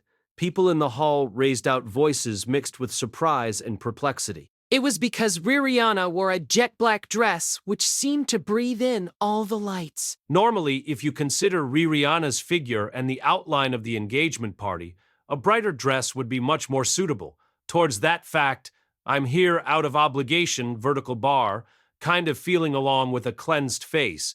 The jet black dress looked like a wall that Ririana had put on. Her partner, His Highness Baes as well, with a slightly sour expression as if having crushed a bug. No matter how you looked at it, this was not the scene of a happily married couple. For the time being, the hall started being filled with applause. It was a very delicate atmosphere. As is, those two went up to the platform. The chairman person allowed the party to progress even though it was puzzling. Looking at Ririana and Baes's states, even now Gaharudo was about to explode out laughing while greeting them. Music began to flow into the hall. It was time for the greeting circle to dance with Ririana and the others. Elegant music resounded in the hall which wiped out the delicate atmosphere. At the center of the hall, men who took out their flowers began to dance freely. Although it was completely mechanical, Baes and Ririana also danced. Mainly, Ririana's expression was due to the atmosphere. Even if Baes draws closer forcefully, a slight distance was noticed in regards to the melody. As it was, one piece of music finally finished, Ririana quickly advanced onto the next person in the greeting circle. Baes had an irritated expression, however. He needed to continue on with the greetings circle, in a state that seemed to subtly care about his groin. Actually, after just having woken up a few minutes ago, he did not have time to confront Ririana what had happened before the start of the party, and no one else knew. For some unknown reason, his son was blocked out from reviving, the appearance of the person that revives. Feeling impatient and irritated of the situation, he could do nothing but follow Ririana, as no one else knew. HQ, this is Romeo. Suppression of Point P is complete. HQ, this is Tango. Suppression of Point R is complete. How do I say this? That not like Riri at all. Usually she'd hide her real intentions. Kaori muttered as she saw Ririana exchanging greetings indifferently without a smile. Those kinds of things are impossible, huh? The princess must also have a lot of things to think about. Many things? Yue and them became puzzled at Hajime's words. Nagumo-kun, did something happen to Riri? Oi, Yagashi! What do you mean by that? Come on! Shizuku was in a wine-red long dress and looked at Hajime suspiciously. Because Riri's showing that kind of attitude in a public place. If something insane happened then, it's roughly Nagumo-kun's fault, right? That's been the rule for all the times up till now. In fact, you seem like you know something. Key, that's hard to refute, but this time I've really done nothing. Just that. As I was passing by, I helped out the princess who was about to be raped by the crowned prince. Right, Riri was being wrecked? What was that? Wait a second, Hajime-kun. Just now, what did you? Led by Shizuku and Kaori, everyone turns a surprised look towards Hajime. Since the dance started, a lot of troublesome men have come to ask Yue and them for a dance. Although Yue and them had no intentions of dancing with any other man other than Hajime. Presently, they've all been driven away by Hajime's pressure, so only Yue and them as well as Shizuku was around. Kuki was forcibly taken out by the ladies and was dancing desperately as he wasn't accustomed to it, while Ryutaro was single-mindedly eating. Suzu was dancing with a dandy old man in a hoi vertical bar kind of feeling. Therefore, the only people who heard about Rihanna almost being raped by Bias was Yue and them. Unexpectedly, Kaori and Shizuku demanded with lots of momentum for an explanation from Hajime. Attention started to gather around. Ah, yes, that's why, Yue. Do you want to dance once?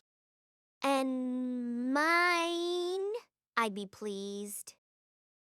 Wait a second, Nagumo-kun. Don't run away just because it's become troublesome. Explain it properly to us.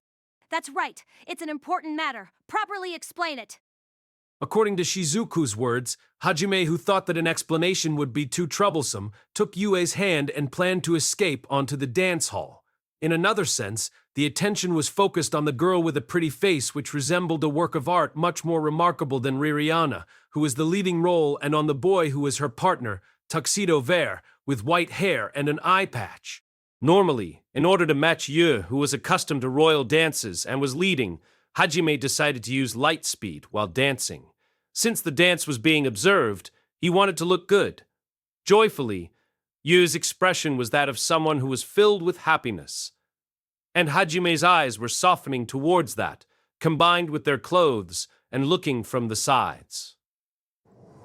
It was completely an engagement party for those two. Awkward. They used Hajime and Yue's atmosphere to begin playing joyfully. By now, the leading role in the hall is Hajime and Yue. Everyone paid attention to the two that were dancing round and round happily. Towards such people, Ririana watched them with a smile. In there laid some color of envy as well. On one hand, there was a group of women yearning for Hajime, and more may appear in the future. Ririana temporarily pushed the events that just happened into the corner of her head. Who's next? It became a battle for the second person. The performance would be ending soon. Grand applause was presented towards the two people who were kissing with each other lightly, as the aristocrats of the empire were watching with smiles. In their eyes, pure feelings of admiration and praise were seen. The daughters of the noblemen as well. Vertical bar, ho you vertical bar. Absent-mindedly leaked out hot sighs.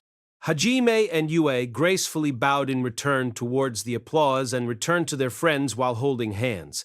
Apparently, Teo won the competition and gets the next dance. She looked towards Hajime with eyes of expectation. However, Teo's expectation was easily betrayed.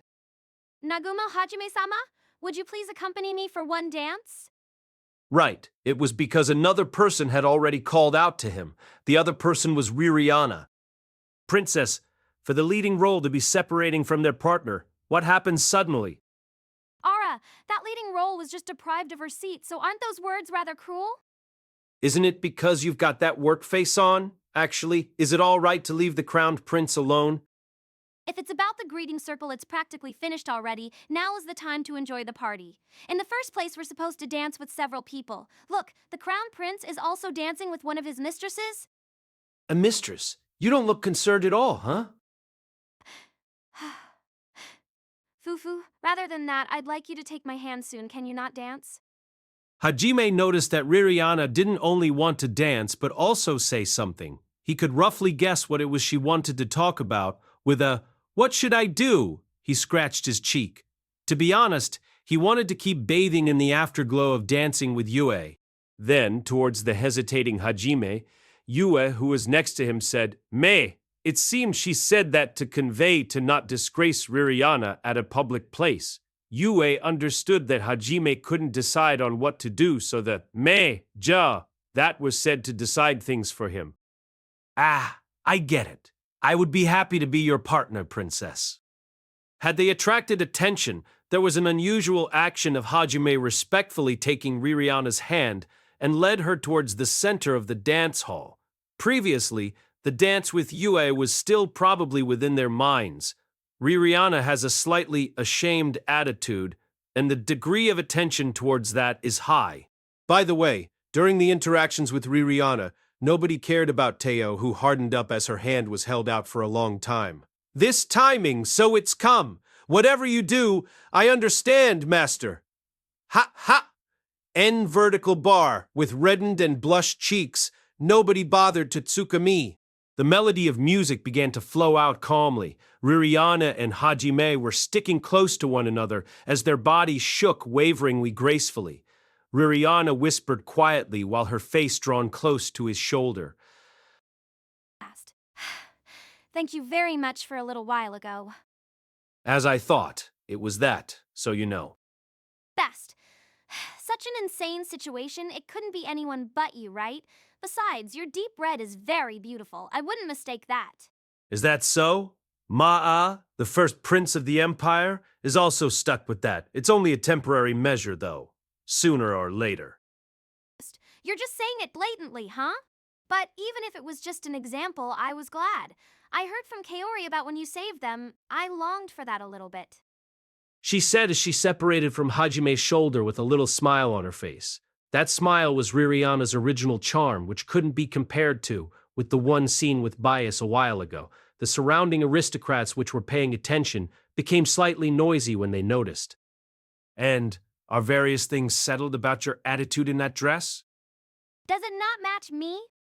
"It suits you. But, as expected, that pink dress would have suited you more. Did you plan on insinuating, hint that something bad had happened, them to reveal the truth?" Yes, because this degree is enough for a husband who assaults his wife. More so, as expected, you saw everything through that spider, huh? My improper appearance, eh? I'm not fit to be a bride anymore. Yo-yo, then towards Ririana, who buried her face onto Hajime's shoulder again while pretending to break down. "What are you talking about?" Hajime looked at her with a ridiculous expression. Despite saying it in a low voice, "Don't say such seldom remarks in such a place. Or rather, haven't you been making too much contact since a while ago?" The crowned prince has quite the incredible expression. It's fine, isn't it? Once this night ends, I'll be the crown princess. Just for now, allow me to be just a girl. Also, I'll be assaulted one day. Can't you succumb to the selfishness of a pitiful, bullied princess for a little while? Being assaulted, it's not set that you'll be bullied. It's already a fact. There, Ririana, while hiding her expression by clinging onto Hajime tightly, suddenly muttered something as if on accident. If I said help, what would you do? Ririana herself didn't plan on hearing about these things. It was necessary to put a conclusion to the matrimonial relationship between the prince of the empire for the future. Both countries took damage from the surprise attacks from the demons that the Majinzoku brought. It was necessary to show strength of unity as humans to stabilize things now that the head church temple had disappeared. As someone from the royal family, she should take on that role. For example, even if a painful marriage life filled with the loss of her dignity awaits her. But still asking Hajime of such things, her voice trembled with fear from the bottom of her heart. In the case of the help that she was expecting for doesn't come, having seen Yue look so happy while being embraced by Hajime, she thought that surely Hajime would say, "I refuse," and she steeled herself for that possibility. It was because she thought that it would be fine for her to be selfish for this one time. But Hajime's answer was completely off from what she expected. "Ma, before I accompany you, you'll be saved regardless? In this case, the empire may be ending tonight. At the very least, the crown prince would be hopeless." Yes. Oh, this is... Victor, suppression of point S is complete. Ho! This is X-ray. Suppression of point Y is complete. towards Ririana, who instinctively looks up. Hajime's mouth lifts up into a grin. His expression was seen, and a bad feeling surged into Ririana's mind. There wasn't a touching atmosphere like a while ago. Ririana felt her cheeks cramping up. Hajime quietly drew his mouth close to Ririana's ear. And also, I'll make it so that you can understand easier. I'm insensitive, so I might end up doing something carelessly. Ririana's body shook with a shock. Though there was the breath and voice coming down onto her ear, it's because she understood what Hajime was implying. In other words, I'll help you. Ririana's heart was shaken intensely. The princess within Ririana began to shout. This marriage is an obligation that should be fulfilled. That's why I wanted you to cast away that girl who held on to those dreams in one strike. Then... Why? In another sense, acting upon cruel treatment, or perhaps it was due to her joy that her eyes moistened up towards Hajime. Hajime acted as if it was nothing. In another sense, he replied without reading the atmosphere and gave the worst response possible. The princess is unfortunate to be feeling bad for those guys. Hajime said so and glanced over towards Kaori and them. In brief, their purpose was not exactly for Ririana's sake. Although Hajime said Ririana was unfortunate, he seemed to also imply, don't hurt my important people. Ririana guessed so and stared at Hajime. Isn't that too much of a lie, even if it's coming from you? Well, surely I'll fall. What are you going to do if it happens? For the time being, it's just necessary to think that the worst outcome that you've thought of won't be happening. As long as you're important friends of these fellows, that is. Nagumo-san's resolution doesn't shake, huh? Truly, I'm envious of Yue-san. Ririana watches Hajime with a hateful expression. Hajime was indifferent towards it and glanced right back. Then finally, the end of the music was coming up. Hajime looked unfazed. Ririana, who eventually gave up, breathed outwards and leaned her body onto Hajime. She decided to at least, momentarily, enjoy the dance for now. And while leaving a lingering sound, the music stopped. Ririana reluctantly parted her body away and for a while kept their hands held together, while quietly staring at Hajime. Thank you, vertical bar, she muttered, with a lovely smile just like a flower that was fully bloomed. It was simply the smile of a 14-year-old girl, a smile that was so pure that it didn't have any impurities. It pierced through all the hearts of the people who saw it. A sigh filled with heat could be heard somewhere, and after a while, a grand applause which didn't lose against Yue's dance from a while ago resounded. It appears that Ririana only danced with the other people simply because it was required. Hajime separated from her and returned alone, and the eyes of ladies greeted him. Hajime-kun's a woman killer. Hajime-san, when on earth did you... I can't let down my guard at all. No, oh, master. I got a little wet from the neglecting play. Is it all right for me to change my underwear? This has to do with those assault remarks from a while ago, right? You said something about helping out Riri during a dangerous time. Did you plan on dealing the finishing blows during the dance? Nii, what exactly did you whisper to her? To begin with, isn't Riri a married woman now? Do you understand? Nii, do you understand? Naguma-kun? Howawa, Nagumo-kun, finally you've obtained the Notori taking another person's lover attribute. You're too much of an adult. You've well exceeded Suzu's capacity. A number of perverted remarks were mixed in equally towards the female group that was bad-mouthing him and Ririana. What are you talking about, vertical bar? He said with an amazed expression. Hajime began talking. He helped out while he was passing by, then danced only because it was requested of him. Afterwards, because Kaori and them would be concerned, he only informed them the minimum amount about how he helped. There was no intentions of persuading them in any way, and if by chance, to the 100th millionth decimal, that Ririana fell in love with Hajime, Hajime himself gave off a like I care feeling. For now, just to be sure, he turned his gaze towards Yue to not misunderstand it. Yue understood and gripped onto Hajime's hand in assent, while nodding her head. As expected, Yue was different from them. His love for Yue knew no bounds and rose way beyond the universe. It must have been his imagination that her grip was stronger than usual. This is Zulu. Suppression of point Z is complete. No. Notify the entire force. This is HO. All arrangements have been completed. Start the countdown. Shaya's expression stiffened up a little as she heard the communication. Kaori had a slightly tensed expression as well. Shizuku and them who were not given the telepathy stone, improved verbs, only looked at the two with suspicious expressions. Moreover, Gaharudo often went up onto the platform on a daily basis and kept glancing towards Hajime and them. This time it appears that he was going to give out a speech and a toast in celebration. Now then, first of all, let me express our gratitude for having joined us on this party, which serves as a celebration for Princess Ririana visiting our country as well as being engaged with my son. There were many various surprises, and it indeed became an interesting event. Then Gaharudo turned a meaningful glance towards Hajime. Hajime was pretending to not know. Gaharudo's expression seems to convey that it's become even more interesting. At the same time, a resolute voice was heard from Hajime's telepathy stone. To all troops, this is Alpha 1. From this point on, we will put an end to this persecution we've suffered through for hundreds of years. We will carve our names into the history of this world. Our name will be used as the pronunciation of fear. This place is the intersection of fate. Will we fall into hell or advance towards the future? Everything depends on this one battle. There's no need to hold back. Saha, we'll show them just how weak our claws and fangs are. Boss, for leading us into this battle, we deeply appreciate it. Hajime and them heard the Usagen Inzoku's countdown, which concerned their fates. The aristocrats of the empire doesn't suspect a thing.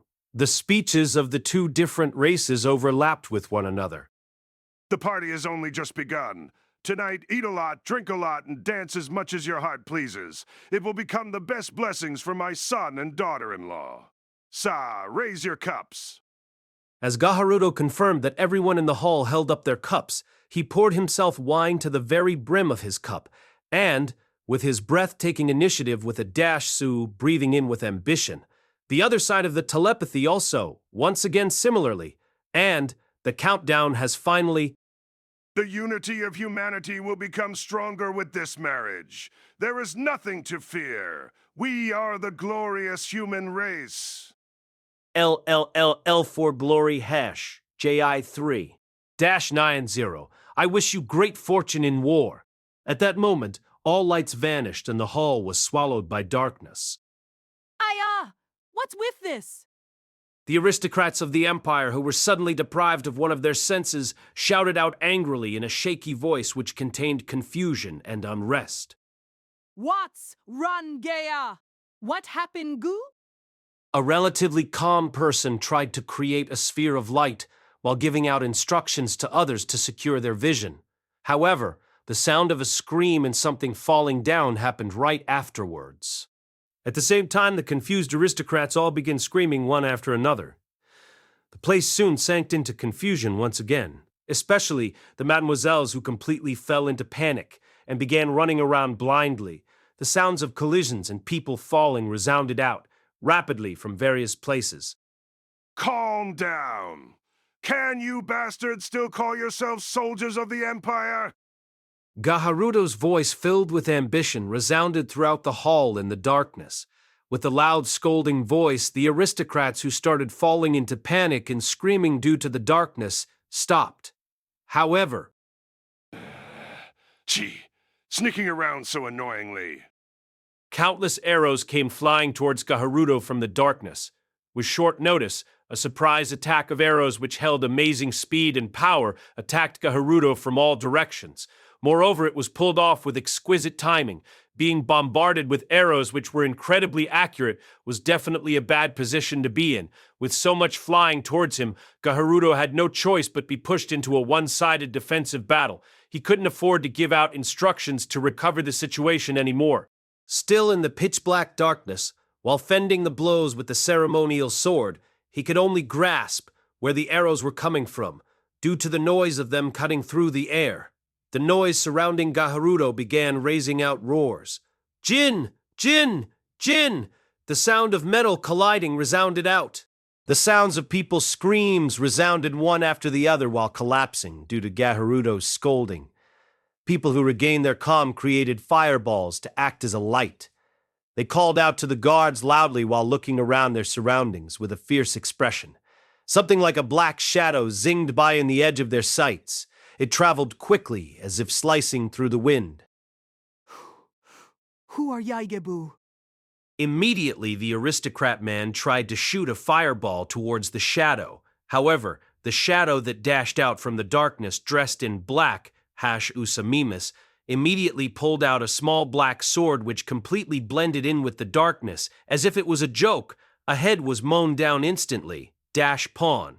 The head flew through the air and rolled around on the ground with the vivid sounds. The head had a blank face. It seems he didn't notice that he was no longer connected with his body. Before anyone noticed, all fireballs which were illuminating the surroundings had disappeared, and the only color left was the darkness. The aristocrats and mademoiselles gathered towards the people who created fireballs. Like moths being provoked by the light, they managed to catch a glimpse of the shadow's Usamimas immediately before the fireball was extinguished. Then the spectacle of the person's head flying through the air was witnessed immediately afterwards. Then once again, their waists gave out against the assailant, who disappeared under the cover of the darkness. Hi. Monster! I don't want to die. Someone. Anyone! Most of the people unable to stand up were the mademoiselle and civil officers, quite a few of the military officers as well, too. Their minds couldn't endure the darkness which was equivalent to the death god's sickle and the assailant's existence which appeared right in front of their eyes. As such, without exception, without being able to do anything, and while doing nothing, the tendons in their hands and feet were cut by the person dressed in black soundlessly. They fell, laying on the ground, writhing in pain. Although there were those pathetically miserable people, as a military nation which adheres to the principles that abilities reign supreme, some couldn't permit themselves to continue wailing away in confusion forever. Veterans who survived countless battles, although they didn't have a sword like Gaharudo, relied on their daggers, which they kept in their breast pocket for self-defense. They united with their companions and began creating a battle formation. While back-to-back with one another, the magicians were placed in the center. It was splendid cooperation. The people who were relatively nearby to Gaharudo immediately created a battle formation to defend his back. The range that Gaharudo had to consider was immediately decreased by half. Now the attacks were no longer a problem. Gaharudo began chanting while knocking down dozens of arrows to the side. A bit less than 10 fireballs were produced in an instant and shot out at surprising speeds. They spread out throughout the hall and began to brighten up the darkness. Begin the counterattack. Though it was Gaharudo yelling out threateningly, immediately afterwards, a lump of metal rolled around in front of him. What? Is this? The man who serves as Gaharudo's aide moved in closer to check out the object's purpose with suspicion. It wasn't only him, though. Others who secured their light source at different areas were the same. Gaharudo had a severely unpleasant premonition. He immediately yelled out in a controlling voice, "Stop! Don't get close!" Although the aide, who heard Gaharudo's words reflectively, tried to leap back, but that action was meaningless, judging by the effects of the lump of metal. That was proven in the next instant. All of a sudden, just when you thought the lump of metal popped, intense light surged out, and an immense sound indiscriminately violated the surroundings. Gua? Goo! What is? The moment the light bursted out, Gaharudo shut his eyes and covered his face with his arms. He wasn't able to completely block out the surprise attack. Although his eyes were shut tight, he still couldn't see temporarily. He also lost his hearing due to the severe ringing in his ears as well. And the Haria assailants couldn't overlook this golden opportunity. The Harias dressed in black rushed forwards with exquisite timing and immediately came within the target's bosom while they killed off their presence. Then with one spark from the small jet-black sword, a second spark emitted again. With two of their senses taken away from them, the tendons in the officers' hands and feet were easily cut without any kind of resistance. The aides screamed in pain as they fell and laid on the ground. Immediately, their tongues were torn through by a knife. The purpose was to restrict them from chanting. Several people prostrated themselves in the same manner in various places, bleeding on the ground with the tendons in their hands and feet cut from their mouths. People who tried to fire off big magics were mercilessly beheaded. Meanwhile, Ginjin Jin, the The sound of metal clashing resounded out. Surprising it was Gaharudo who had lost his sight and hearing, he was able to slash back at the two Haruya tribe members who killed off their presence to the utmost limit. The two Haruya members which were attacking opened their eyes wide in surprise from this demonstration. Did he feel their unrest in that instant, taking advantage, and with fighting spirit, Gaharudo generated a shockwave by using Uwake legs. The two Haruya whose stance was broken instinctively let out a groan, and Gaharudo accurately sliced sideways towards the side of the two people, as if his eyes and ears weren't damaged at all. Scatter and disperse, wind wall! The two Haruya members were pushed aside by the sword's destructive power, as they were just barely able to receive the attack with their small swords. A terrific barrage of arrows were shot at Gaharudo, and, with the wall of wind, which only took 2 words to cast, all of the arrow's trajectory was easily averted. Shoot out! Flame bullet! The magic was once again duplicated. 10 flame bullets were produced which were stronger than the fireballs from before. It shot back towards the trajectory at which the arrows had originated from when in contact with the wind wall. They shuddered from the abnormal presence of Gaharudo, who shot out countless magic with power and speed. The Haruya who had hidden their presences slightly.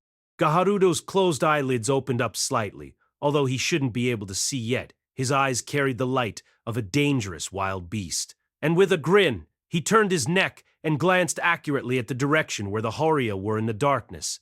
He had felt the presence that leaked out a while ago. Oh! Burst out flame bullet! While turning his back against the flame bullets he shot out, Gaharudo rushed straight towards the Haruya in the darkness and chanted once again. Immediately, the flame bullet in the back flew towards the ceiling of the party hall and exploded loudly with a roar. The Haruya who were on the ceiling providing support with their crossbows quickly withdrew to evade the flame bullet, but because the flame bullet exploded, it wasn't possible to completely dodge it due to the heat wave generated that scattered widely. At the very least, the places which were used as scaffolding were collapsing down. In the little time before they managed to reach the next sniping point, support cover has completely ceased. Dancing wind! Carry out my will, sound of wind! Gaharudo casted his next magic in that time frame, supplementary magic Sound of Wind, from the wind system. It interferes with the surrounding air and amplifies sound. It's a magic that allows small sounds in the distance to be heard. His hearing was amplified to mega volume. With the assist of this magic, he'll likely regain his hearing. Certainly, it could be said that this was the magic version of the skill presence perception when applied. Though I say that, the accuracy decreases because they're being perceived through hearing only. Concentration was required to make sense of what's heard, due to that it's an unsuitable magic to be used during the proximity of battle. This was a basic magic that scouts and secret agents used for information gathering.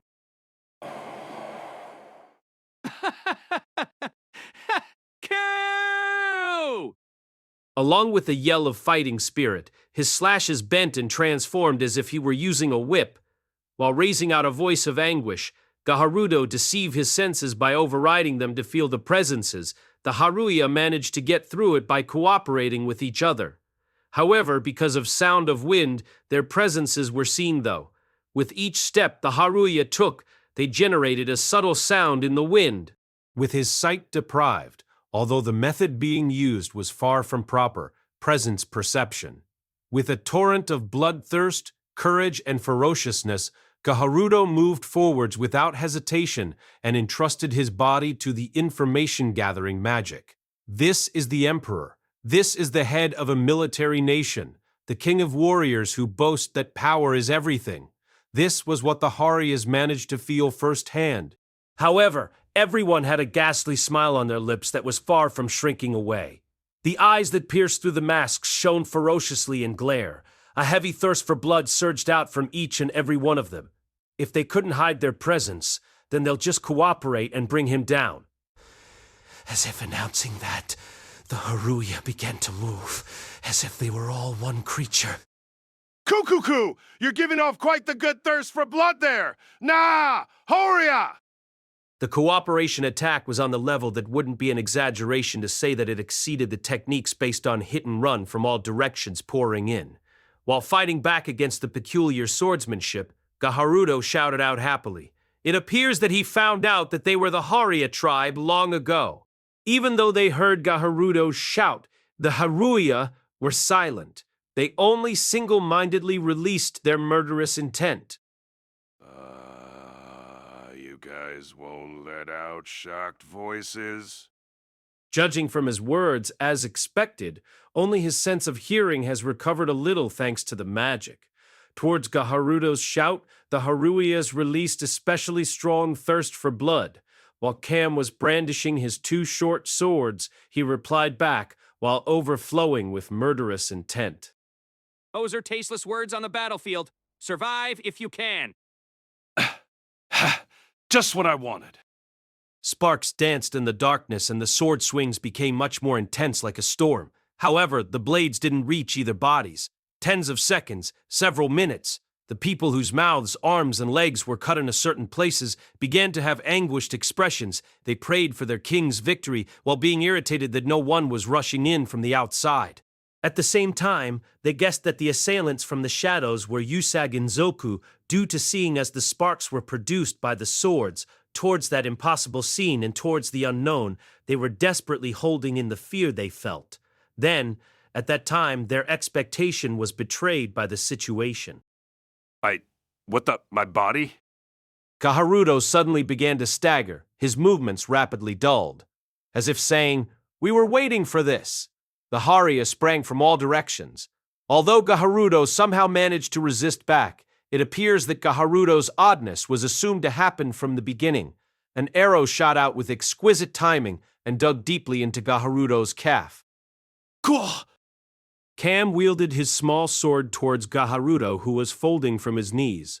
While blocking Gaharudo's sword with one short sword, the other was used to cut through the tendon in his arm. His sword finally dropped to the ground. Although Gaharudo tried to move instantly with magic, two of the Haruyas blocked his way at that exact moment and wielded their small swords in confirmation of the battle still going on. They destroyed and blew away the magic formation and the artifact that was being concealed. At the same time, the remaining arm and legs tendons were cut. Severe pain was gushing out, however. Gaharudo didn't scream out. His body began to incline slowly against his will, and dash dosha. It was the sound of his body falling prone on the ground. The party hall fell silent, and no words were emitted. Though a few were physically unable to say anything due to their mouths being forced shut, surely, even if they could open their mouths, none of them would have been able to actually say anything. The emperor of the Holshire Empire was defeated. Even if their view was shut by darkness, they could tell. Towards that fact, the shock was so huge, it erased everything else from their minds. One of the Haruya tribe members approached Gaharudo, who was still laying on the ground, and for now gave him medicine to recover his sight and hearing. This was done in order to negotiate about the future. A monster's paralysis poisoning was scattered here so that you'd stay in place. Emmett, were you aiming for that from the beginning? Gaharudo was removed of all magic formations and artifacts that were inscribed onto his clothing.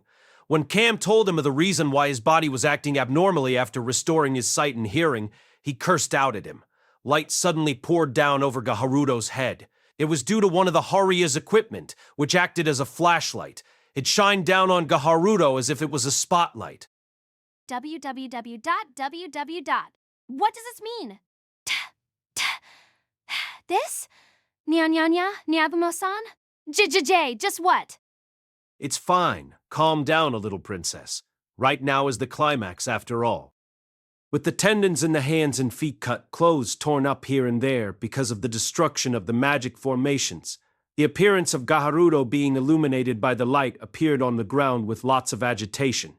Ririana's mouth closed and opened while shakingly asking Hajime questions who she assumed was the reason for such an event. During the attack, although Ririana was besides the crowned prince Bias, Hajime instantaneously retrieved her and returned to his original position. During the Haruya's strategy execution, Hajime and them all gathered in the corner of the hall so that they don't become obstructive. Kuki was frowning grandly as he noticed that many aristocrats were dead. Suzu, Shizuku, and Ryutaro fell silent with a difficult expression.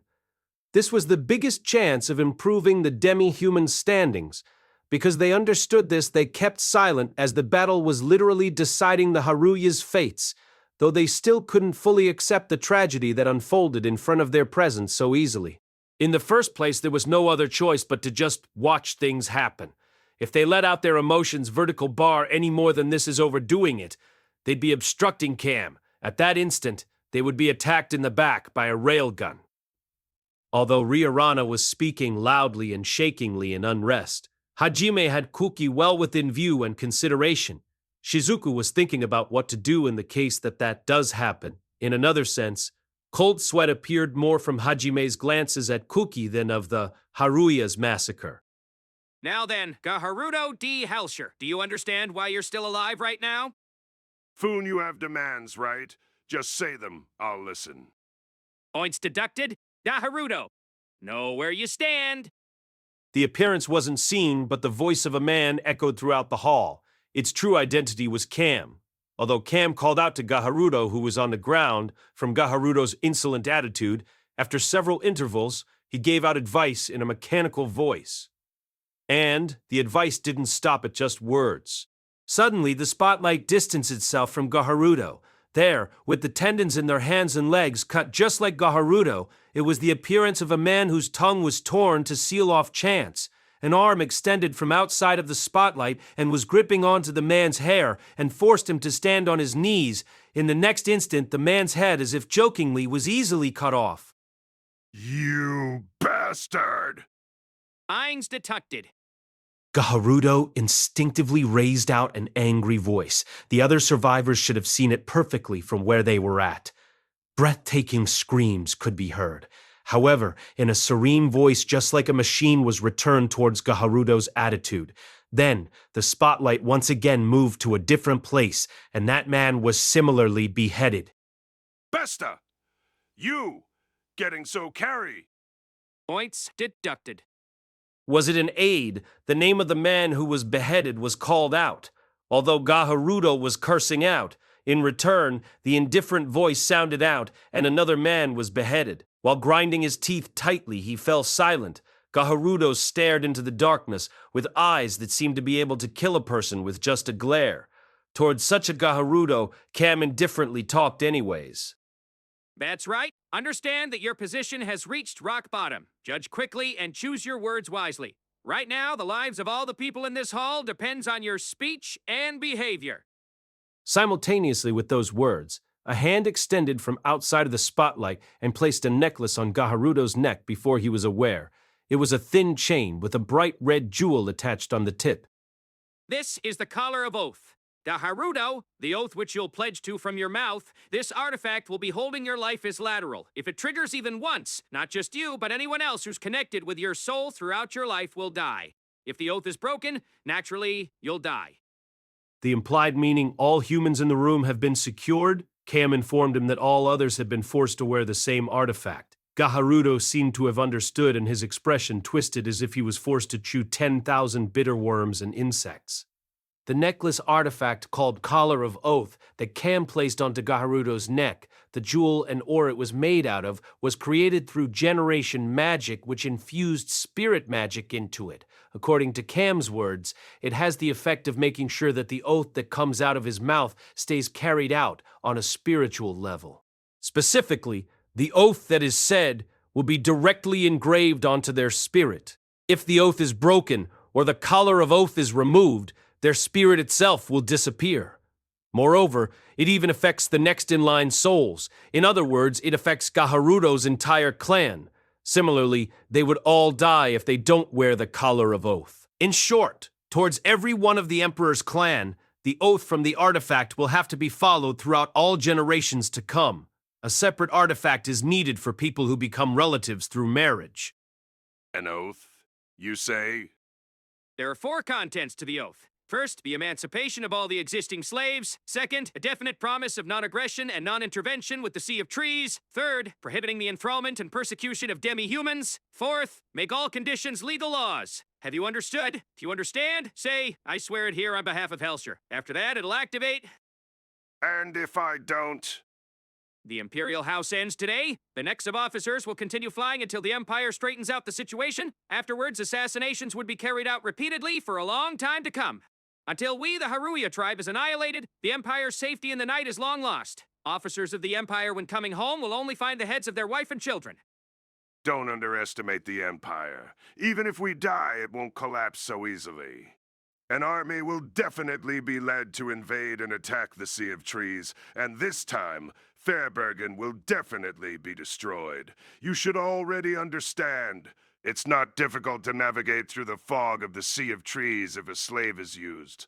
Although combat is harder, it can easily be done through numbers. There are no problems through smashing the Sea of Trees from the edge inwards. Up until now, the reason why we haven't crushed Fairbergen. Because it would be impossible to harvest if you crush the field, right? So you do understand. Right now, you'll still be in time. For example, even if you borrowed that guy's power, the skills to bring down the Imperial Castle in such short time, and that last battle as expected, losing you guys would be regrettable. If you guys don't want to be slaves, then I will give you preferential treatment to be under my direct command as my personal troops. Out of the question. You do not deserve our trust based on your behavior of demi-humans thus far. That's why I'll have you pledge to the oath. Then it's war, huh? I will definitely not pledge to the oath.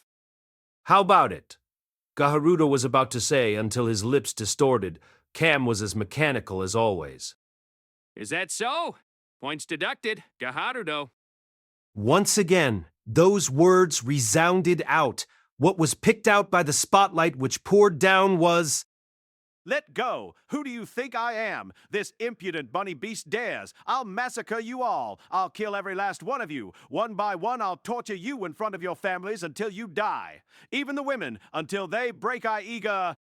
It was Crown Prince Bias. The sounds of the Crown Prince's shout could be heard throughout the place.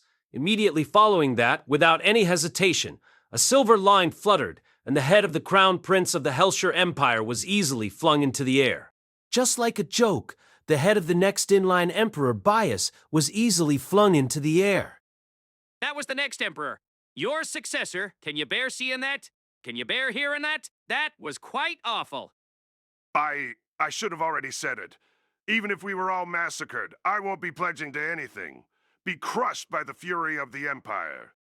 To have that kind of attitude even after your son's been killed? To begin with, he's probably never been loved by you. After all, the position of Emperor is decided through ability. That's why it's not unusual for relatives to try and murder one another.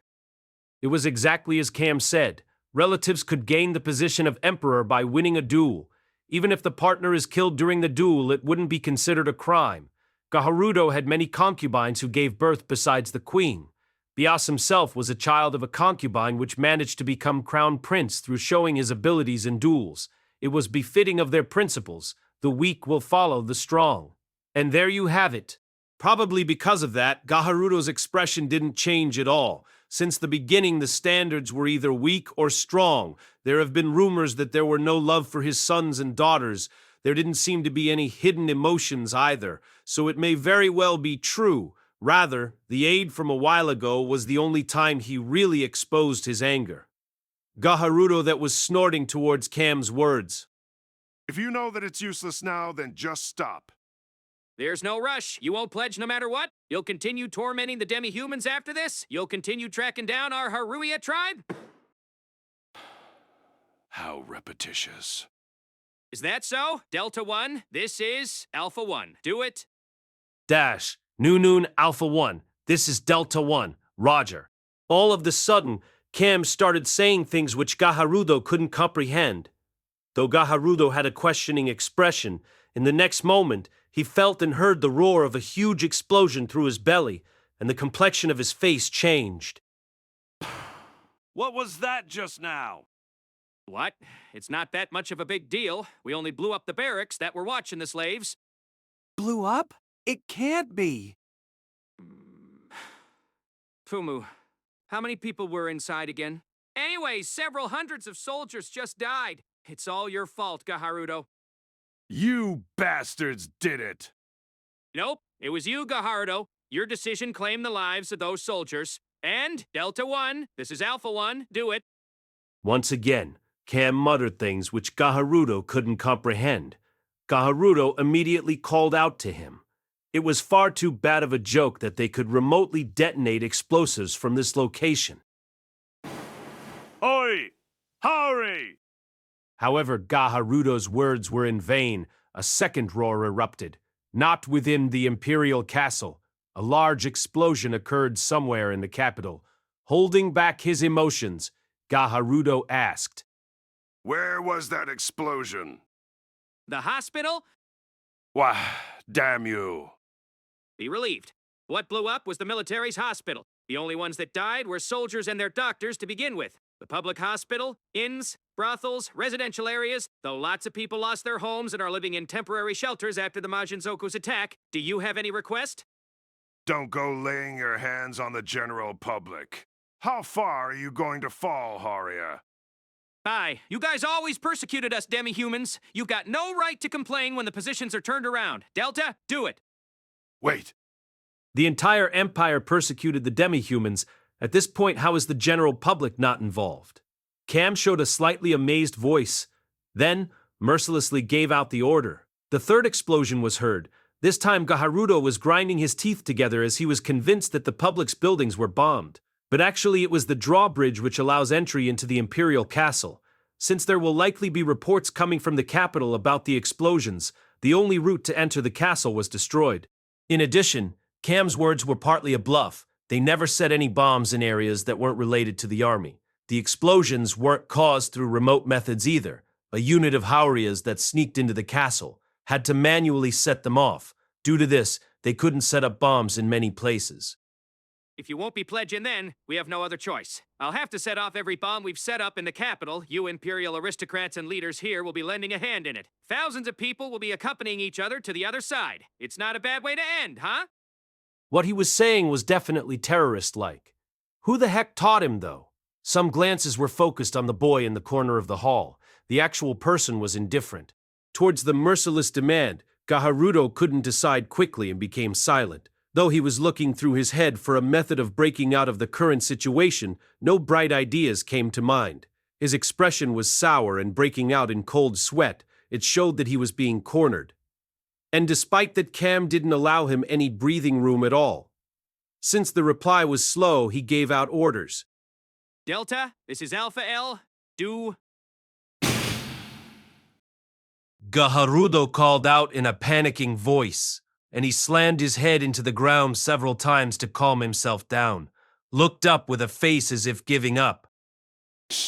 Damn it all! I get it! It's my defeat! I'll accept your demands! That's why I stopped taking lives indiscriminately through explosions. That's excellent. Then pledge to the oath. Even though the demands were accepted, Cam replied indifferently. Gaharudo could only show a bitter smile, and while relaxing his shoulders, he talked to the remaining survivors within the hall. Damn. I'm sorry, you guys. I was done in this time. In the Empire, strength is everything. These Usagini-zoku, the Hara, showed it through bringing down the Imperial Castle, holding the lives of people. Hence, as the representative of Halshir, all demi-human slaves shall be freed. We shall never interfere with the Sea of Trees. Now, at this time, the persecution and enslavement of demi-humans is now prohibited. Those who break these vows shall be severely punished by the Empire. They shall also be enacted as new laws in the Empire. If you guys have complaints, come to my place. If you can beat me, you can do whatever you want afterwards. If you wanted to treat demi-humans as slaves like always, exterminate all who hold Hoshir's blood, I'll take you on, he declared. He really was a man who adhered to the principles that abilities reigned supreme. Of course, this judgment does no harm to the Empire besides their loss of relations with the demi-humans, as expected. Losing in a direct battle had quite a huge impact. Fumu, you finally answered correctly. Along with those words, spotlights showed down onto everyone in the Emperor's clan. The still young and oldest grandchildren, who should not have been at the hall, had a necklace with a bright red stone on their necks. If you don't want the Helcher blood to be exterminated, don't forget the oath. I know. The content of the oath will be made public tomorrow. At the very least, liberate all the slaves in the capital by the end of tomorrow. By tomorrow? Just how many slaves do you think there are in the Empire? Do it. You dirty bastard. I just have to do it right. I'll do it. Free the slaves and send them directly to the Sea of Trees. Ga Harudo! You must accompany them to Fair Bergen, and then repeat the oath in front of the elders. Alone? Wouldn't I normally be killed? We'll return you back safely. If you died, various problems would arise.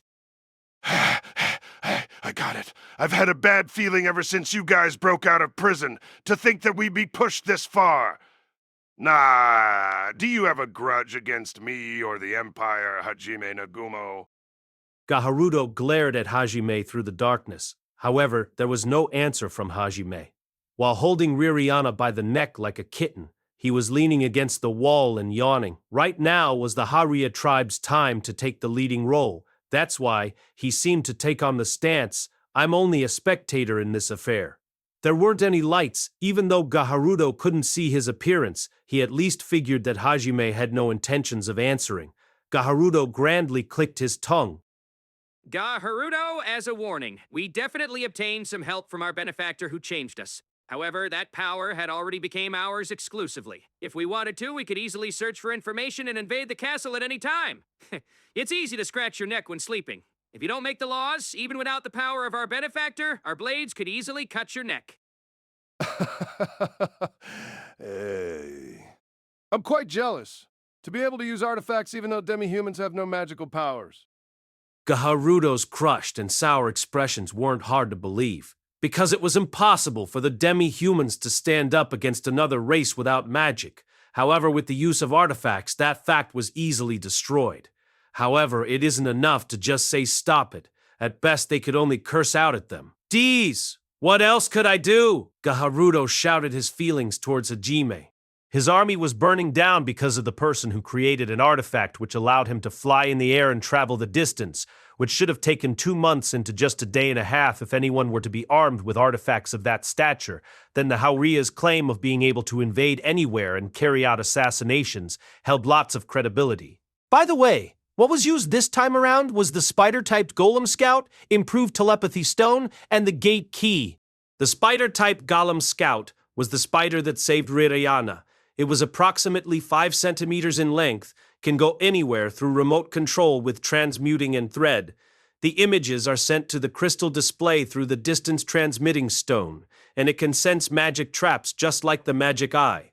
It also has paralysis and sleeping poison in its feet, even poison which makes it so that the little Sunny doesn't get up.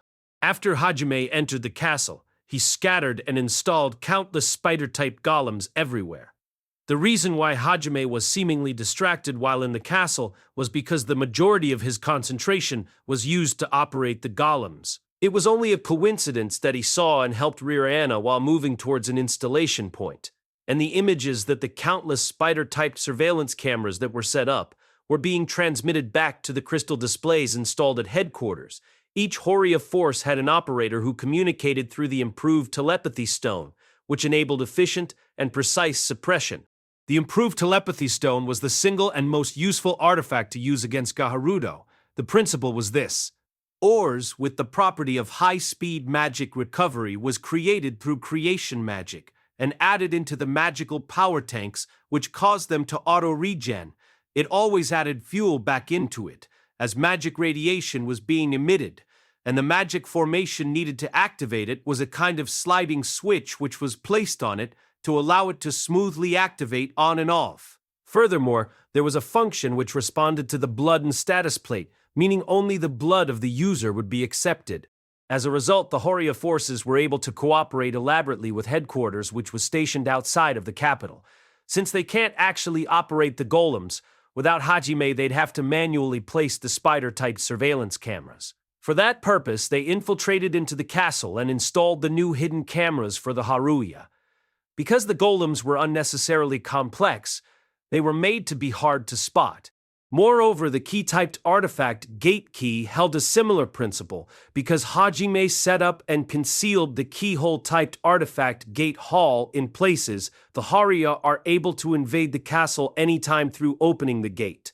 Really, from the Empire's view, what else could I do? J was definitely the right state. To begin with, the magic traps are difficult to disarm without being able to directly manipulate magical power. So the fact is, another invasion would probably never be as smooth as this.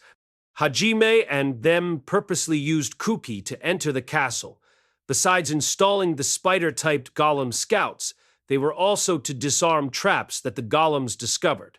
Hajime and Shia in particular, Yue and Shia had to use the presence-severing stone to easily hide their presence. Kaori also acted. The magic traps were disarmed without notice before the party began. For now, though, there were artifacts devised to disarm magic traps. Fairglass, a goggle-typed artifact which could detect magic traps, was distributed to the Horia. However, this time they had no time for that. That's why, although they wouldn't be able to disarm the traps, they could evade them instead. Don't worry about it, Gaharuto. The artifacts only belong to the Haruya and no other demi-humans. Now that you've swore to the oath, it wouldn't do for us to get full of ourselves and attack the Empire. If that happens, we Haruya will wield our blades against the foolish people of Fairbergen. Towards those words, Gaharuto guessed that the Horia were independent from Fairbergen. However, they single-mindedly interfered in order to save their fellow demi-humans, although it was actually only for the Usagin Zoku. Is that so? I get the idea now. That's why... Release us already. An unreasonable request was made to be done by tomorrow. If I don't act now, I probably wouldn't be able to make it on time. That's good. We Horia will always be watching you guys. Don't even think about forgetting it in your dreams either. Towards those last words, the spotlights disappeared and silence surrounded the hall. At the same time that his presence perception informed him that the Haria were withdrawing, Hajime received a transmission. Dash Boss, this is Alpha 1. All troops have withdrawn. For all the help, we cannot thank you enough. Dash, it was for Shia's sake. Don't mind it. Besides, everything's not over yet. Stay cautious. Or rather, what's up ahead is the true battle. There's no guarantee that there wouldn't be an idiot who'll think eliminate the Emperor's clan. Dash, I'll take it to heart, boss. Since the beginning, we've been resolved and prepared to fight. This path is the path that the new Haria tribe has decided to walk down. Towards Cam's words filled with resolution and drive, Hajime's lips raised up, and he gave them a pure praise. Is that so? If you're resolute, then there's nothing else for it. To all Haria tribesmen, you were superb. Towards the boss who they loved, respected, and led them, all Hariazusa extended straight up. And after a beat passed by, in the next moment through the telepathy stone, a grand shout erupted. That was the cry of victory.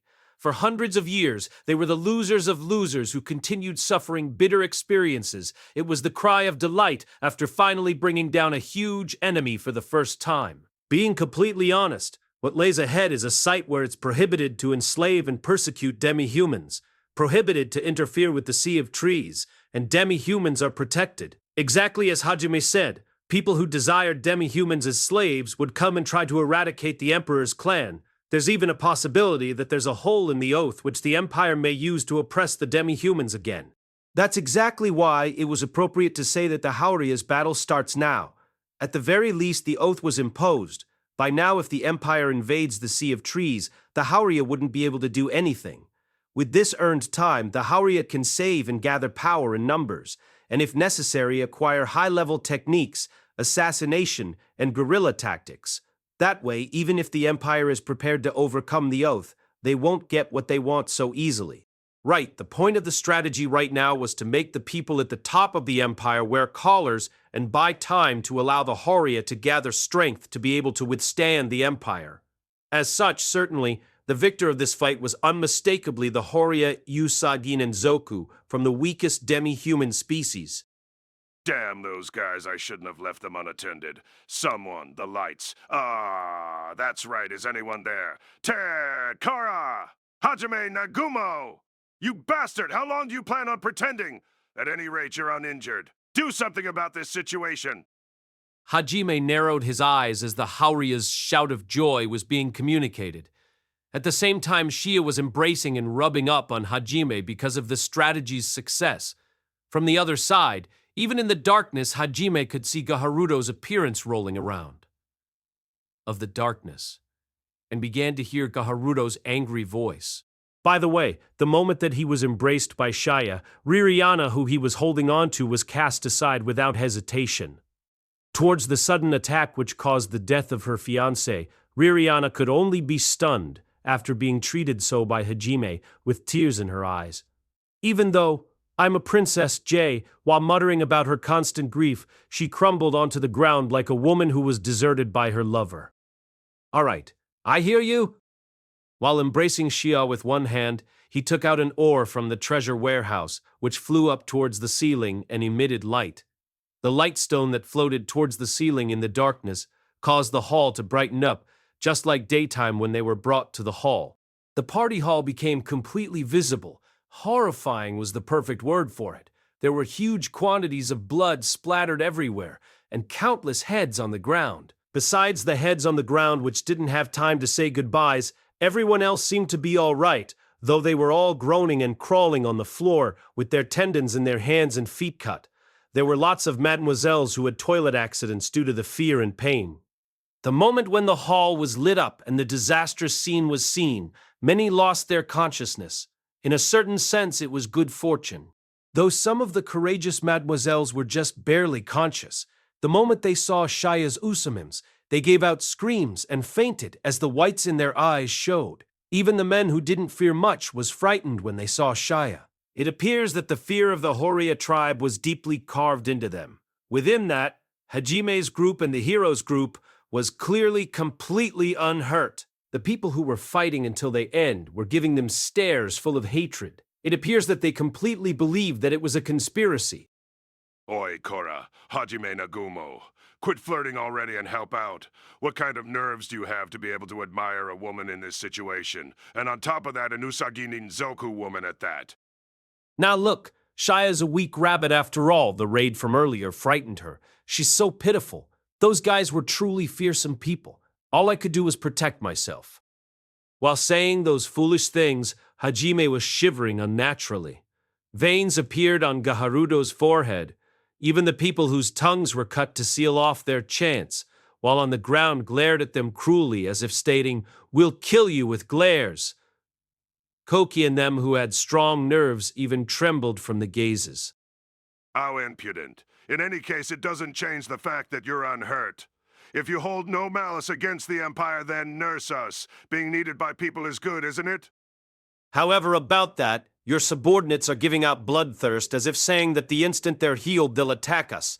In that case, is it all right if I just finish them off? There's no way that's all right. Oi, you guys! Don't ever lay your hands on that monster over there. Even if he's just a damn cheeky brat who's always being surrounded by great women and surely started a conspiracy with the Haruya tribe, don't you dare go waste your lives. The surviving subordinates' eyes distort due to their master's command for them to stay alive with regret. Hajime saw their eyes distorting. Look, even if I want to kill you guys, there's no one here stupid enough to willingly jump into a monster's jaws. I won't have it. If we don't get started soon, some people are going to bleed out. I'm begging you, Hajime Nagumo. I don't particularly mind if you guys won't be coming at me. I'm relying on you, Kaori. Leave it to me, sacred text. Without chanting, without magic formations, the wave of first-class recovery magic shined immediately after calling out the magic name and rippled throughout the entire party hall. With that, the wounded people were healed up instantly.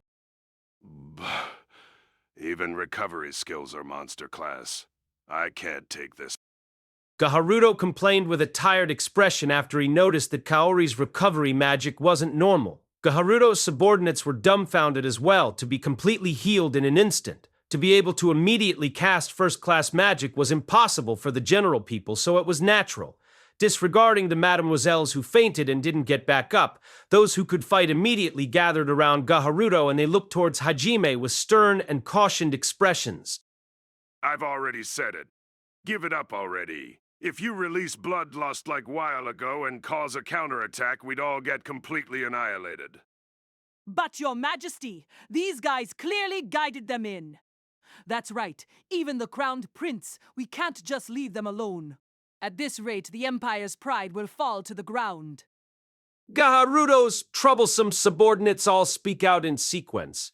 Even though they felt that Kaori's recovery magic wasn't normal, they had not witnessed Hajime's powers with their own eyes. Moreover, some of them previously saw Kuki and the Emperor's fight at the kingdom. Because of this, they alternately used it as reference. Above that, the damage that the Horia caused was massive. After all, they placed a curse on the present Emperor and his clan. Although that was largely the reason, it was also because the next interim Emperor was beheaded. They couldn't back down easily. Towards the subordinates' rage, Gaharudo sighed out while gaining drive. For them who groaned and staggered, Gaharudo's voice filled with dignity turned towards the people within the hall. Quit making so much noise. I believe I've already said, don't go dying pointlessly. Got it! That white-haired eye-patch-wearing fella was a true flesh and blood monster. Even if we brought out an entire army, he alone would annihilate it. That's who we're facing. They're strong. Don't even step on their shadows. I'm not saying we have to follow what that guy says, but as people who adhere to the principle that abilities reign supreme, at least have the ability to judge the opponent's strength. With an angry and shaking voice, the subordinates and even the aristocrats stiffen up. It goes the same for the Horia tribe. Those guys who should have had the weakest power came and challenged the entire empire. The reason why we were done in was because we were stupid and weak?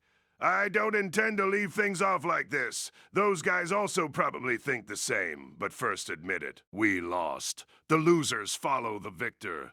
That is the Empire's rule. Even still, if you have a complaint, then let me hear it. Convince me through power. Make me follow you. Just like those guys did. Gaharudo's angry voice echoed throughout the party hall. Those who couldn't stand looked towards him. After the subordinates around Gaharudo hesitated slightly, they hung their heads down before him. Deep within themselves they knew the one who fought until the final moment was Gaharudo. Gaharudo's words, more than anything, was heavy. With this, its case closed. Towards Hajime's satisfied words, everyone turned to look at Hajime with hatred. Those gazes spoke more than words. That is, "You're one to talk, you god of plague."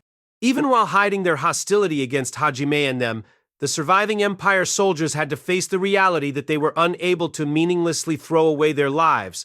Little by little, they regained their composure because of Gaharudo. Although the drawbridge was destroyed, Empire soldiers began to arrive at the castle, and the silent party hall began to become noisy once again. Control was quickly brought back from the confusing situation. Leaders of the survivors were gathered. Despite being in the middle of the night, they were holding an emergency meeting to adhere the oaths. Midway in, one of the leaders who wasn't at the party hall laughed at the foolish contents of the oath. That moment, the lights in the conference room instantaneously died out. When the lights came back on, the horror of a subordinate's head laying on the table appeared. It was the subordinate of the man who was opposing them. The man could do nothing but nod away while turning pale. The other leaders were reminded of the party and began to tremble. The later talks seemed to have been settled quickly. While compiling damage reports from every place, the laws for the demi-humans were rapidly made, the draft prepared by the Horia. At this point, Gaharudo found out that the Horia had not laid their hands on the general public. However, from the fact that none of the general facilities were reported to have been destroyed through explosions, he received a message that it was possible to blow them up at any time and began to worry substantially because of all the possible bombs planted in their facilities. And within the middle of the night, soldiers were woken up because of the explosions. Their individually owned slaves were guided to the countless temporarily raised tents on the open plot of land from the previous demon turmoil. They immediately began to retrieve the slaves in the next building where slaves were being held. Naturally, fierce resistance was bound to happen. Just when they were woken up in the middle of night, the owned slaves were being forcefully seized. In particular, the Slave Association was showing symptoms of becoming bankrupted. Financial compensation was promised to be given at a later time. Even though it was a royal command by the emperor, they weren't able to easily consent to it. Nevertheless, it was a direct order from the country. They had no choice but to compromise. Stretching time in between then and now, there were many who folded and whined. Roughly all of those people were found beheaded in the morning. And when the afternoon of the next day came to pass, an abnormal situation with demi-humans gathered in one place in the capital caused citizens to gather, and the announcement from the empire was announced about the consent of the oath and the additional laws that were established. Towards the bluntly reported announcement, the citizens became dumbfounded. That was to be expected. Their familiar and convenient tools were suddenly taken away from them. Moreover, it was forbidden to capture them in the future. The situation was honestly one where they couldn't comprehend. Eventually, the obvious and natural complaints began to flow out, and it quickly became a large and strong opposition. It was about to become a riot. The Empire soldiers began defending the demi-human slaves from the people in cold sweat, but it became quiet after the announcement made with exquisite timing. All actions towards demi-humans was because an oracle from Eto-sama. Furthermore, with the appearance of Kaori, who fluttered her silver wings and was shining as she descended down from the sky, Koki showed the light and appearance of his sacred sword. As a result, the announcement held credibility towards the divine appearance being produced by Hajime's artifacts. The citizens all got down on one knee and prayed. Actually, Kaori was trying hard not to run away as she was blushing in shame. If Kaori felt like it, the silver feathers that were being worshipped by the citizens, thank you, could easily be turned into weapons that decomposed everything. Garudo, who was at wit's end on how to explain the laws and emancipation of slaves, was simply proposed. Wouldn't it be all right if we just use Eto? Hajime, who was in high spirits, was chuckling to himself about how amusing it was that the citizens were so serious. Everyone could surely faint peacefully together. Obtaining and holding on to God's apostles' feathers, reluctantly, the slave owners backed down as there was also compensation from the country, and the majority of citizens were cheerful. In front of their eyes, several thousands of slave shackles were being removed by the soldiers, one after the other. The demi-humans seemed to have been stunned, but accepted it with silence. Being completely honest, they weren't sure about what was happening at the moment. Even if they understood, they likely wouldn't be able to believe it. Before long, with some time, the slaves' shackles were all removed, and Kuki, who showed natural charisma, led the demi-humans outside of the capital. Along with him was also obviously Gaharudo, as well as Hajime and them. You guys are free! Return to your homes! The demi-humans were stunned as they left the capital, amplifying her voice with physical reinforcement. Shia shouted out. They finally seemed to realize that they were liberated, and they all shouted out in joy all at once, which caused the ground to shake. Under the cheerful blue sky, while at the Empire's outer walls, several thousands of demi-humans headed towards home. Towards the impossible illusion, tears were falling down, and demi-humans were joyfully patting each other's shoulders. Within those, there were many who received cruel physical and mental wounds as well, but they were healed through reproduction magic and spirit magic. Because even you couldn't accurately erase their memories en masse, she compromised that it was necessary for them to be surrounded by family and friends in the long term. There were also many demi-humans that were transported to many different towns. Hajime and them couldn't be responsible to heal them. They as well, after returning to the Sea of Trees, have no choice but to allow their minds to be supported by the people around them. Even still, they'll be able to once again live in their hometown. They can meet their important people that they were separated from. Once again, it was surely suitable to call this event a miracle. Hajime, who was looking at the demi-humans shouting in joy, began thinking about his family in Japan. Someday I too will, he muttered inside himself, and quietly clenched Yue's hand, who snuggled up closely. The cute lover was as if saying, "It's all right," gently returned strength into Hajime's hand.